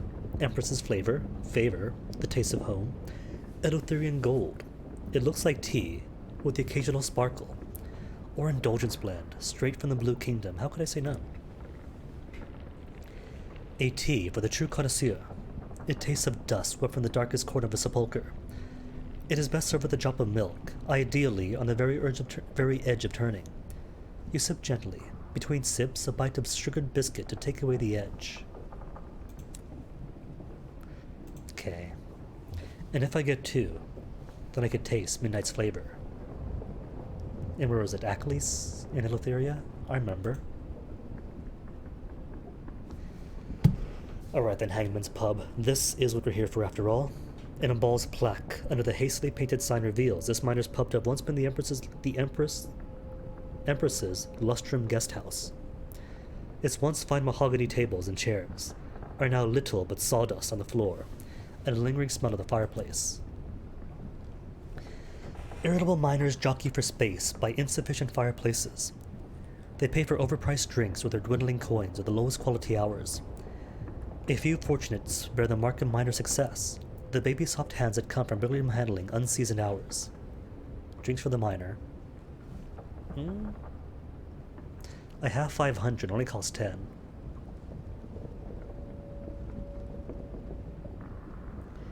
Adequate claim? Nah. How's about the figure in the corner, wrapped in dusty, disintegrating shroud, nursing a flagon that never goes where its lips presumably are? The throated clicker beckons to you. Valuables for sale, it wheezes. Its voice throaty and high-pitched. Exchange for berry time, yes? Please? It offers unusual relics in exchange, or a few rusted coins that would barely buy transport anywhere else. Talk to Mr. Pennies. The miners try to ignore it, but it must have some reason to bother setting up its stall here. Everything ends, the figure wheezes. Even law. For everything a reckoning. Need help. Need hours. Postpone reckoning. Shadows with thistle rope and broken wings, waiting on riverbanks to catch final breath. Everything dies. Must outlast. We trade, yes? Trade hours? We trade hours now, yes? Good quality merchandise. Or a friend. I have no hours to give him, but I have companionship. The cryptozoologist beams with excitement. Oh, I have so many questions. Where did your species come from? How did you learn to speak English? What do you call yourselves? I mean, it can't be curated in your own language, right? What is the difference between a master and just a mister? No offense. Oh, what do you look like under the cloak? Are there female curators? She lifts an now terrified-looking Mr. Penny's hood and squeals. You're adorable! How do you put your wings in there? And you leave her to it. She seems happy enough. Mr. Penny's, perhaps not. Yay, 100 sovereigns and 1 artifact. Early game treasures, I guess. So then, shop, what have you got for me? Munitions. You want munitions, right? And plenty of hours, a couple for Palmiers. Then, by the time we come back, there should be new prospects. Maybe, hopefully.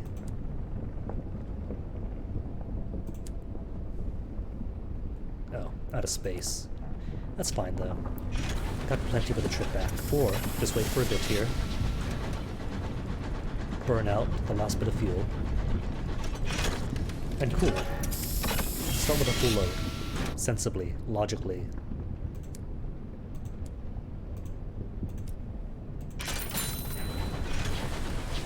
Onwards then. So could I afford... What's the best route for this?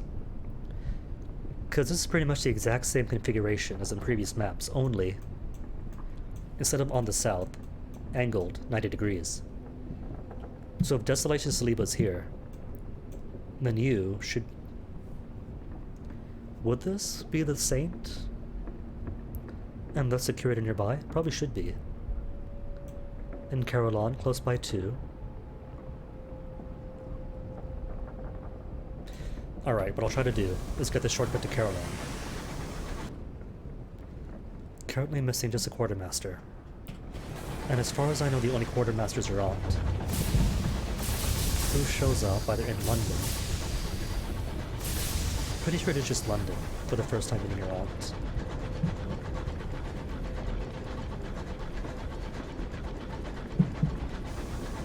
Alright, this time what I gotta do is cheat. And plan out the endings of my officers so I don't get repeats. Last time, almost everybody was hearts and villainy.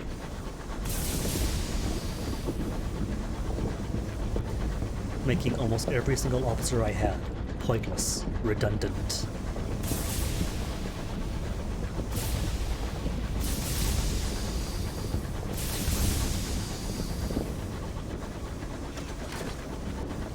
Oh no, 3 food, whatever shall I do?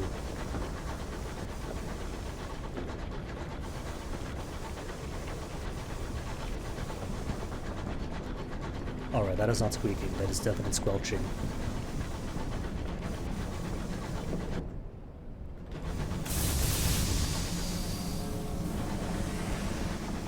Blah, just more things to assay that I can't assay.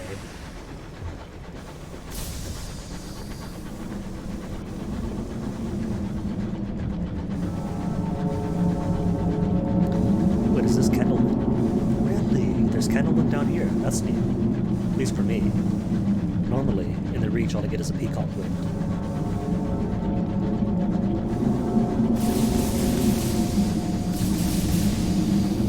Or was it always the case? What about by the Percival? Can't remember it all. Got the rock between.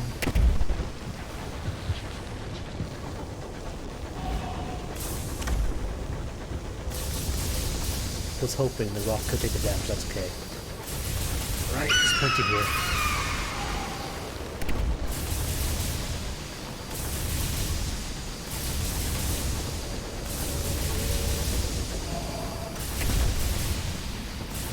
This might come as a surprise, but 30 hull max is not very comforting.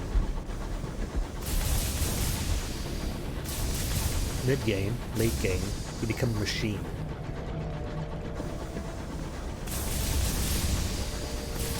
Retire, die, new captain, first 15 minutes, kill everything. To get the experience all the way back up. But early game and early mid, run is the only option.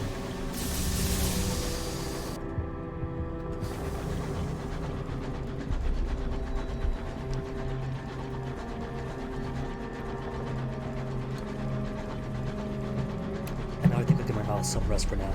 At least till Palmeiras. Because this game has a lot of reading.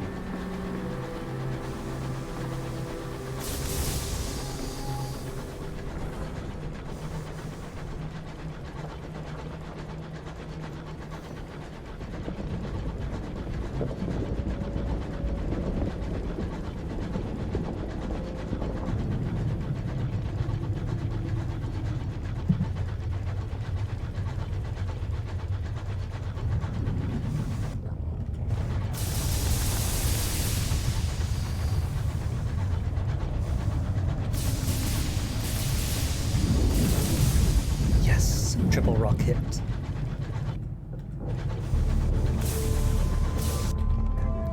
A stowaway. Something's amiss. Things are out of place. Unexplained cracker crumbs on the pantry floor. The chief engineer's favorite wrench, hung on the wrong hook. Several empty pages torn from the back of your logbook. The crew protest their innocence and contribute one of their own stories. Vanished shoelaces, doors left unopened, only footprints in the doorframe. You have a stowaway. Conduct a thorough search. Or, I need 3 tails of here to coax him out.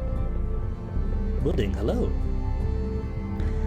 Well, about that. Do I show off? Let me see something. No, I won't. The way I see it, right, a month of Crusader Kings non-stop is a bit much. It was fun. But you gotta take a break from it at some point. Plus, it's so addicting, man. Like, in my other life, I had 5,000 hours in the game. And there's gotta be at least another at least one full 1,000 added on now, so if I don't have a break from it, I'm gonna live Crusader Kings until the day I die. For an hour, an indignant stoker drags a sooty-faced urchin before you. Found her hiding in the crate behind the hold, supply crate in the hold. She had a right little treasure trove in there, cutlery from the galley, Jones's Bible, and my best socks. He brandishes a horrible pair of socks. The stowaway picks her nose defiantly. Aww. Aww! Precious! Oh my goodness, that's cute! A diminutive stowaway, the urchin wears an oversized Skyfarer's coat, clumsily and drastically hemmed at the sleeves and the tails. Her eyes are pale, accustomed to starlight. A mottled old frostbite blemishes one cheek. When she speaks, her voice seems older than the rest of her. What is she, 12, 13?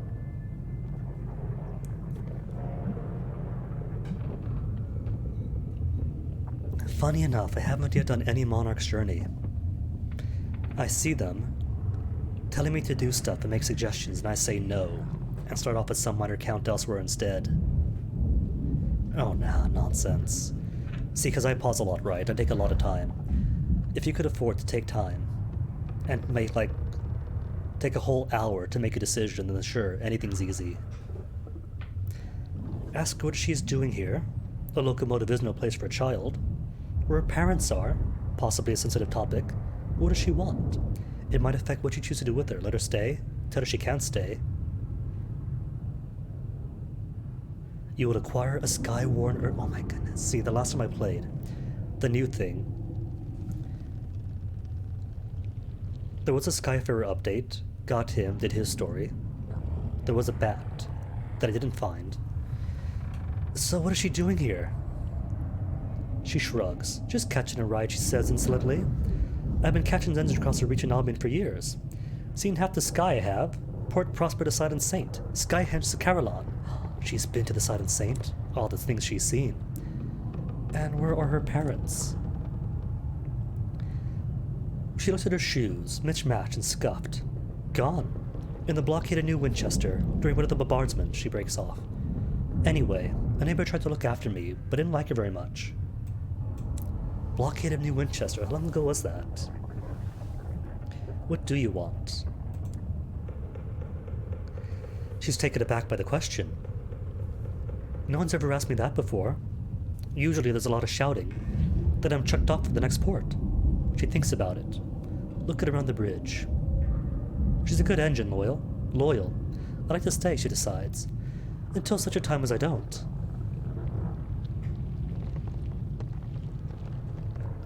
Oh, perfectly understandable.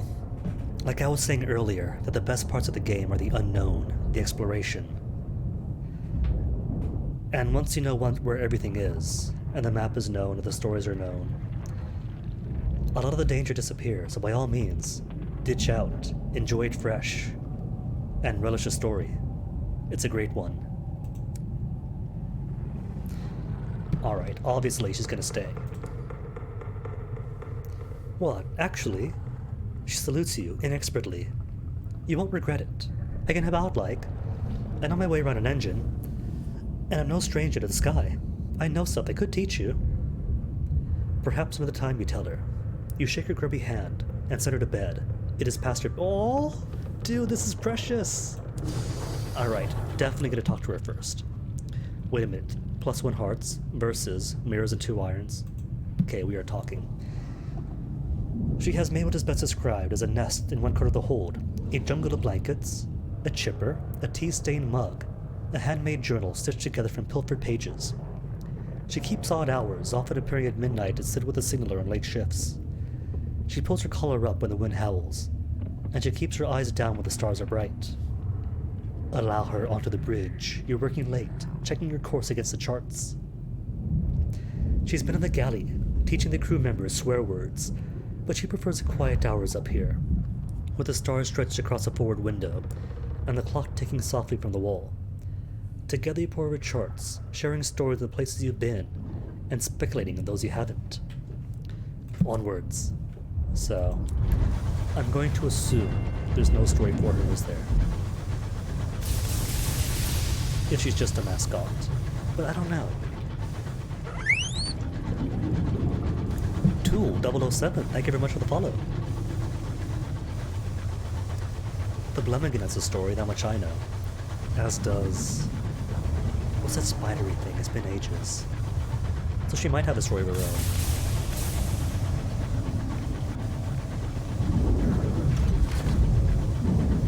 Just gotta find her ways to it.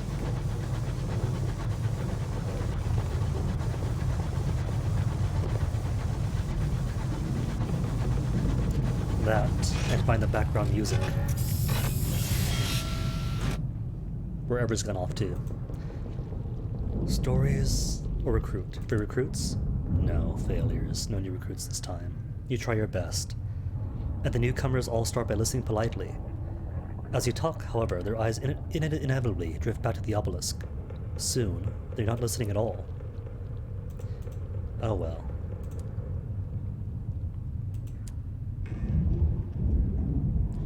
More amusements to drop terror some, and make a bit more familiar to them.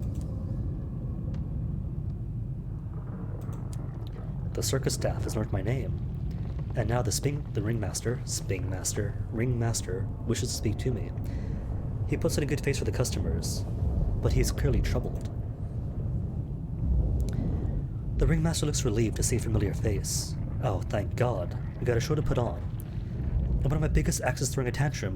No, he pauses, toying with his exquisitely managed mustache as he looks you up and down.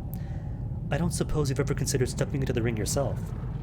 Lion tamer, acrobat, cruise service, refuse. You know, I haven't yet once refused. And still won't. Acrobat it is. How hard can it be, really? The high wire looks considerably higher once upon it, and much thinner. By the time you finish inching across to the other side, the show is long over, and everyone is left. Still, it is an achievement of sorts. The ringmaster claps you on the shoulder. Excellent. Well, terrible. Never do that again. But please, come and see me behind the tents. Yay. +5 sky stories. You are welcome everywhere here. The carnies nod to as you pass. Beyond, the performers are the permanent audience. The circus is deserted. Everyone keeps to their quarters unless they're practicing the show. Despite the Calliope music, the mood back here is closer to that of a mausoleum. Magician, what's up? It breaks my heart to see you sit through that, he says, nodding towards the big top. Sometimes I wonder why I left Mahogany Hall. Then, I remember how much Plenty paid before this whole place lost its funding. He puts out a cigarette on the poster, then tosses it to an overturned top hat. Acrobat, their tent is larger than the others. They half raise themselves on the deep cushion in greeting, and bid you sit across from them. They ask how you enjoyed the show, and before you can answer, they apologize for their performance. I'm nothing by myself, they say. Without my twin here to catch me, or there to leap for me to catch, it is quite dull. But they're trying to break themselves in the circus again. Pensive clown, his head is bowed. His bald dome shines in the lantern light. If you ignore the grease paint, he looks not unlike the bust of a Grecian philosopher. The clown rubs the back of his head. It is troubling to me that the show goes on, even if there's no one to watch it. He looks to you searchingly. What does he expect you to say? And the headstrong, strong woman? If she isn't performing her training, she tends to keep inside of her caravan. She welcomes you to her caravan, and begs you pardon for the mess. For though the caravan is a remarkable oasis of cleanliness in the otherwise untidy port, the only other seat she could offer is stacked with poems. She places them beneath her own chair, and begins to ask you questions about your life. Any inquiries to her own, she deflects with the wit of the slighted baroness. Okay then, ringmaster it is. The ringmaster sat on a fat cushion, idly shuffling a worn pack of playing cards. He smiles wearily at you. I ask the cards about you. He draws the cards on the top of the deck, then sets them on the table. They say you can help. He then places them back into the deck, and bids you shuffle and draw for yourself. The cards are all the same. He smiles, the same weary smile. It looks like they haven't changed their minds. or he's a cheat. This would work it off for us to accept his commission to repair the magician's props, which could be easy if it's Kentakari parts. But if it's actually faster by dodging. Sometimes yes, and it does depend. Like what are the ships I buy? I do not go into the Blue Kingdom without, because other engines have too slow of a dodge. It does make a good difference. And in combat, it is essential. Weapons are cool, but the dodges are what keeps you alive. Acrobat's twin, costumes, I'll do costumes, or the twin. Twin could be Ledbetter's, or Winchester, or Lustrum. Has it been Lustrum? Either way, it's easy. The Four of Hats. One of them has run away again, the Ringmaster huffs. It is time to bring them home. They take turns, I think, running away. They won't come back until they get into trouble. But the cards say the trouble has happened. You'll find them in Ledbetter's and Stainrod's. Great. And I still haven't found Ledbetter's or Stainrod's. In the previous game, would have been where Lustrum is today, but I'm going to assume. Let's see if Trader's Wood is here. Port Prosper.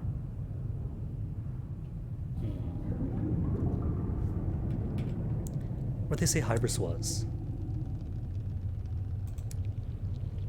Northwest of New Winchester. So Ledbetter's by process of elimination. If Hybris is up here, only places it can be. See, if it's over here, that doesn't make sense. Because Ledbetter's part of a whole cell of everything else. So it's gotta be down here somewhere. And if you have this buddy over here in Gideon's Bronze, then maybe closer to Port Avon than to Carillon? Either way, all the more reason to search south.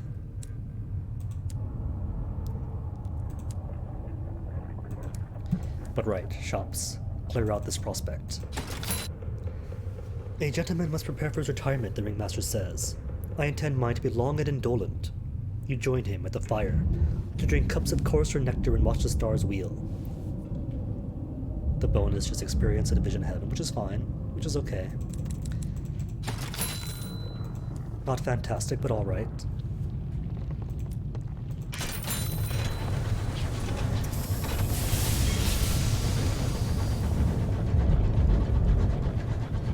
And I'm pretty sure I've already got the port report for Palmer and Plenty's.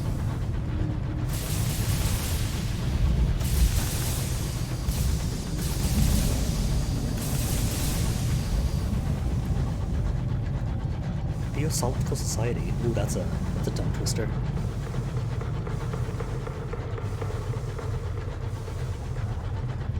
But cool. They do tend to draw obscure references like that, don't they? Which is pretty neat.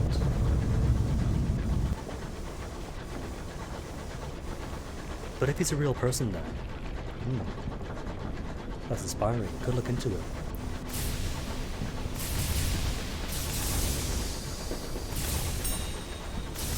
Free food? Cool. Oop, wrong way.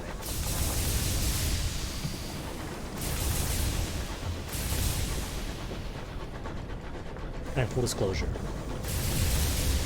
the spam dodging is like 40% to be quicker, and 60% just to give something to do when flying.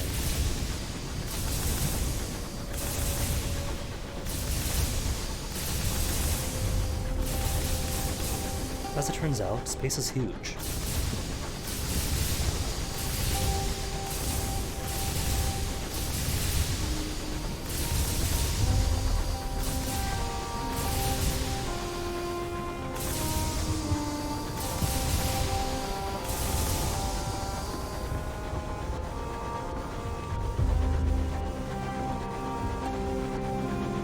Perfect landing.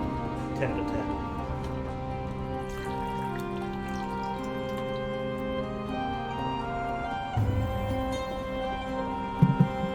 Yeah, see, in the other lineage I was playing, that update came out. after I'd already beat the game and I got everything, so it was straight to the top of the line engine.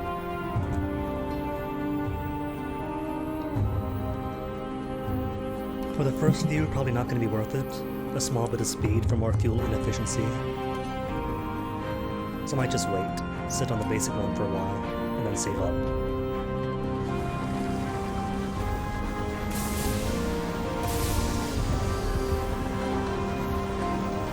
Did it give reports? Can't remember.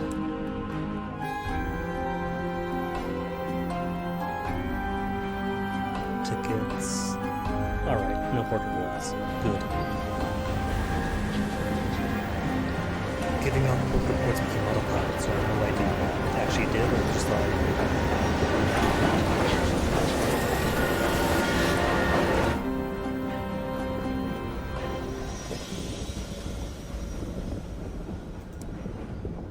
Wrong cut.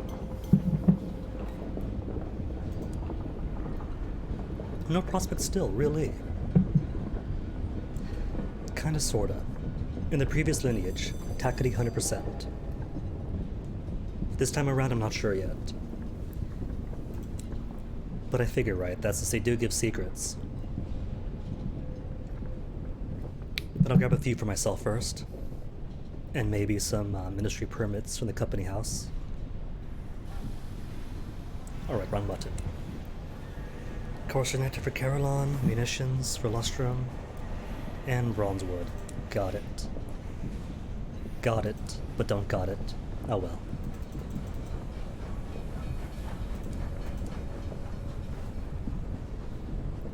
Although, if I'm going to be looking for Leadbetters,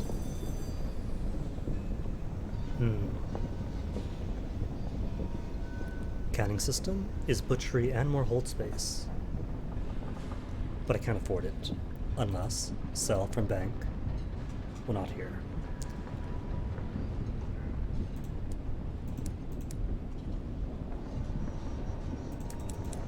It'd be an extra 300. Unless I kept them to Eleutheria. Nah, I'll hold off then. Maybe just grab a drill or something. And that's the only drill of worth here.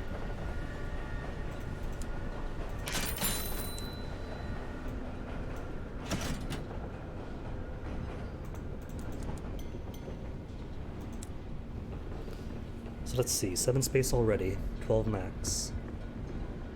Alright. Fuel primarily then.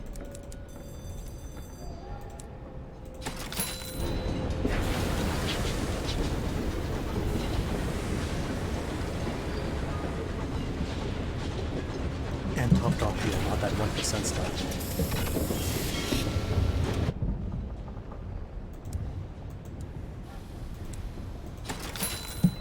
Cool then. With a mere 260, you know what? While I'm here. Gotta spend a minute to make money after all. Crew. What have you got for me? Crew-wise. A few crew mini. 40 or 80? 40 then. Just to keep a bit above the minimum.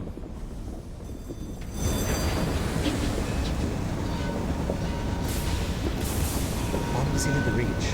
That was off somebody's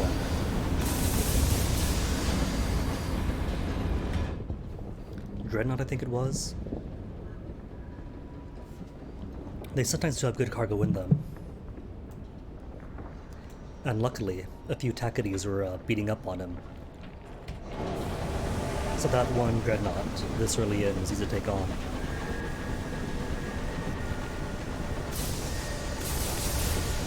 Now, if I had a Mangonel on me, and one ship upgrade, then maybe I might hunt them.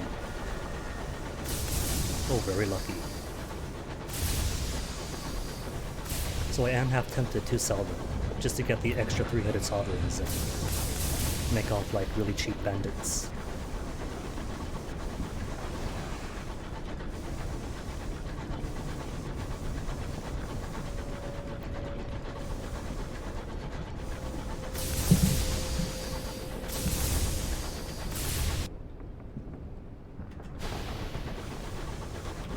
You know what, Port Avalon is right here. Nah, my Port port out on the way back then. Was thinking that I could have poured out one first, get a port to port, small free resupply. But it works just as well in reverse.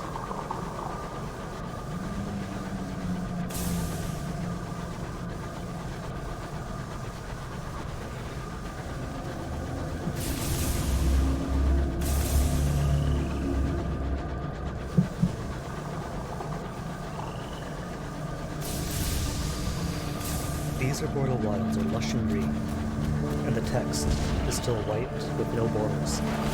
Amateurish. Don't hit, don't hit, don't hit.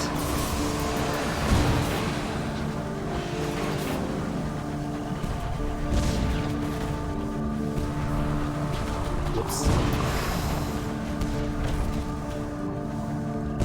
No friends anywhere then.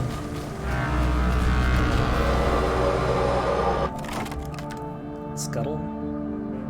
Alright. Or cargo. But it's gonna be cheap cargo for Tackities. Bronzewood. Not at all cheap. Not good, not good.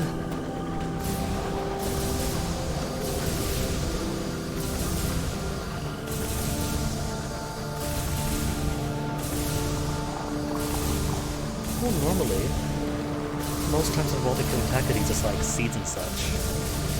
And who wants seeds? Seeds is just chopper. Software crockery. It's trash stuff.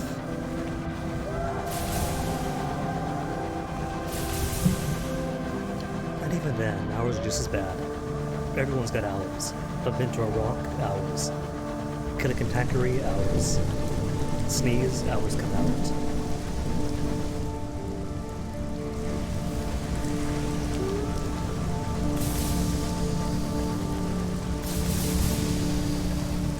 Ended up with what, like 500 hours? Not even trying to hunt them the first time I played. Like, not right away, of course, like after a few lineages or a few generations, but still.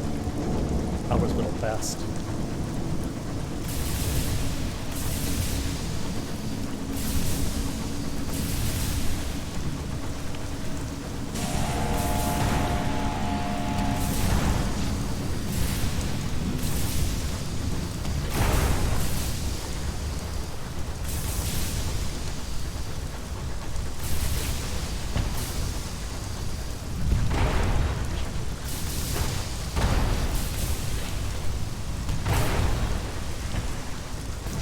What I really want is for this guy to be one now for me. Weapon upgrade or no? Gossip or weapon, which is it? Just gossip.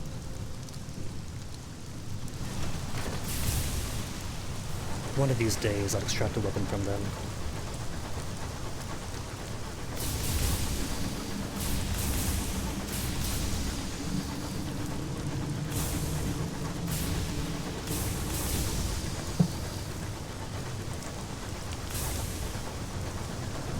Murphy's Sanctuary. A wreck. Sinnolit. The windows of the crew quarters are occluded with frost. But what's that movement you saw? Success. Your signaler fetches a signal lamp and flashes a patient message through each port side window. Excuse me. There. A faltering glow burns in the frost. Somebody has struck a match. I don't think it's quest bound. I checked the wiki before, and it's pretty much just random. You dispatch a boarding party. They retrieve a survivor who's eager to sign on and a hard worker, if surly for the long isolation.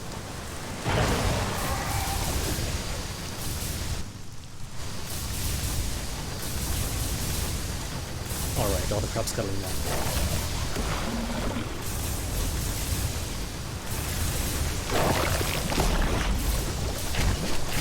Small hit.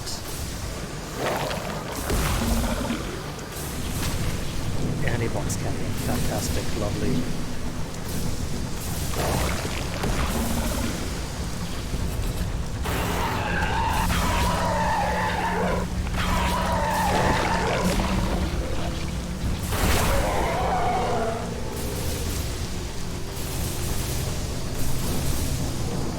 It'll be back. Won't be safe until it's totally gone. But they're not worth it. So I get to sneeze at people with weak weaponry. Nah. Ugh.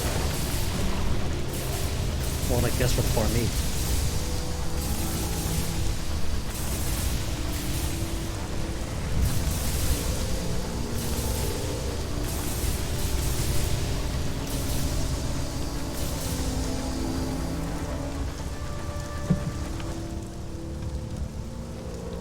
Okay, maybe down here then? Closer to?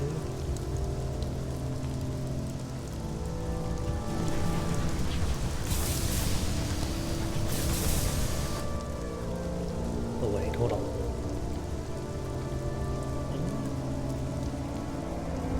Might be a route. Somewhat doubt that way's blocked. More likely it's an island, you know?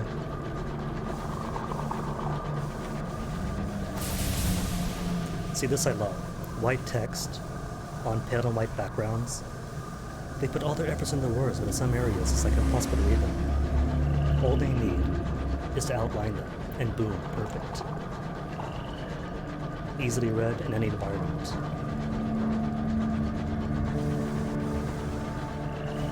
As is though, you want to read them. Would love to, and the good words to read.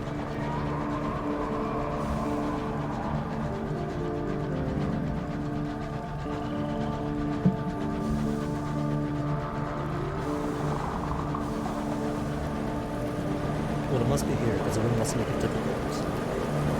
Peacock wind, how lovely.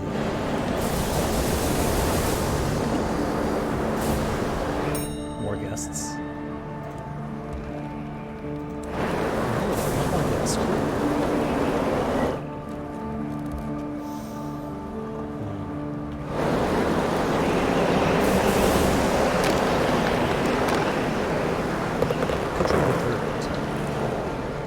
Because the peacock wind does bump up your supply some. But go get cost of fuel.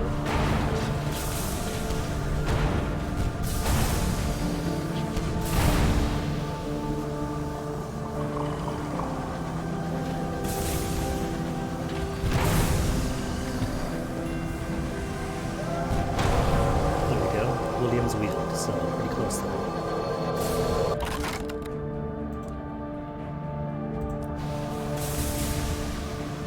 Or if not close, closer.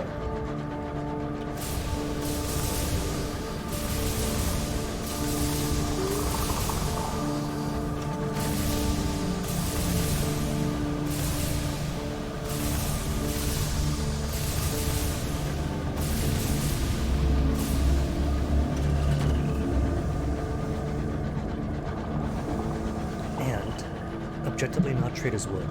Trader's Wood is more foresty. The place around Ledbetter is more jungly. So pretty confident this is it. Well, not it, but closer to it.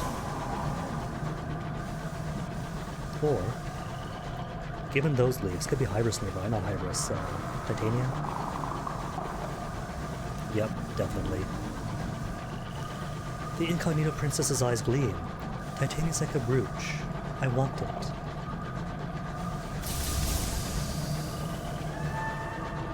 And, more importantly, no bees.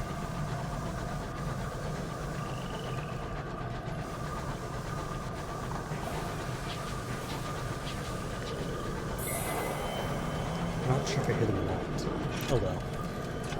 To Titania. And there are ample bathrooms. Give me a second, be right back.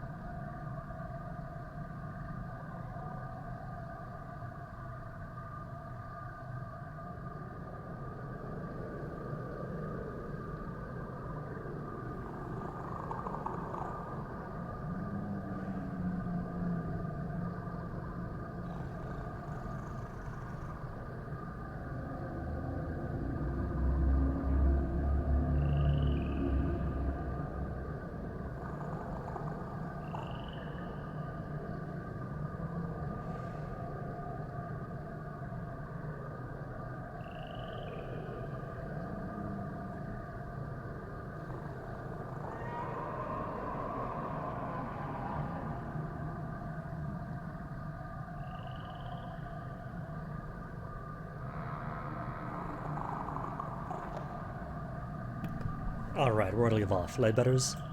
Nope, just Titania. That's okay though. Titania is cupped in the petals of a colossal orchid. Heaven was sent, lured with color. An enclave of Bohemians had made it their home, seeking inspiration in the wilderness of the Reach. Did they? Maybe I can get the stage 2 construction. Cause last time, right, I think it's buggy. Cause the last time, you could make a few things, then it stopped and that's it. And I know it's bugged, and that's not as far as you should go, because if you go to the Blue Kingdom, and you speak to their ambassador, and you set up shop in Hybris with the Blue Kingdom Embassy, then he gives you a job to put a statue in Titania, and if you go back to Titania to build a statue, you see all the other building options you couldn't get before. They are there, just locked out, for whatever reason. And if they haven't fixed it yet, that should be top priority. Literature, just books.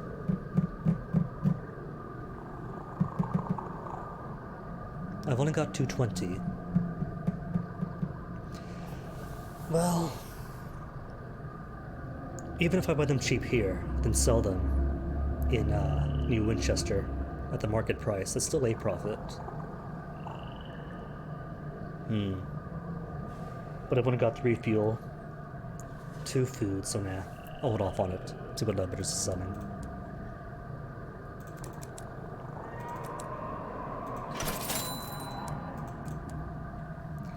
So, Oberon's Landing. What's up? The port unfurls itself, welcoming you ashore. This perfumed haven was intended for thinkers, artists, philosophers, and poets. Instead, you enter its main dome to find yourself surrounded by arguing bohemians in the unfinished shells of buildings in a variety of styles.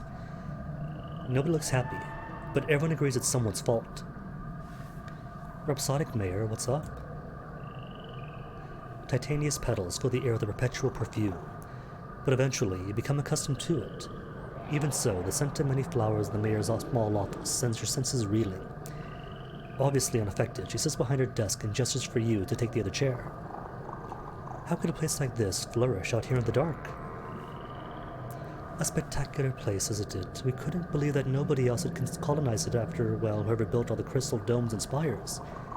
Honestly, I can't believe our luck. That's super fortuitous.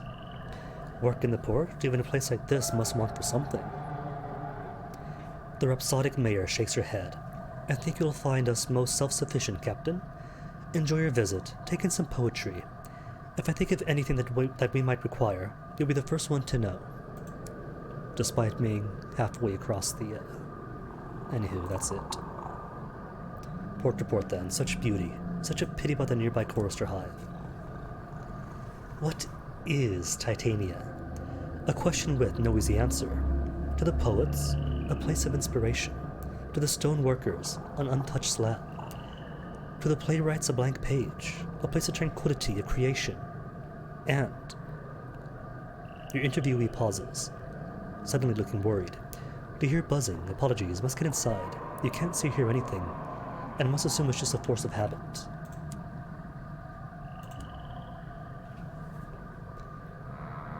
And until bees attack, there's nothing here. Not a single thing at all. Porphyry font. Don't need sky stories, 3 sky stories, 5 sky stories, or worse. Nah, hold on to them. Onwards then. So Leadbetters.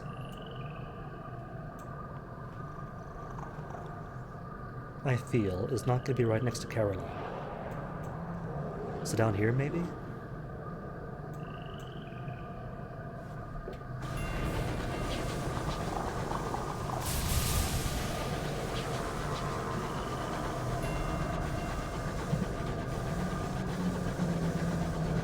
And should be some joining route between here and the other end of the map.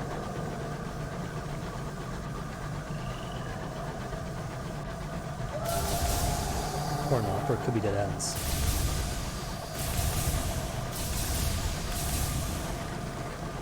Really, how isolated is Leadbetters going to be this time? Because last time, right, there was like a good 2 or 3 routes to Leadbetters. What if? What if the randomization bugs out and makes it absolutely isolated, cut off at all angles? It wouldn't. But what if?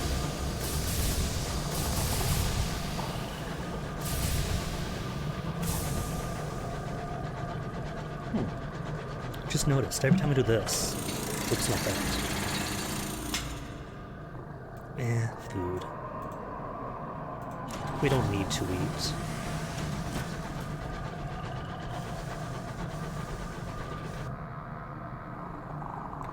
No.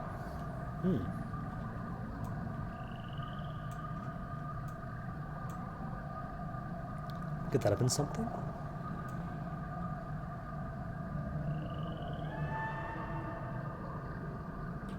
Oh well. If I have to, then Caroline, top off on food. Port Avon. Was it Port Avon that wanted the bronze wood? That's not H, that's H. Yeah, bronze wood 4. Well, I'd love to explore south, except I keep getting boxed in.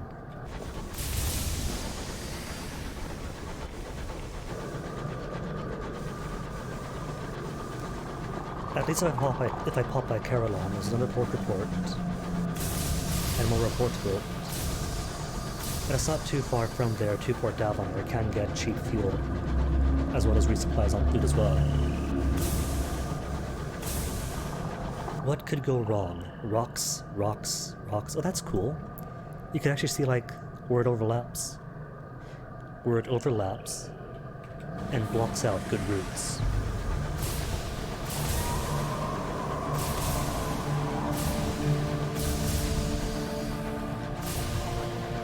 If I could go south, fantastic. But unfortunately, this engine cannot go through physical material objects. It has not yet been declared ephemeral.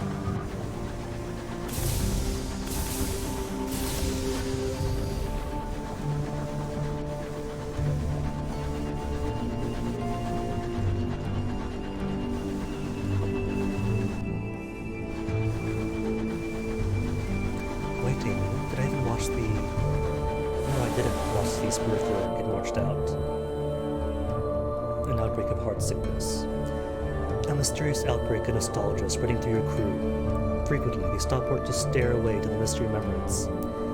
They gather during evenings to meditate on times gone by and debate on the ways in which the past was superior to the present. The air is full of sighs. Sit with the most afflicted and listen to their tales of times past. It won't help, but you might learn something. Nostalgia has lifted the veils that normally hide their hearts. They speak of the things they left behind, of things they regret, and of things they wish they'd done differently. Sometimes they wonder amidst the pasts. They speak of things they should not. Cool. Fair trade-off. Look at how tiny the Jerusalem gun is.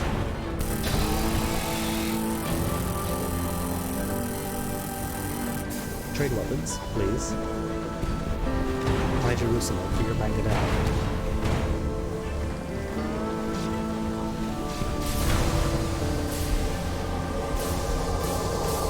Yes? No?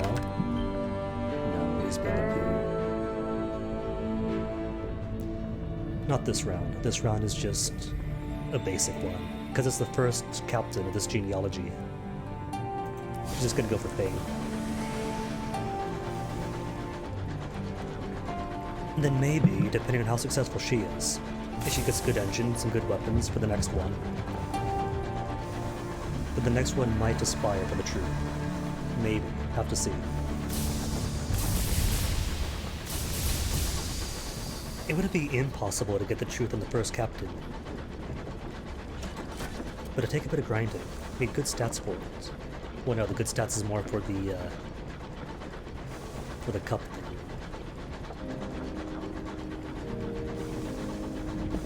But you kinda do want to survive, I assume.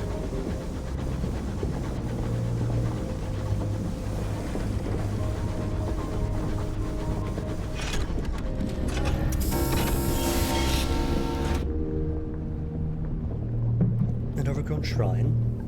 The path leads to a broken statue, seemingly ignored by the devils of Caroline. Except for every place of freshly lit candles at his feet. Steal an offering? No, contemplate it. The face is poorly carved, but its features unmistakable. The burr below stares at you through one gemstone eye, and an empty eye socket. Contemplate. While the statue is the raw material of nightmares, there is something soothing about the idea that even a beast like this might be harnessed, that there is a chance of such an ally for those who crack the code of offerings and prayer. Whether it is actually listening, it is impossible to tell. Though even that it might, however, is something to hold on to in the dark. Cool. Still want nectar, but nothing to sell. Okay. To Port Davon then, drop off some broadsword, pick up some fuel, then onwards. And southwards? 'Cause how even to get to him? Gideon's bronze is mostly like dead end stuff.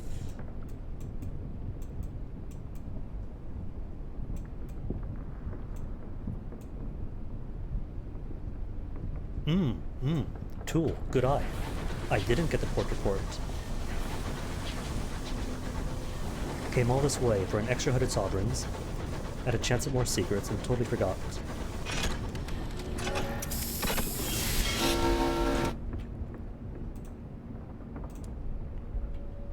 Much thanks. Now, onwards to Avon.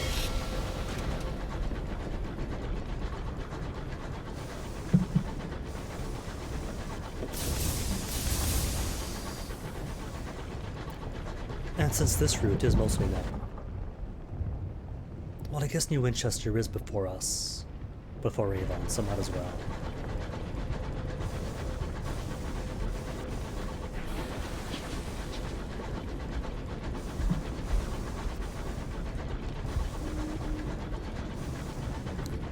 Mountainous rocks clad in jackets of frost rise above you.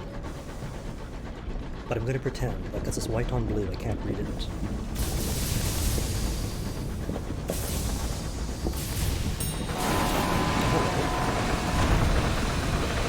There's a Starman Explorer. They don't have mangonels on them.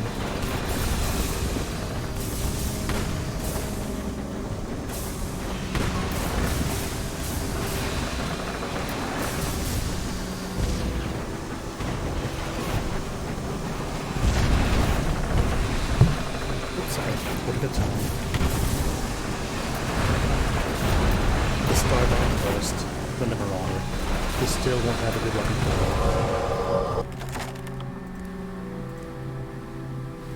fuel, cool. Cool fuel.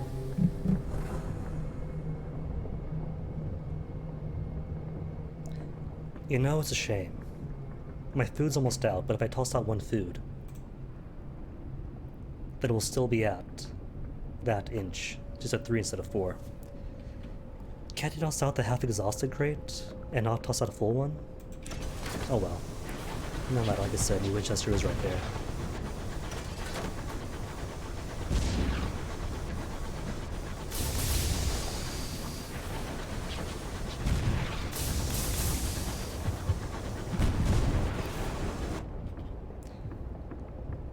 Unsettling dreams. That night, your sleep is peppered with uncomfortable dreams. The sky of your dream is blazing gold. It is peppered, no, crowded with suns. Suns piled on suns, like the groats in the miser's hordes. Groats.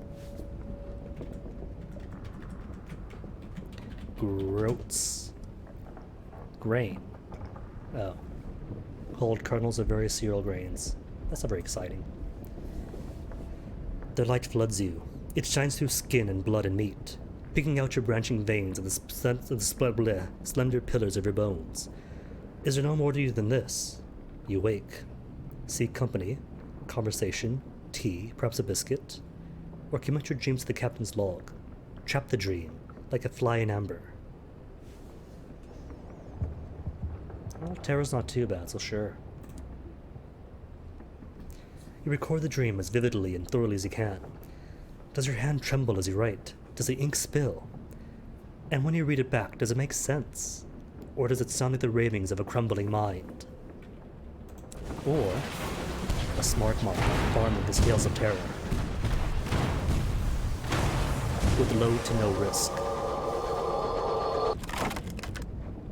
Blue told, stripper materials, alright.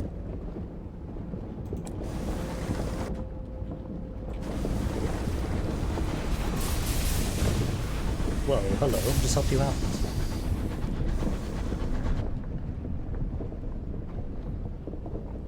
More structural damage, but I just repaired it. You emerged from a recent battle with what initially appeared to be sufficient superficial damage, but now your chief engineer tells you it conceals a deeper structural issue. Capitalism. Unless it is fixed, the integrity of your hull is at risk. Could you patch it up? 100% chance success, dude. Your engineers return several hours later, crusted with frost and starry-eyed for their time outside. The repairs were a success. They even patched some of the worst holes in your hull while they were at it.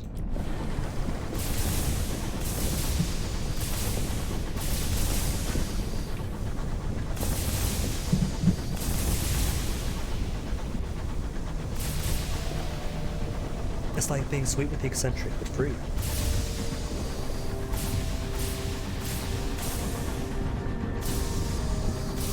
Well, you might not know this, but it turns out that fungi are actually really sharp engineers. It's true. Read it once. In fact, it has been argued that the Great Pyramids of Giza were all built by fungi. At first, they were very good at it, making hills and whatnot, but there was always much room for improvement.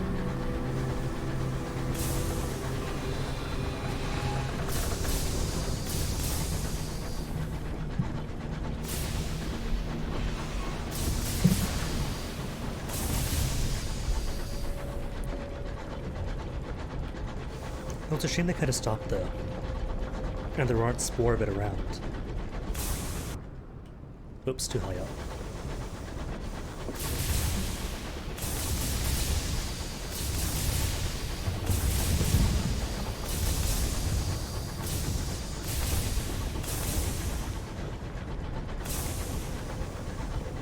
Well, I do enjoy my puns, so that's probably going to be the warning shot.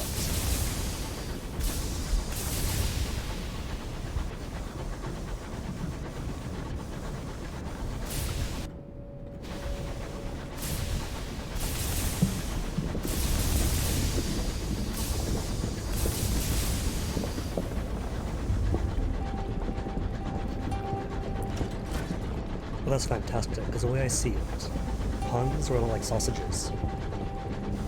The best ones, of course, being the worst.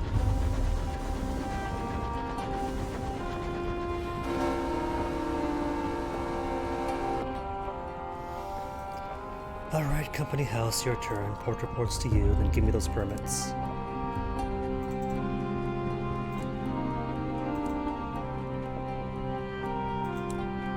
And still have more gratitude, do we? Sweet. 8 whopping whole permits.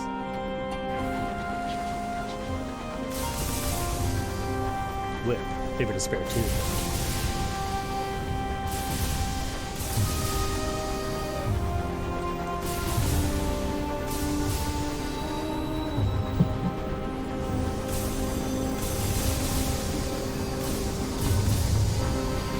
Womp womp.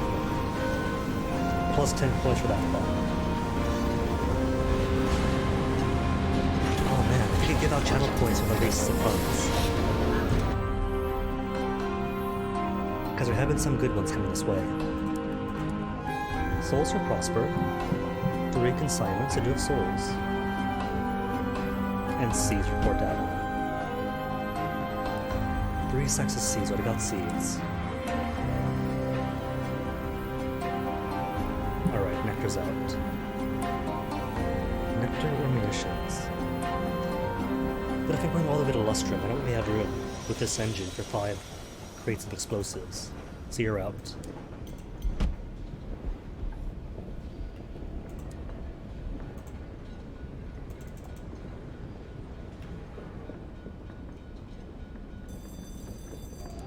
And food then.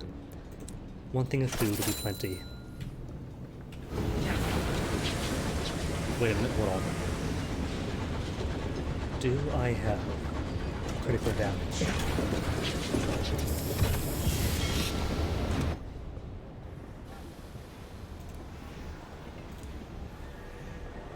Sweet. Critical damage quality has gone.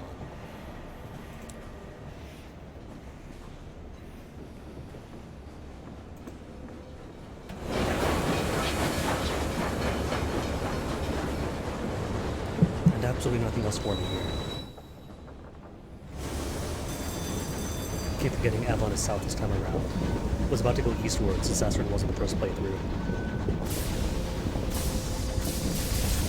But still, it doesn't really matter anyway, the reach is a tiny map.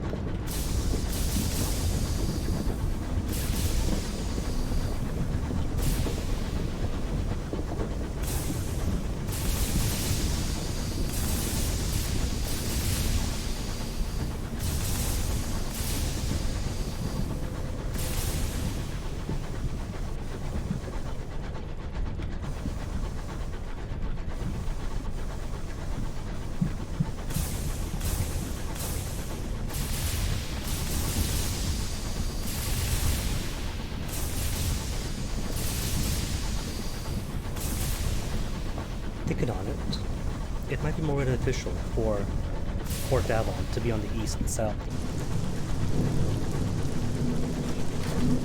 Depending, maybe? On where the map lays out.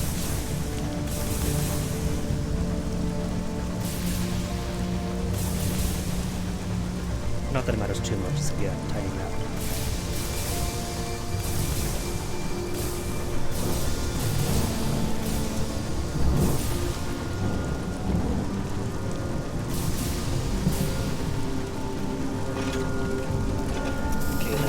Seeds, we want bronzewood, take them both.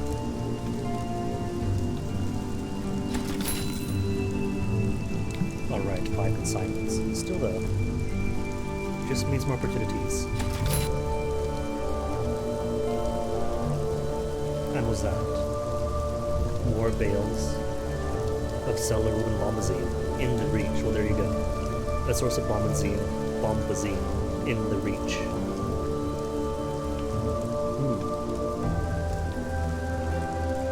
So I could come back this way after finding light letters. Because right I haven't got the space for it. Exploration mode. Gotta focus on supplies coming in, supplies coming out. It's plenty. Oh, dumb though. Should've got the field on the cheap since it's a slow day in Avalon. Oh well, no matter. Excuse me. Anywho.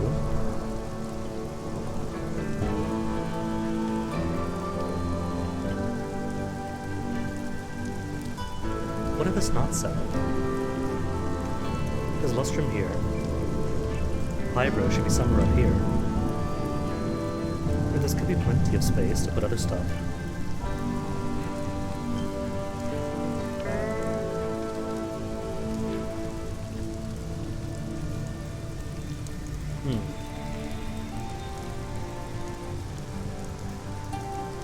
But this could be a route to try to get first. If it is north, I could be very, very surprised.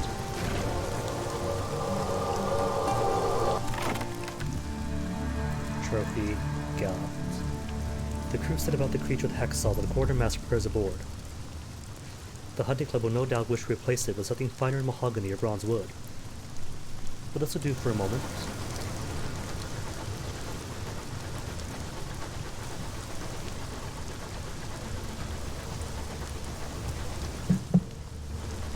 But then this is Trader's Wood.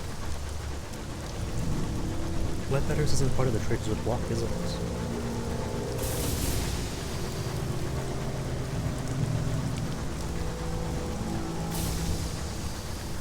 Maybe it is not that.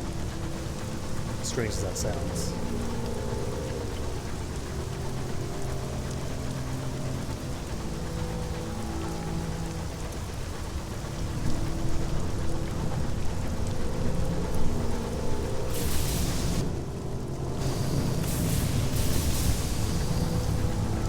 New canal. Connection made.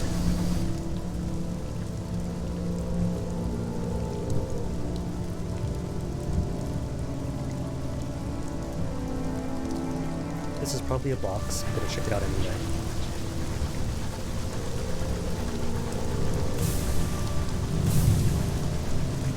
Well, it's not going to be a very profitable venture, isn't it? Money, how much? 1100? Alright. I can stop by Alan and get my way back in, buy the bomb scene, sell it at a profit. A small profit, but still a profit.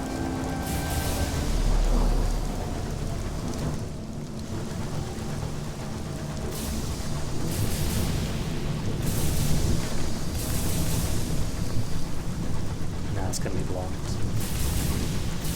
Or no. 1 second.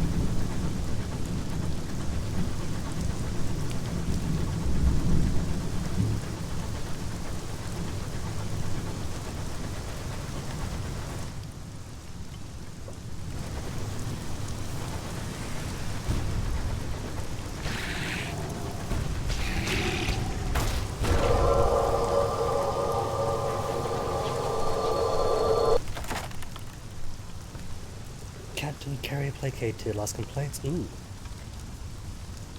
Got enough irons now. 74% chance. See, I wouldn't call 74% chance green, would I? Anywho. Success. Oh my goodness, 13 sovereigns. Living large.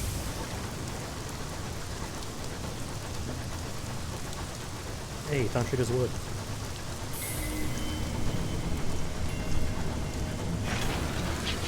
Yeah, it's a gonna take us north then.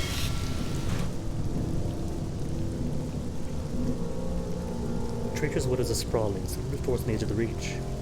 Few venture beneath its gloomy boughs, and legend speaks of a king who sleeps in their barrow at the wood's heart. Okay then, parting glade, approach tents, port to port first. Outside the Somerset camp, the great forest of bronzewood trees has gone untouched by human hands. Voices silent deeps of the woods, forlorn and far away. The wood is vast and very lonely. And more bronzewood. For Avon. 2 more. 2 more.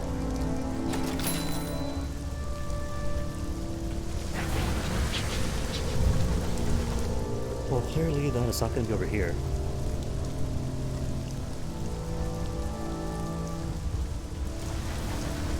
Alright, north it is then.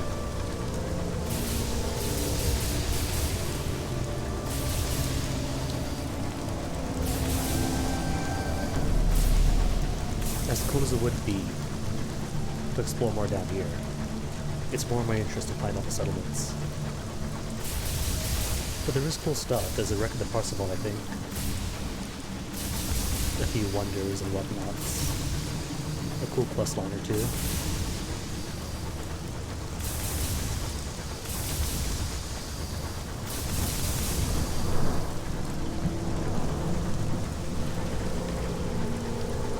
But still, it's early game. Gotta figure out where things are, then exploit the economy, then come back and enjoy things leisurely.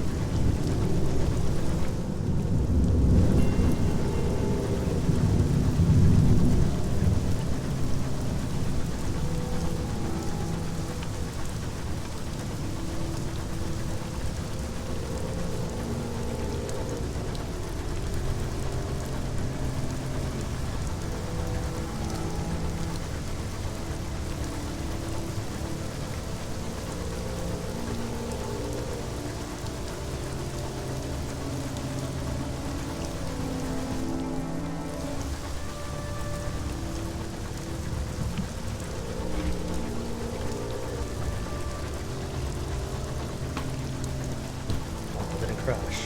Let's have this fighting too.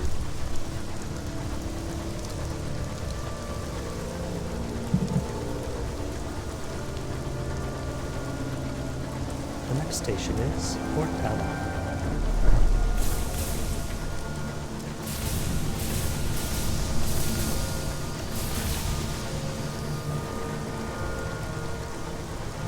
Rarely.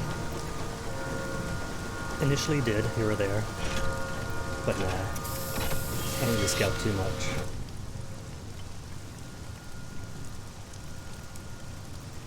If I had a cavi though, then I would, because a cavi is awesome, and it's worth it for the weak weeks.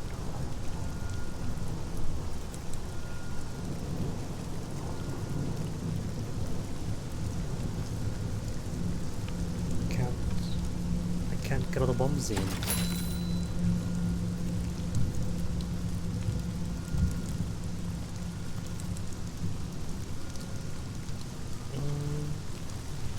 Three and three?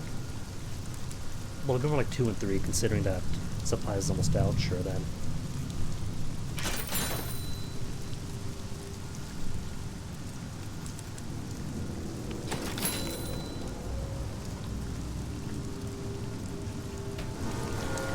Alright then, back to Winchester, and from Winchester. The Acrobat is why I care, right? Because the Acrobat's are letters. Filmmaker, nah, that's Hybris. Yeah, the Acrobat Twin I'd like better. Oh well.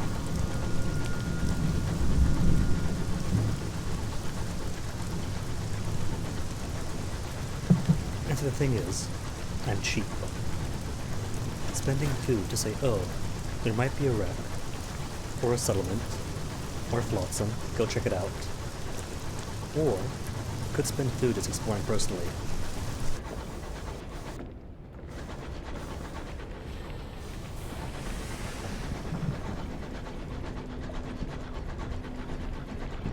And more often than not, it's going to be like flotsam, or something else to discover.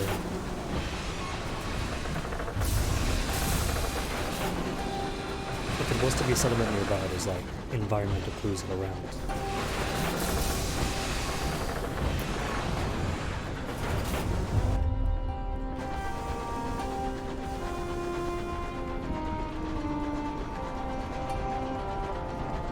I don't remember if we got the portrait to put that on. Oh well. It's just an insolvents. Could take it, could leave it.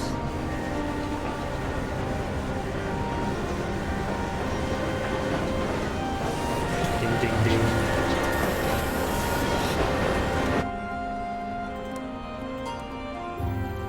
Monetary munitions. Still want explosive colostrum? Fine, then I'll take it.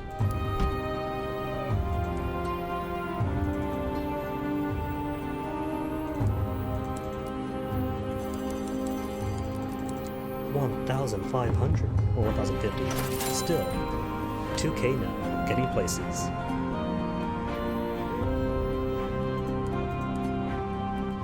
Soon, Eleanor, very soon.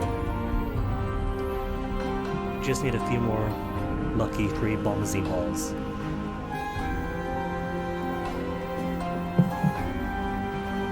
And it's got 2 auxiliaries, so I can carry both the drill and the cannon.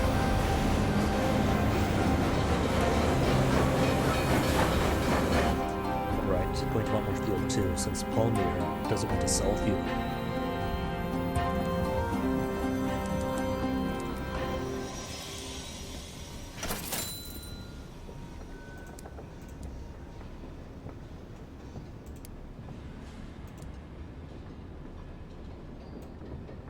Oh no, 15 sovereigns lost. How could I? Excuse me.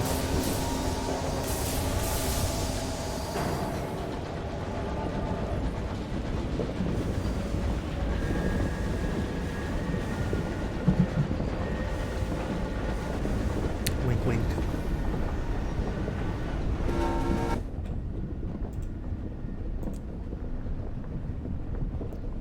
Just 100, so I did skip Port Avalon then. Oh well, no matter. Onward to the circus, and from the circus, who knows?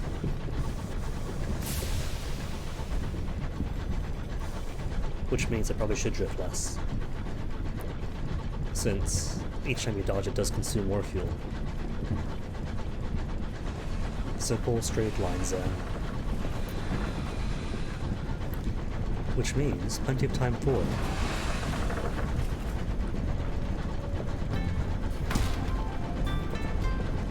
where are you? There it is, just now popping up. In time to crash into a rock. Okay, get you shrunk. Oh, but I'm here. Normally goes here. Guess it's good enough.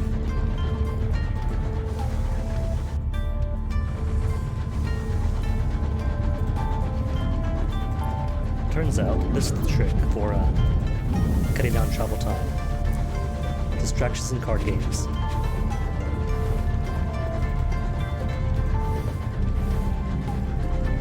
Oh wait, already here, never mind.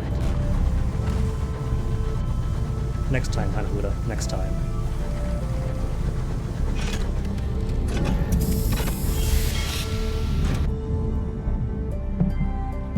Right, new arrivals, would you be so kind? Tell me your stories, and drop my terror. The broken, the disavowed, the fugitives. Every visitor has their own story and a hole in their heart. A few demonstrate acts which they hope to join the circus itself. Others talk of their plans to leave this place and resume their lives, not today, but tomorrow, or the day after that, perhaps.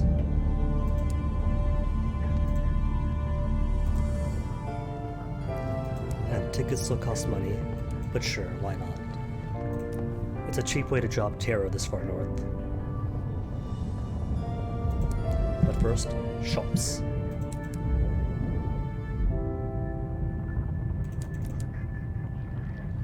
That's cruel. Okay, wait for a bit then, to reduce my fuel and supply some.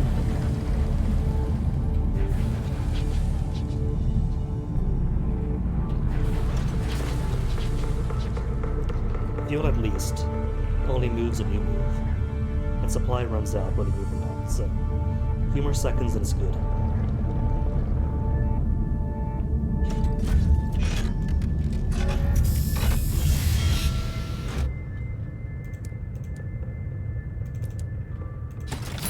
Bam, done, let's go.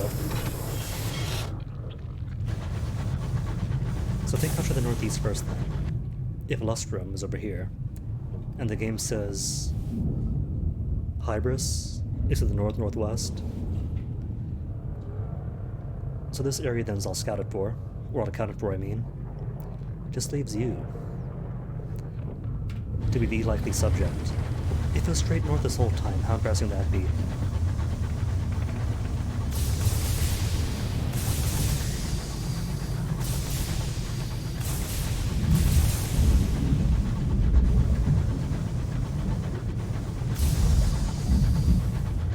Making me miss the old map as logical as that was. Cause old map, right? Sure, it's all random, but it made sense.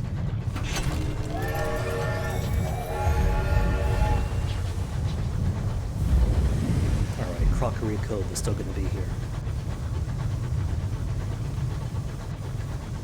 Guess this area around Palmyra is always gonna be the same then.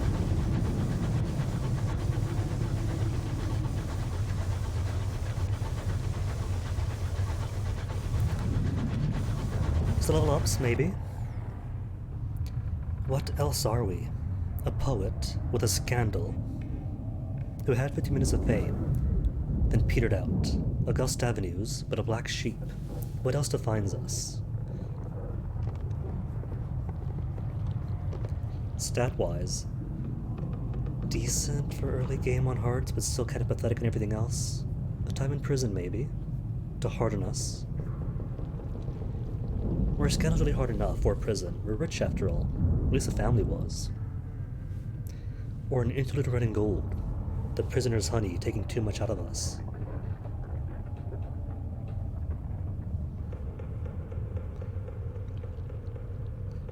And we do have nightmares now. So nightmares means it's beneficial to take the coterie. So what shared interests got this coterie together? A love of art, poetry, painting, music, sculpture. You mean to add to the beauty in the world. You are one of those fiercest critics and most dedicated supporters, or adventure. You are all captivated by the unlikely, the unwise, the unnecessary. Why did they do it, people ask, of your latest antics? Answer is simple. Because you could.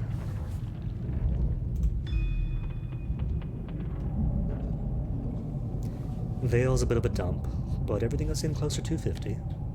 Not there yet, we're getting there.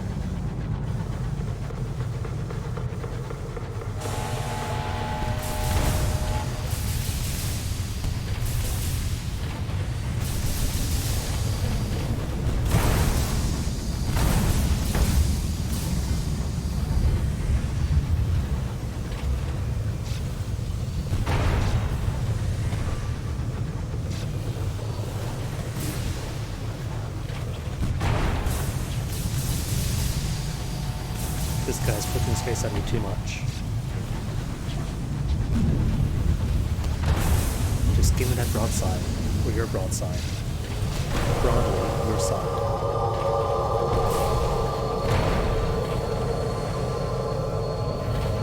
Flashbacks when the only time I could fight is by getting close to them.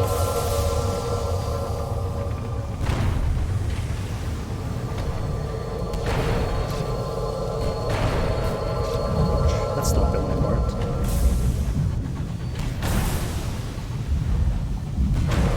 That was on me. I take the blame for that hit. And there's probably going to be some critical damage.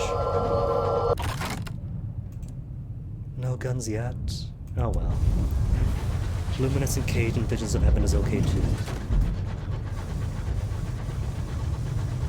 Oh right, exploring, forgot. Alright. Where to find Ledbetter's then?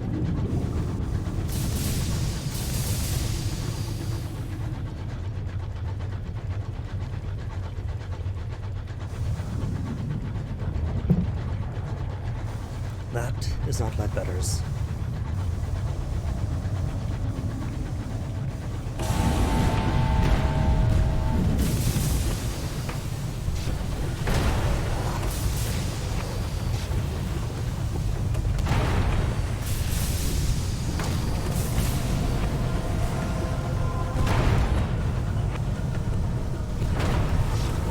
I suppose if I knew more about how the cells are made up, right, and what it's supposed to be next to where, then it might make more sense. Chances bloom. Gun. Big bada boom. No, just sovereigns or gossip. I'll take the gossip then.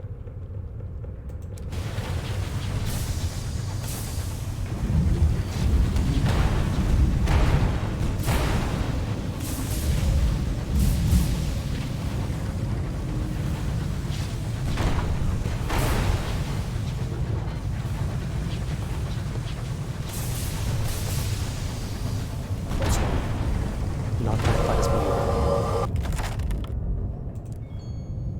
Oh well. Early game, you do need gossip anyway. And that was a ×2 gossip. Lucky.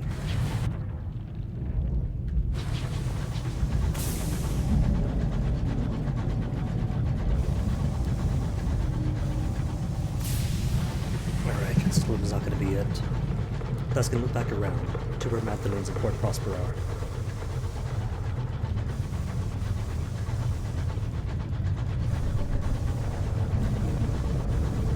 They really want to keep Ledbetter's a secret, don't they?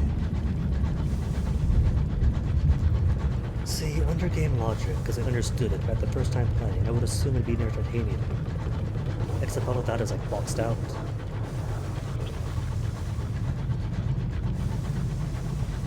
So I really can't say.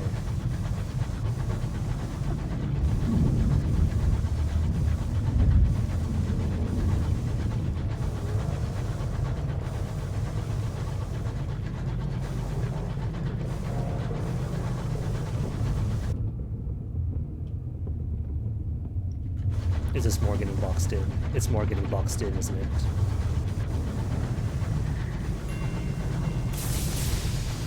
Kenyans to the north from Palmiers, instead of to the east as it should have been.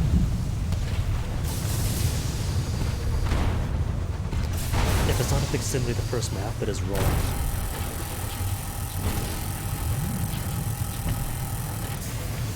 Hit him. Perfect.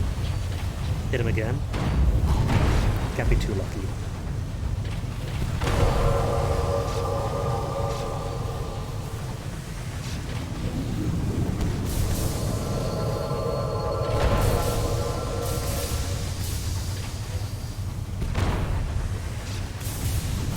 just realized the Jerusalem shot are so tiny. Jerusalem shot, so tiny. It looks just like the bat.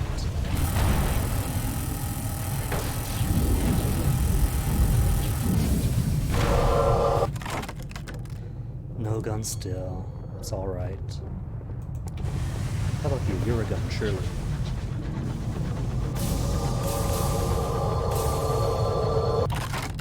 Nope. One of these days it will be. So it's always worth shooting up some marauders, just for the chance at it. Battle of Quarterstone, more XP gained, cool. And this is Hybris area.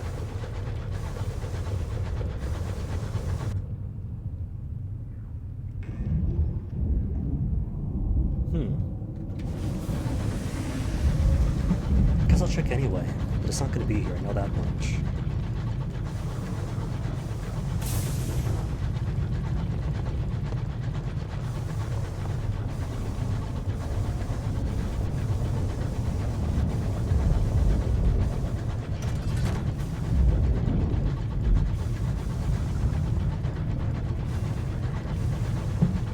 Skiing, skying, cool, man.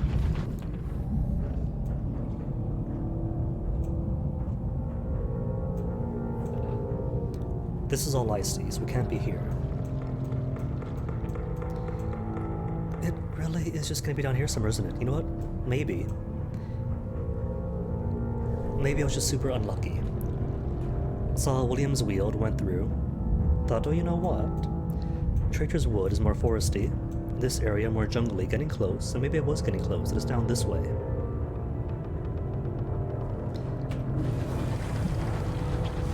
It's all about decisions, isn't it? Decisions made in haste. Made with the heart instead of the head, or vice versa. But still, clearly this is not gonna be Ledbetter's, so after this, down south it is. Do that route, and watch that route be the one route that actually works.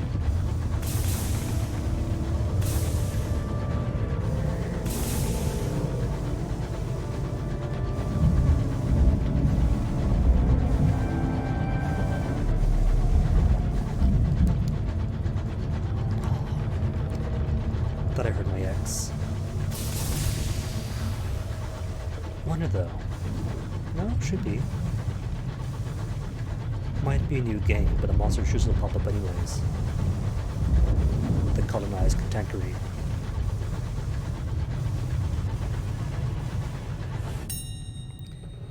Faith's Fall, repair locomotive, or delve deeper. Haven't got the food for it. Just leave.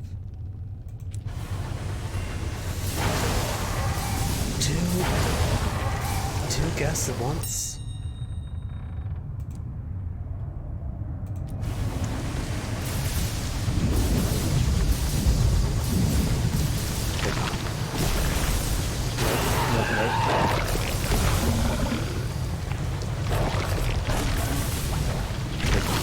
Oh, this is where I die.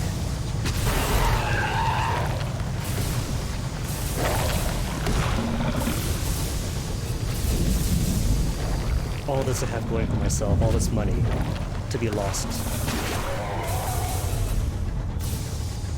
Nope, they're gone. Good.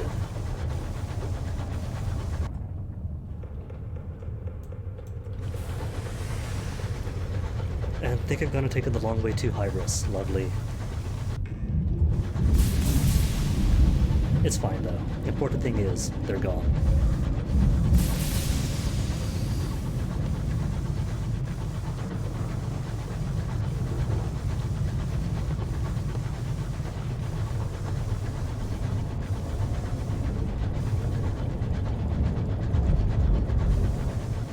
And that hit hard too, already down to like half health. Granted, a bit was chipped away by the marauders, but still, that was a big chunk bitten right off.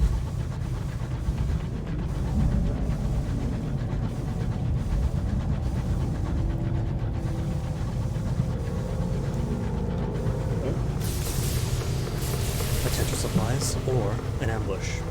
Place your bets.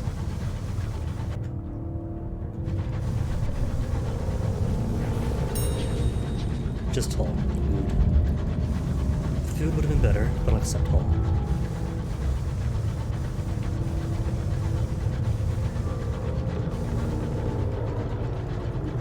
The sky is quiet here, in the romantic place, a crewman mutters.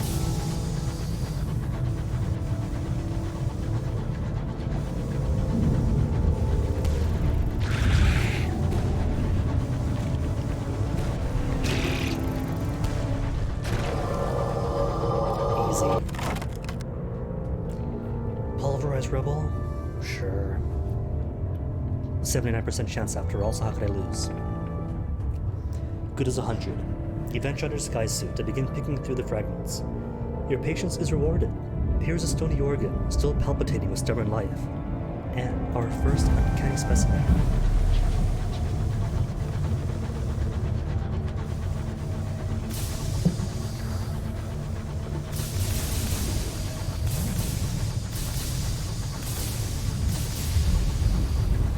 Oh, no, who's that? Okay, just Marauder.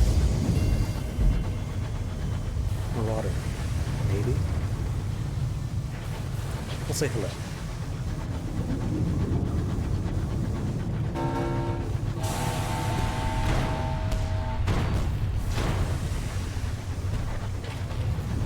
Does he move? Oh, that's great. Sometimes he gets stuck.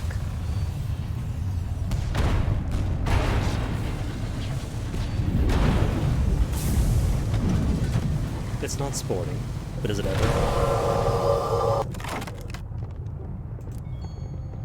And he had it coming anyway. No gun, no fairness. Last time I came here, I lived with mushrooms running to my beard, grumbled the vagabond. I probably should talk to the vagabond, get his questline going. It's a simple one. He wants to go to Port Avon, he wants to go to Lustrum. A fledgling colony trying to dig its fingernails deep enough into the spongy, fungal fabric of the Reach to cling on hard when hard times come. It is a sad truth that many more settlements are founded than flourished. Hybris. Nestled amidst the sprawling, sporing gardens of fungus. Hybris is a colony of octogenarians. Rotting buildings slough gently to decay. Maintenance is poor, the population is aged. An insect, speckled fungus, flies past drowsily. Growth asks no license, reads a barely legible skin, sign, staked into a collapsed pile of fungal legs. Port to port first. Not much seems to happen in this sleepy place, but perhaps somebody will be interested. Life moves slowly here. There are arguments over the rules of bowls and the correct amount of time to steep tea. Station master seems to avoid the villagers. There is an unusual, unique quality to the starlight which filters through the inner side of the caps. Psst, psst, psst, psst. A venerable welcoming party has gathered. The wizened mayor approaches. His back is bent, but his pace is steady. He has a firm handshake. Welcome to Little Hideaway. Watch your step, that one's about to fruit. True enough. The little white sack at your feet suddenly splits. Snaking tendrils of red fungus explode outwards. The mayoral assistant, a severe woman on slightly less advanced years, guides the mayor to a nearby bench. You may stay as long as you like. Something is changing in Hybris. What could it be? Take tea at the Brendan. Insula di Brazil.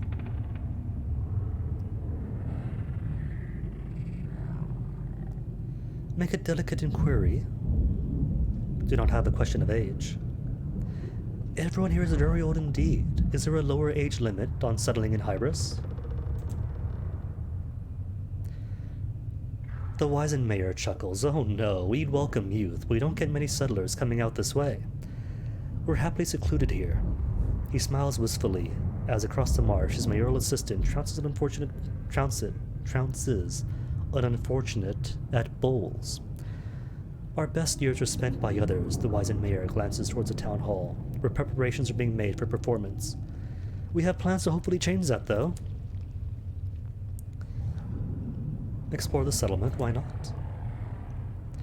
A game of bowls has been organized on the flattest bit of the marsh.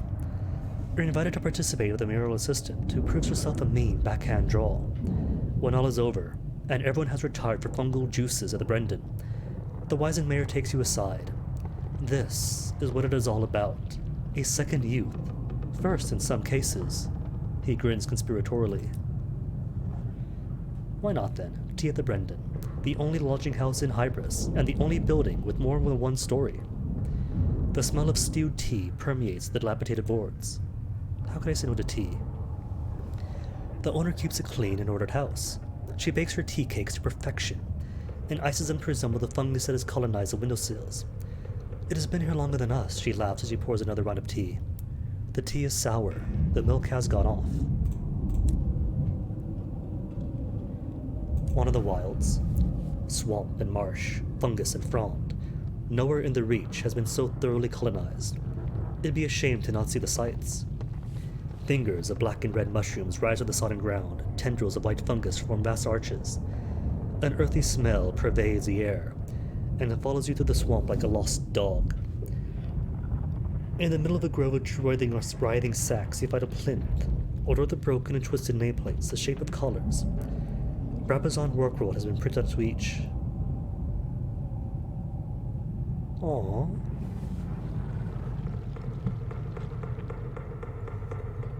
See, first time through, that meant nothing. Brabazon Workworld. And I totally forgot that this is there. So it's not just like retirees, but refugees who spent all of their lives working in Brabazon, hence the conspiratorial laugh at a first youth here. Poor fellows.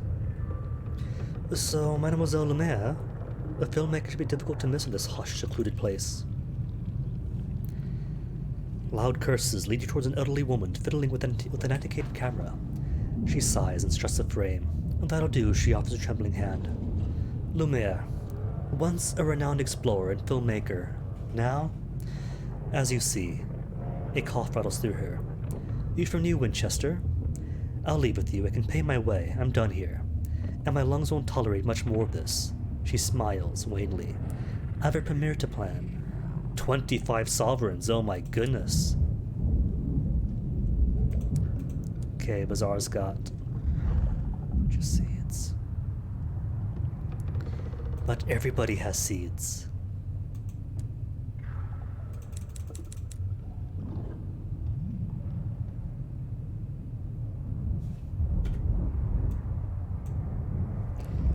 Let me see, if I want to escape here. I suppose Agatha's Way might exist here. Through and out. Wait a minute, that's not north-northwest, it's practically north. So Hybris is still in the exact same place as last time. Palmer and Plenty up north. Crockery Cove, Chance's Bloom. Kenyon's Hand has moved from over here to over here, but that's like minor stuff. So that's Gainstein going this way through Faith's Fall, then Hybris. And then the Eleutheria Transit Relay is going to be up here. We're going to be Agatha's Way, down about here. Yeah, exact same route. Exact same route.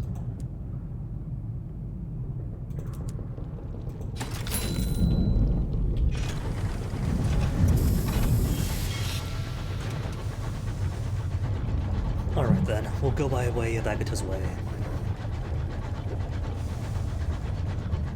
It appears longer, but there is less dodging of enemies. Considering I have zero intention of fighting guest president. Mr. Skids, rating with 5. Hello Skids, welcome. See, like I said, Agatha's Way. New map, but same configuration. So, Mr. Skids, because Skids is awesome. How you been lately, Skidsies? Shepherd of the Wind. All day, a series of insistent winds have been tugging at your engine, trying to push you off course into the less traveled nook of the sky. I've only got the 4 fuel though, do I risk it? No Man's Sky. So we're both playing space games then. Funny that. Game terror, but might make a discovery. And 49% shot success is like almost a coin flip, it's like flipping heads. Who knows what you might find in the quiet court of the heavens? Success. You are born to a recent wreck. Silent, in a frosty hollow of the sky. It was a jacket of untouched frost, the winds die. These, then, are heaven's treasures, a cold canister of steel and bronzewood, and a handful of corpses, and the cargo and possessions they bore to the grave. So 5 terror, a vision of heavens, and the waste waif no longer cares about me. 67% chance to force open the doors. Gotta try it. This, Fluttershy, is Sunless Skies, which follows a lineage of fallen London and Sunless Sea. It takes a possible ending in which the denizens of the Neath, like, crack the way open through the avid horizon, and instead of sailing in the oceans beneath the earth, it's sailing trains in the heavens. Success. So it's pretty much the same lineage, the same sort of themes and quality of writing, just with more gameplay to it. Your driver holds your locomotive steady alongside the wreck as your crew take turns at the pry bar. Eventually, the bay doors are sufficiently parted to permit the spry SMB to squeeze through. Soon, they return. And what does it say I found? A marked box. Fragile contents do not shake, upend, or discommode. An otherworldly artifact. Neat. Don't need it yet, but it takes up no space, so why not? Oh, it's fun. It's got the creeps. It's got the tension. It's pretty cool stuff.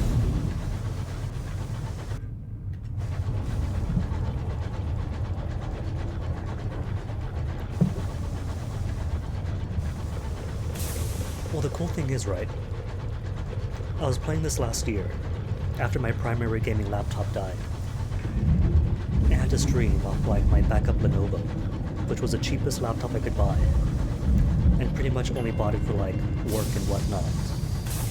And yet that basic thing was able to run Sunless Skies pretty well. It looks beautiful, but it's pretty well optimized.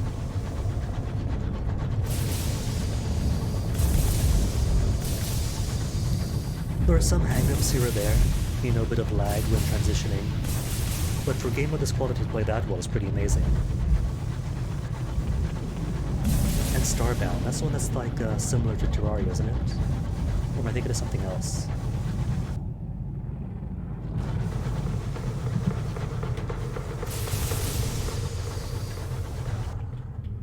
And for fuel, can I afford to find my way to a route to Magdalene's? This could be one. This could be one. Could have chanced the route by Chance's Blue.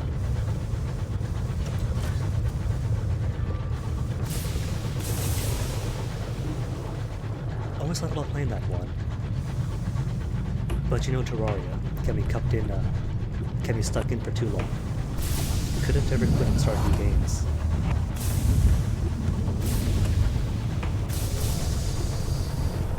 So I might try it sometime. Because every time I looked into Starbound, it was always cool.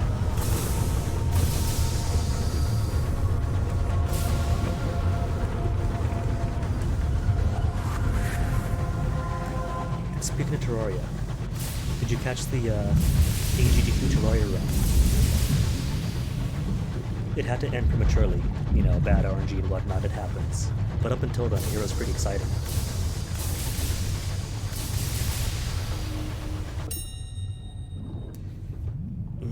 No space for crew. Could I take him on anyway?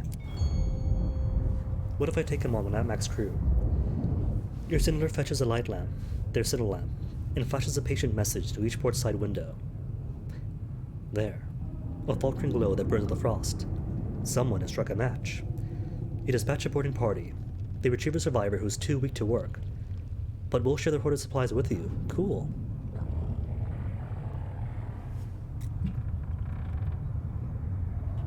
Have you played it since, kids? Because I started playing this last year, right, and that was pretty cool stuff, but since then, they've added so many new things to it. Oh, really? Oh, sorry about that, I tend to mumble sometimes. Is it the music too loud or the sound effects? In that case, kids, I can only recommend trying again. I wouldn't say it's a wholly different game, but they've had it added quite a bit to it.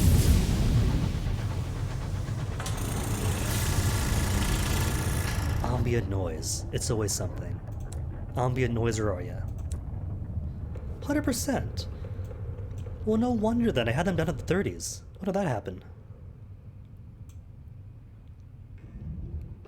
Because I know for a fact earlier that all three were pushed down. Weird. Can't explain it. Oh well. How's now? Better? Sunless skies.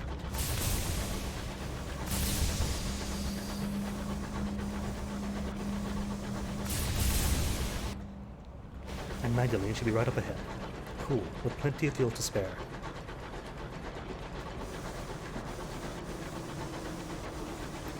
And that should be port reports from Hybris, and Palmiers, and now Magdalene's.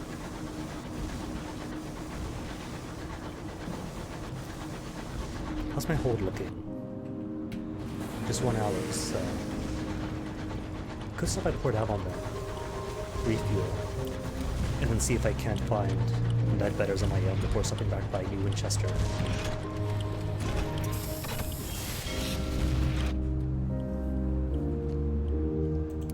And a keepsake market. Terror down on the cheap. Well, they have plenty of sovereigns, so alright. Reduce terror. And what do you sell here? Ooh, speaking of, while I'm here, gotta talk to the amicable host again, or the amenable host.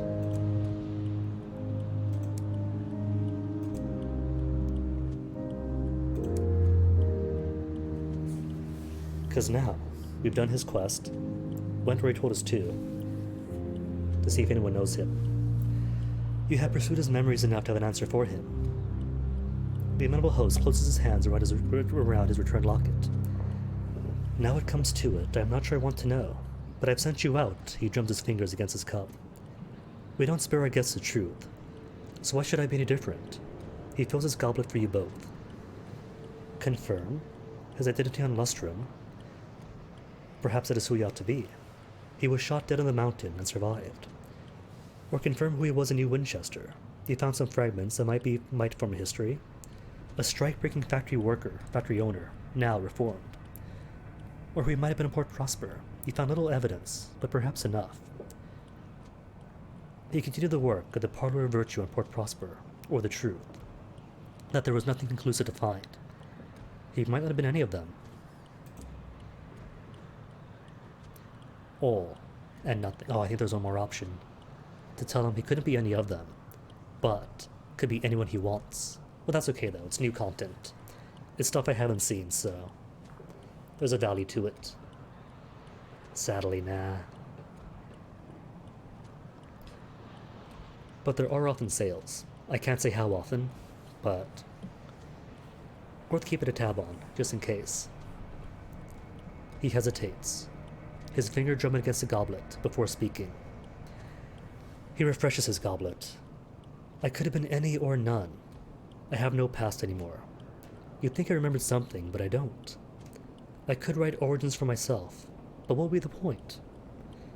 The luster has vanished from his eyes. Is this the lesson of Magdalene's? You could be anyone you choose, and in choosing, you eclipse all that you were. He goes to a drawer and takes out a sealed envelope. For all your trouble, I am who I have chosen to be. I have that at least. Aww. I forget the reward for the positive outcome, but that's... doesn't feel as good as anything for him. Right, skids? And like, that was my price range too for the Lenovo, for this cheap Lenovo that's falling apart. Cheapest I can get, hulking along now, like at least a quarter way to breaking down, but still played it perfectly, well, near perfectly. It played it okay.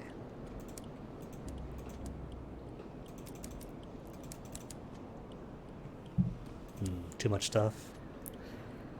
Well, food's okay, I think. I got more than enough food.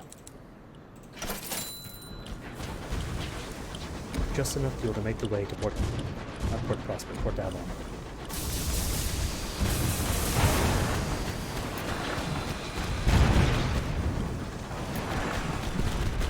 Don't want to get caught up in this. But it is 2 against 1, so could take on the Dreadnought opportunistically.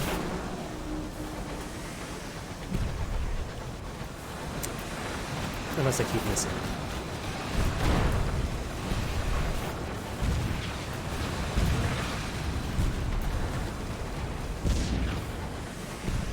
Don't hit, don't hit. That was close.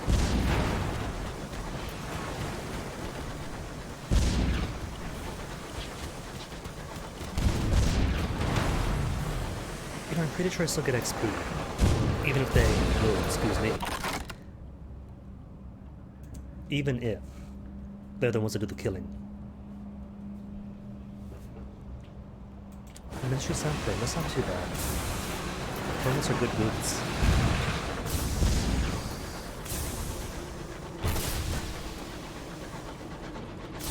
Oh well.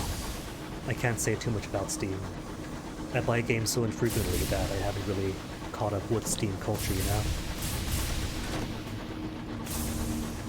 When they do things, when they don't. I'll peek in, see what's new, what's cheap, and then peek right back out again. Bit of a miser that way. But at the very least, that's why gaming is such a good hobby. When you buy something once, it might be expensive, but then you get values for like years and years out of it.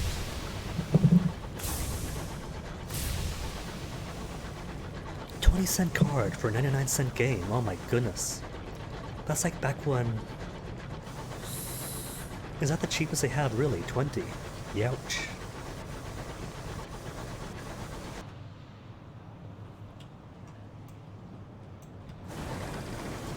Unknown Rept, then Avon.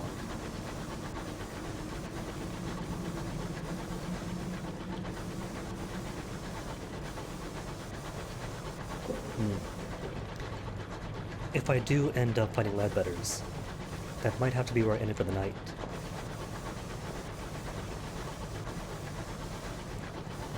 Considering it's already after 4. Callbacks to when 6 PM was the cutoff. Then 5.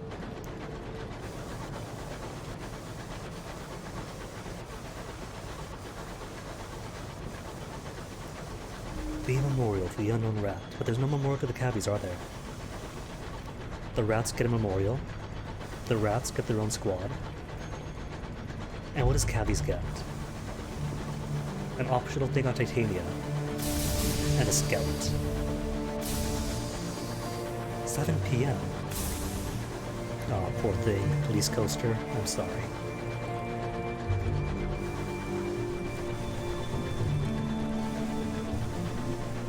I tease. But I gave the East Coast a try once, and that was far too many tools for me.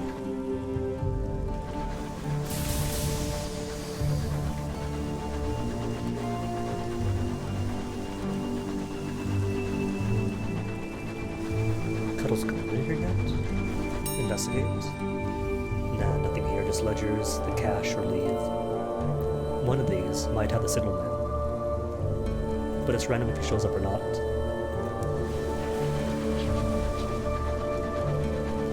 No snow. Oh, that is awful. I'm sorry to hear that.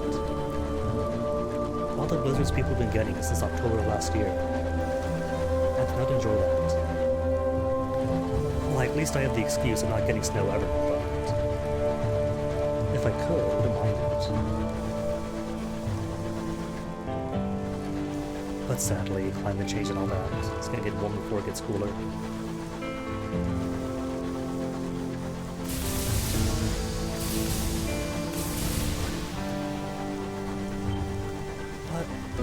But snow is pretty, and it crunches.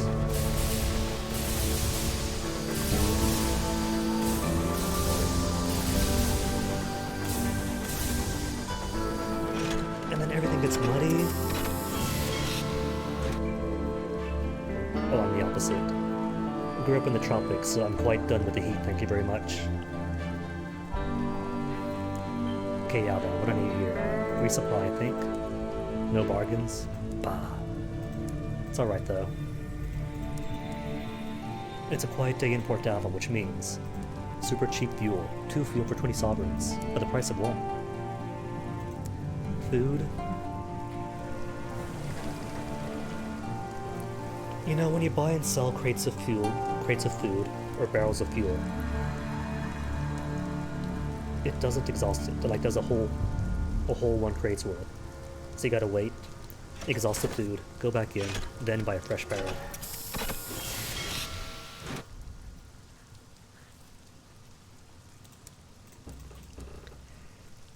Seven fuel and 4 food should be plenty. So onwards then, where is that one route? The one potential route. Been trying to find Ledbetters for ages, but all I keep getting are walls upon walls.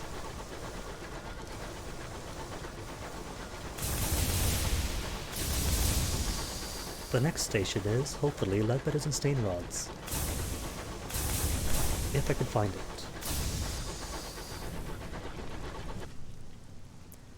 All this exploration here, all this, is all trying to find one station and finding everything else instead.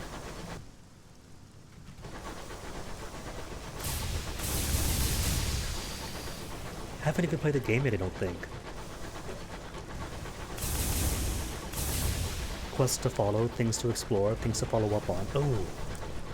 Should have spoken to my Vagabond. Because the first part of the Vagabond's quest is going to Port Avon. And we just passed it, oh well, no matter. Plenty of reason to go back to Avon.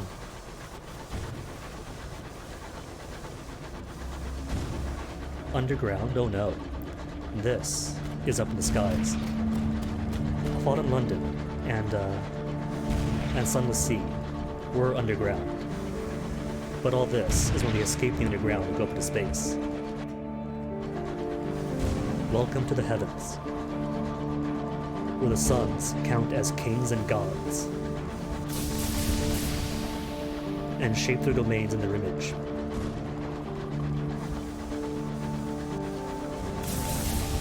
Of course, the Son of the Reach has died long since, hence why it's also overgrown.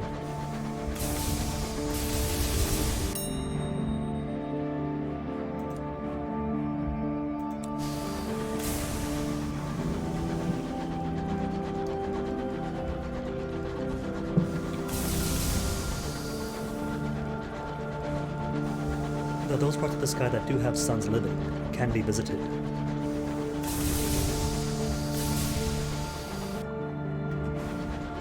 Oh, of course, Ledbetter's right. It was right here. Right here, and I passed right by to it to get to Titania.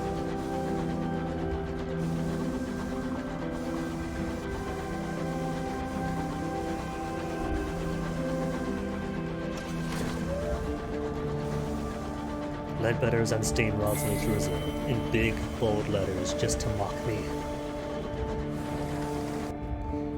Totally missed it, just like flew right by it. Was so close yet so far away. But still, that can't be the only entrance in. Game's all about different routes. So that's entrance 1. There is a rest from here. By way of Somerset, maybe. Across up this way, then scattered about? Maybe.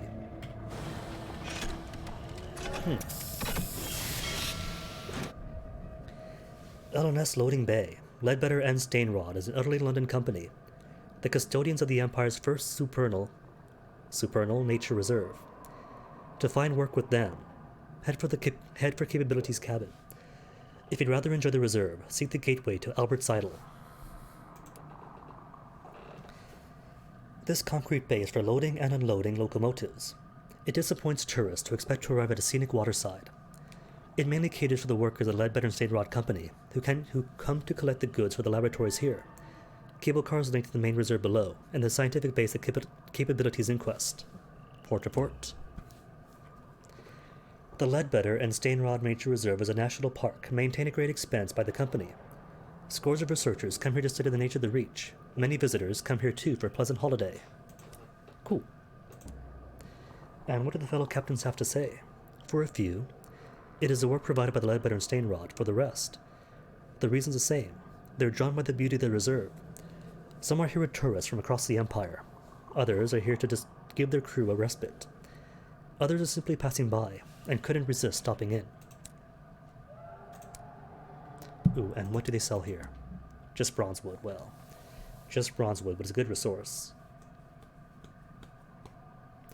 Though I have no room for it. What to sell then? Fuel?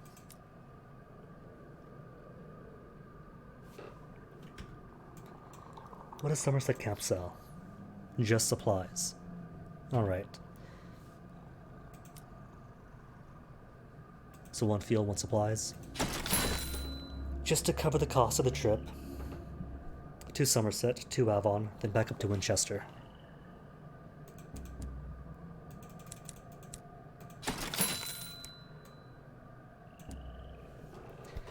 Capabilities in Quest, a clump of cabins used by Ledbetter and Stainrod researchers as a plumb and catalog the secrets of the reserve.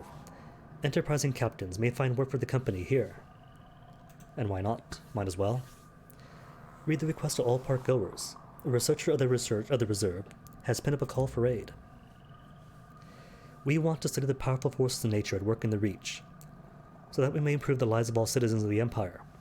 If you are an intrepid sort and willing to aid our earnest efforts, we are offering a reward for the following. I see you're interested, the phlegmatic researcher has wheeled up behind you.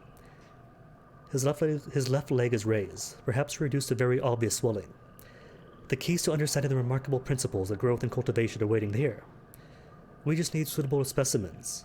If you aid a research, I will ensure you're properly remunerated. Okay.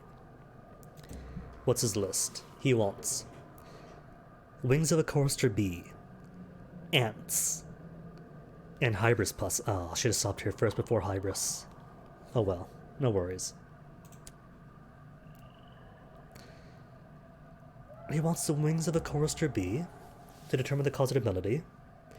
We seek the wings of a chorister bee.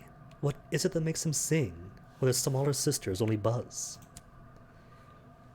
And ants, newly introduced to humankind. Given the reports of the ants circling those soon to die, we consider the creatures apt for study. Cool. In hybris pus, the weeping sores of hybris may yield deeper insights of the verdant reach. It may hold properties either beneficial or detrimental to the human frame. We intend to find out. Cool. What did I come here for? Oh, that's right. First, did I accept? Do I have anything? Ants, hybris pus, wings, I have nothing. I have nothing for him. Albert's idle then? The park is full of flowers, and birds and flowers, trees and woodland creatures, streams and bumbling insects, and other insidious dangers. Visitors are not allowed to venture too deeply into the reserve without an escort. And a runaway acrobat for the circus. The rangers of the park are quite familiar with someone matching that description. They tried making it a scout. You can find them in the hospital instead. The runaway acrobat lies nestled in white sheets. Their legs are raised and wrapped in thick gauze. I'm due back, aren't I, they ask, turning away from you. Fine. The doctors say my legs shouldn't be swollen much longer. Bloody, tricky flowers with their blanking thorns. Roll me on board then, I should be better by the time we reach the circus. And how about the reserve? Arranged for a guide. Who looks a bit like Franz Boas, could it be? Tour guides are essential to this place. Park guests are forbidden from entering the deeper section of the reserve alone. Let's go then. The only person available to help you is a romantic ornithologist. He is lean and plainly dressed, with a long, wiry beard. The other researchers introduce you. Did you know our colleague here, one indicates the ornithologist, is looking for the mythical bird whose beak pecks away at the mountain of eternity? The stifle giggles. The ornithologist maintains his smile and gestures towards the forest path. I'll be glad to show you the reserve. I hope you'll join me later. You can often find me at the watchtower. Okay, watchtower it is. Quick trip into the reserve. He is happy to oblige your interest. The romantic ornithologist clasps his hand with quiet delight when he sees you. I found the most wonderful place, shall we? You delve into a reserve together. The birds sing around you, the flowers offer sweet perfumes. A pleasing breeze tumbles through a glade and whistles around a mountain bend. giving us 2 sky stories. Cool. Okay, then that's everything here. That's everything bought. Onwards then to Somerset Camp. Assuming that Somerset Camp is available down this way.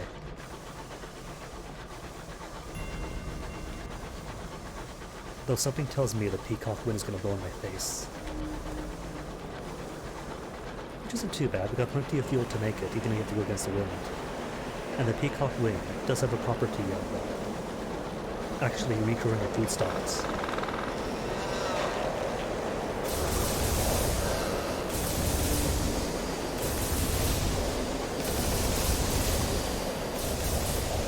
Watch as it sends up, not being moved at all.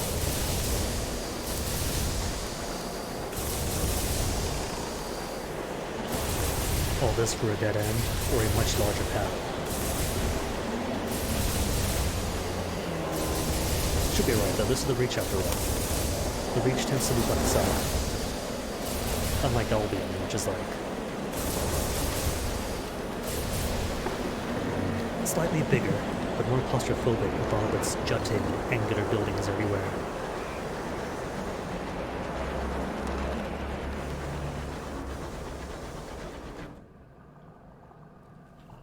Alright, this is a dead end. South then. Is there a break to the south? Or better, another single box.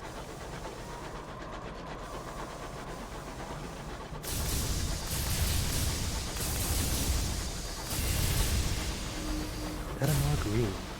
You must admit the first time I played it was up to the northwest. But then again, so was... Hello? Fatalistic Siddleman. You detect a whiff of cigarette smoke as you enter. A man in a grey uniform and a grey bowler rises from his chair. Evening. I don't suppose you're looking for a signaler. He doesn't sound hopeful. How long has he been waiting here? Increases mirrors by 6, veils 2, villainy by 1. Of course, come aboard. He is startled by your response. Oh, right, was expecting to say no, to be honest. You ask what he was doing here. I work for the Isambard line. I'm the last one, I suppose. Hitch rides between the boxes, make repairs, sweep up a bit. But I could do with a change of scene. He seems unsure. Well, I better get my things together. He picks up a modest hold-all and checks his hat on his head. Yes, I think that's everything. After you, madam. Yay, new officer get. And I'm pretty sure that's all the officers you can get in the Reach. The eccentric should be in Eleutheria. And who else is there? Clayman is in Albion. Aunt, also Albion. And is that it?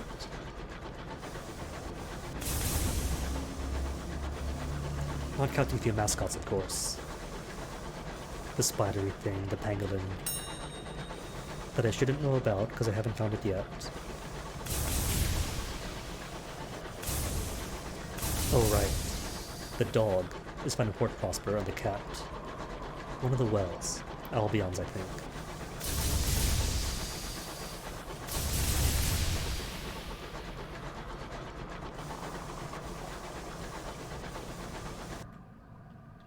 See, so the route does work, it's just slight bit out of the way. It's not too far out of the way. From Winchester just down, west, down, then boom, Ledbetter's. But still, not very accessible. Like this route is a bit out of the way.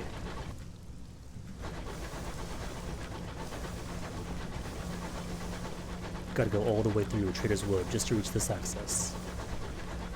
Proving that the randomized map I got on the first playthrough is superior, and is a true canon map, even if it doesn't match the probably more canon map that is available for purchase in physical form.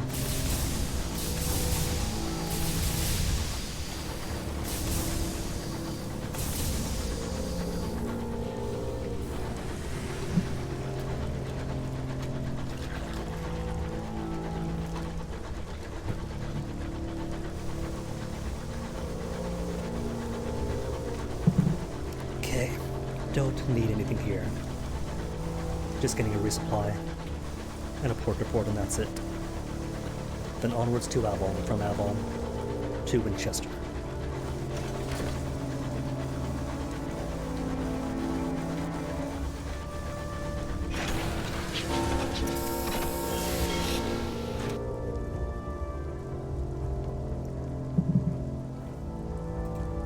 Wood's Edge? No, that's just that stuff. Which one has support report? Respite from labor? Or wood for the hull? Is it cheap? 25 sovereigns. Nah.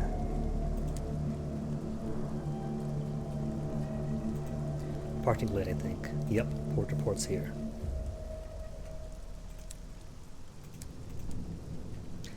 Caddy's a dried tea. Oh. Sadly, don't have enough space for it. What am I carrying? Just 3 bronze wood, 1 hours. Alright. I'll take 1 caddy then. It's cheap after all. Is that a bargain?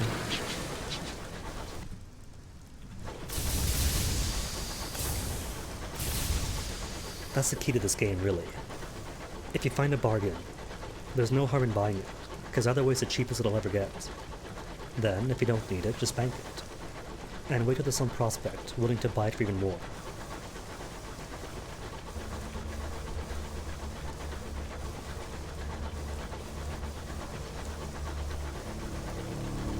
Just gonna waste some fuel here to free up cargo space, then use some bronze wood.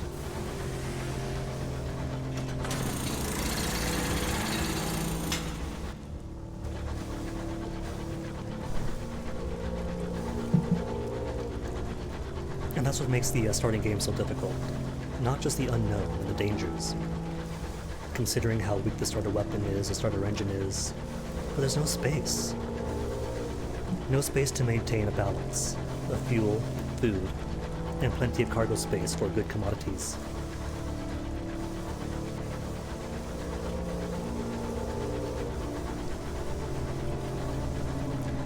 But at least, once I get that other engine in, get space for more auxiliary slots, and get that one cannery that offers extra holding slots as well. Then it opens up. The more space you have, the better.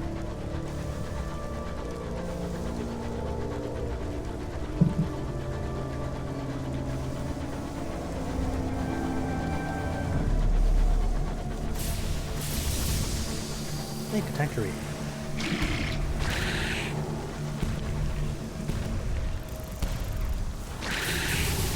And my impeccable aim, as perfect as ever.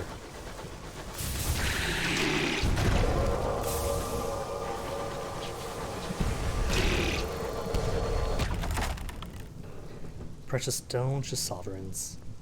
Listen to its last complaint, considering how cantankerous the Katakiri are. The cantankerity emits a long, flatulent eruption. It sounds as if someone had punctured a hippo. An engineer clears his throat. Once saw heard a cantankerity in Malbus Cornfluke. Must have been 24 of them, so furious they impaled themselves on its spine to go at it. Cool. Alright, where would he go? Before I forget, and I will forget. Gonna speak to my vagabond first. Where are ya? He can usually be found in good spirits and good company, gambling, laughing, playing a tune. Failing that, he'll be in deep conversation with some quartered crew member or other, quizzing them about their personal history with every sign of sincere interest. If left alone, he grows restless. He sleeps late and rises early, eager to be among the crew once more. Play me a tune, vagabond. Before he finished her sentence, the vagabond is already tucking his fiddle under his bearded chin. Want me to break your heart, he asks. The vagabond's fiddle is scuffed and scratched. It looks like it had been broken several times and pieced back together inexpertly. And yet, the tune which he coaxes from it is soaring, searing, soul-stinging lament. It reminds you of precious things you've nearly forgotten, and raw things you'd rather forget. By the time the vagabond is finished, he has tears in his eyes, and so do half the crew. The silence rings like a bell, and the vagabond laughs, and the spell is broken. So a vagabond want to swap stories? He is an inexhaustible geyser, but unlike the anecdotes. The vagabond stories often feature larger-than-life characters from his loose community of vagrants. People with names like Sooty Jim or the Chimney Kid, who collectively call themselves Skylarks. They hitch rides on locomotives, sometimes without permission, and scrounge a living from port to port. "I'm their king," the vagabond says without humility. "I taught half of them how to tie a bindle." He pauses, sipping from his flask. "We hold monthly gatherings at Port Davon." Port Davon? It's a far bit away, though. You should accompany me to the next one. You'll never meet a more interesting bundle of folks." Well, if he wants... I guess I could stop by Port Davon if we're in the area. But who knows when that'll be.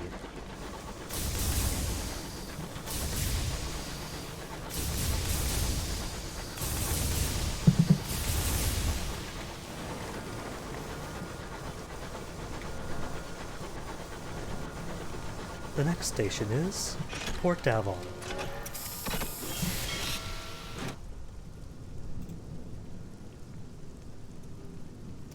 Share gossip, host a tea party. That's my tea, though. Gotta say no to that, then. Although...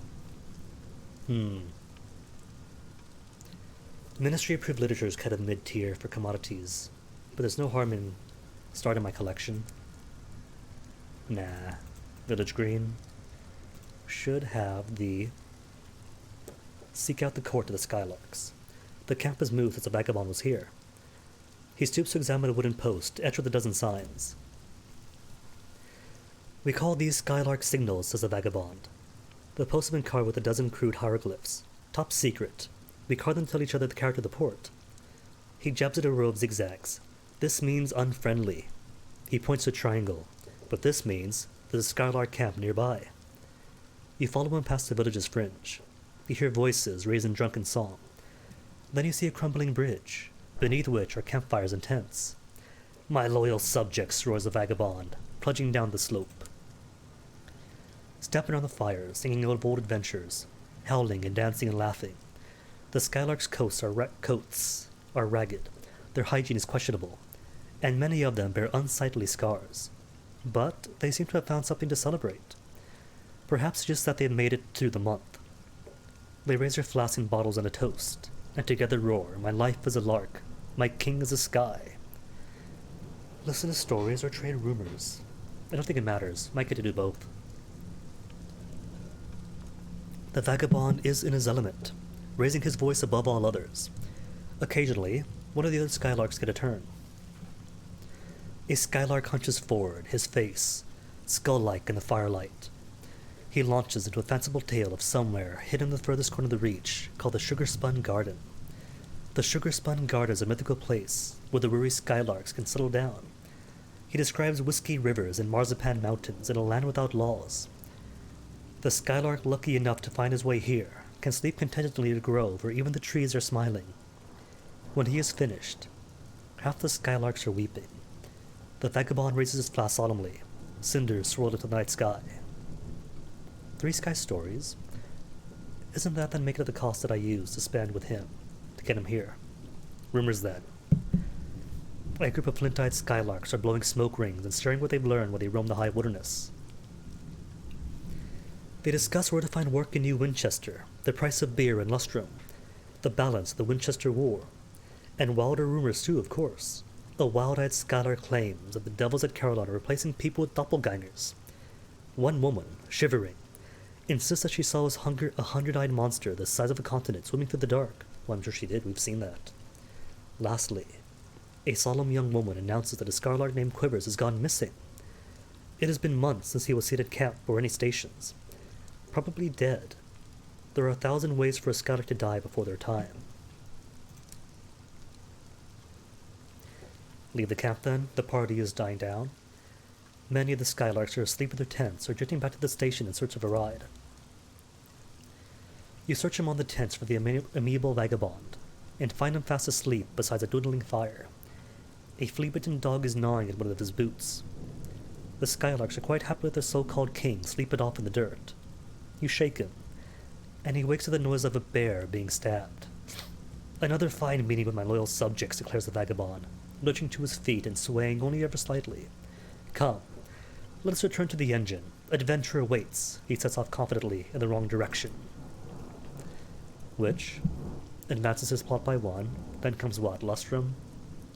Then all the way to Eleutheria? Or is it London first and Eleutheria? I can't remember. That was like, what, September or August of last year? When the Vagabond update came out?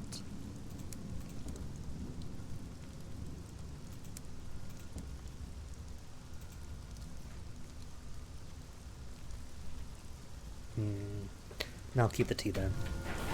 The books can wait.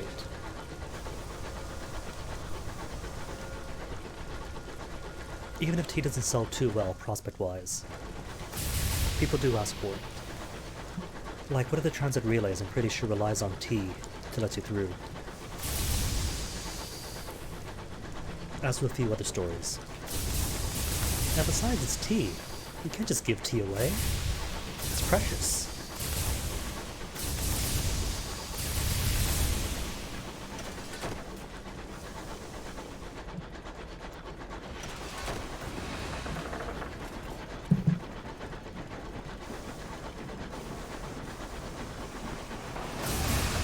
Excuse me, Scout.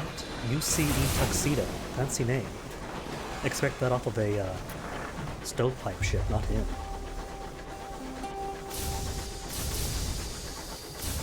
Although, if I remember correctly, I'm pretty sure that some of the ships were named after what? Backers or something? Opportunity to name the ships? Of course, that's before my time. The sky is wrong. This is not where you're meant to be. Was it a trick of the mist? Has the wind carried you astray? Could press on, with only a 39% chance success, or double back for fuel and time. Gonna press on. What's the worst that happens? Terror? Failure? The mist, lost 2 crew. The mist is south of the windows. The stars have gone awry. You crawl onward. There's an outbreak of Vitamin Star madness among the crew. In time, you find your way back to a stretch of sky you can locate in a chart. Your journey continues. I had to remember that you lose crew as well. Then I might have opted to just lose fuel, but oh well. The important thing is, made it through. 8 crew is plenty.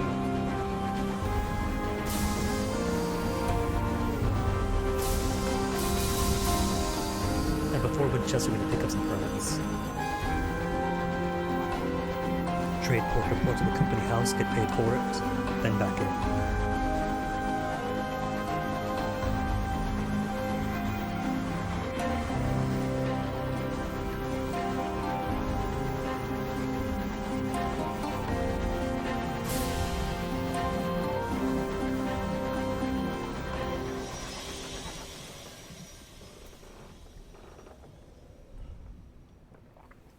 Recent news. Down locomotive on all the way back on Hybris. A Takati engine's gone down to the fungal jungle of Hybris, being a remote and mysterious colony on the very edge of the Reach. The town crier pauses for breath, then enters the alarming coughing fit, having inhaled a lungful of smog. An enterprising stovepipe claps him sharply in the back. Thanks, he sputters. Are there any brave captains willing to rescue these poor souls from perfidy and mushrooms and such like? Sure. Cheers go up among the crowd as you step forward. God bless you, Captain, the crier says, his eyes awash with tears. That could just be the smog. New Winchester needs more such stock. Where are now the heroes of the blockade? He hands you the report, which reveals the Angels last seen headed to Hybris. He runs on, calling for a state of perpetual revolution, to a mixed response to the crowd. If I push favors too high, in favor of the stovepipes, I could cancel out the mission. Oh well, take my reports. Stovepipes, desperate. Takates, struggling. So it's still in favor of the Takates, even if just barely. Anywho, give me those permits. All of them.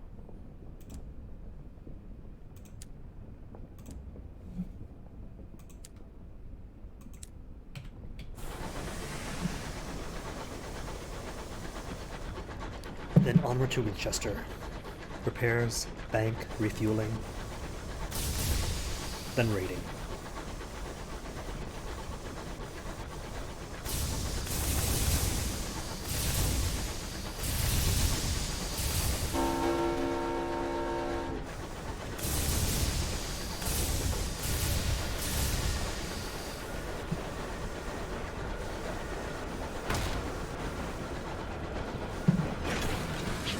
And just in time. Last barrel of food, halfway out.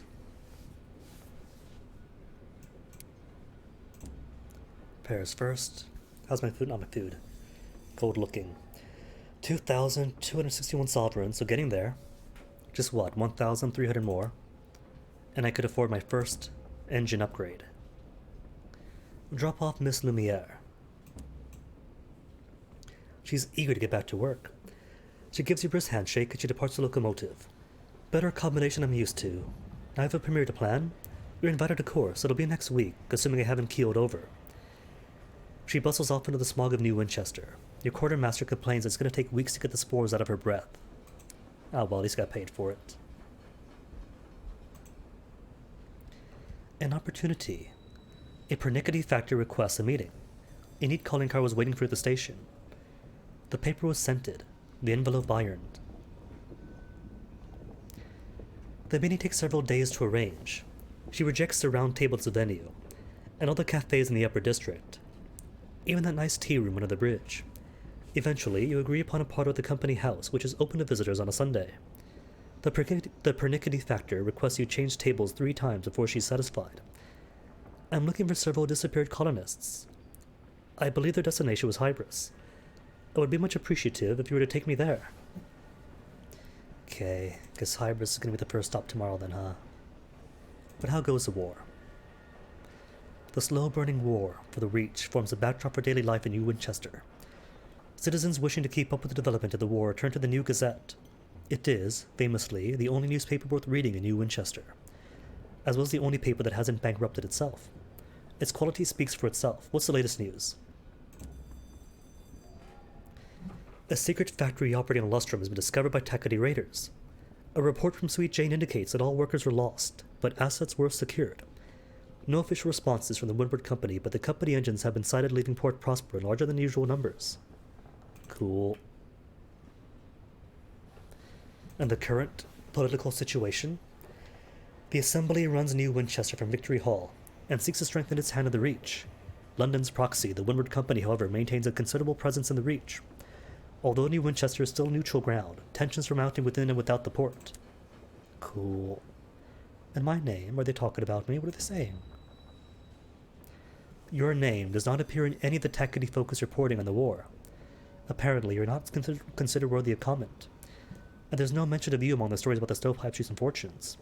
You are not of interest to them. Oh well. That's what I get. I'm new. It's a new game. Repairs got. Crew is good enough. How about bank? Toss my crew in. Not my crew in. Toss that in. My commodities. And it's gonna be Hybris next, isn't it? So that means plenty of fuel. For the trip to and from, resupply at Palmier and plenty, so I'm good on food. Barely. And what about literature for Trader's Wood? And how much do they want? 5 consignments. Because we do know now that was it Port Avon selling literature? So could do it. Pop by Port Avon, buy books, then down to Somerset Camp and sell books. And let's see, where's that engine? Almost there. 3,500 and I have 2,000. So getting there almost. Just need a few more good sales.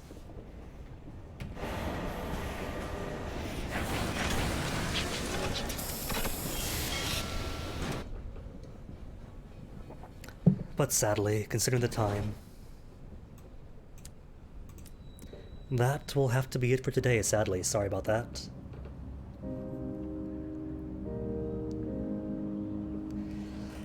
So for now, though, who are we going to raid?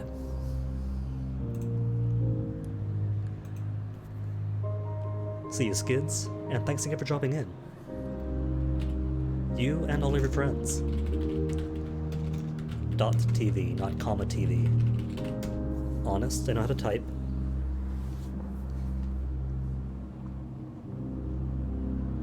A few people on tonight. What about keep the theme going? Anybody playing Sun of Seas or Sun of Sky?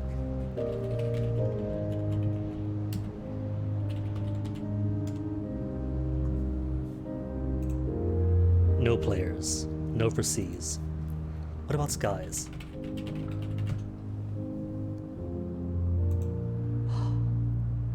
I am the highest viewed person playing Sun of Seas just on the skies today. And the only one. But that's besides the point. What about House of Many Doors?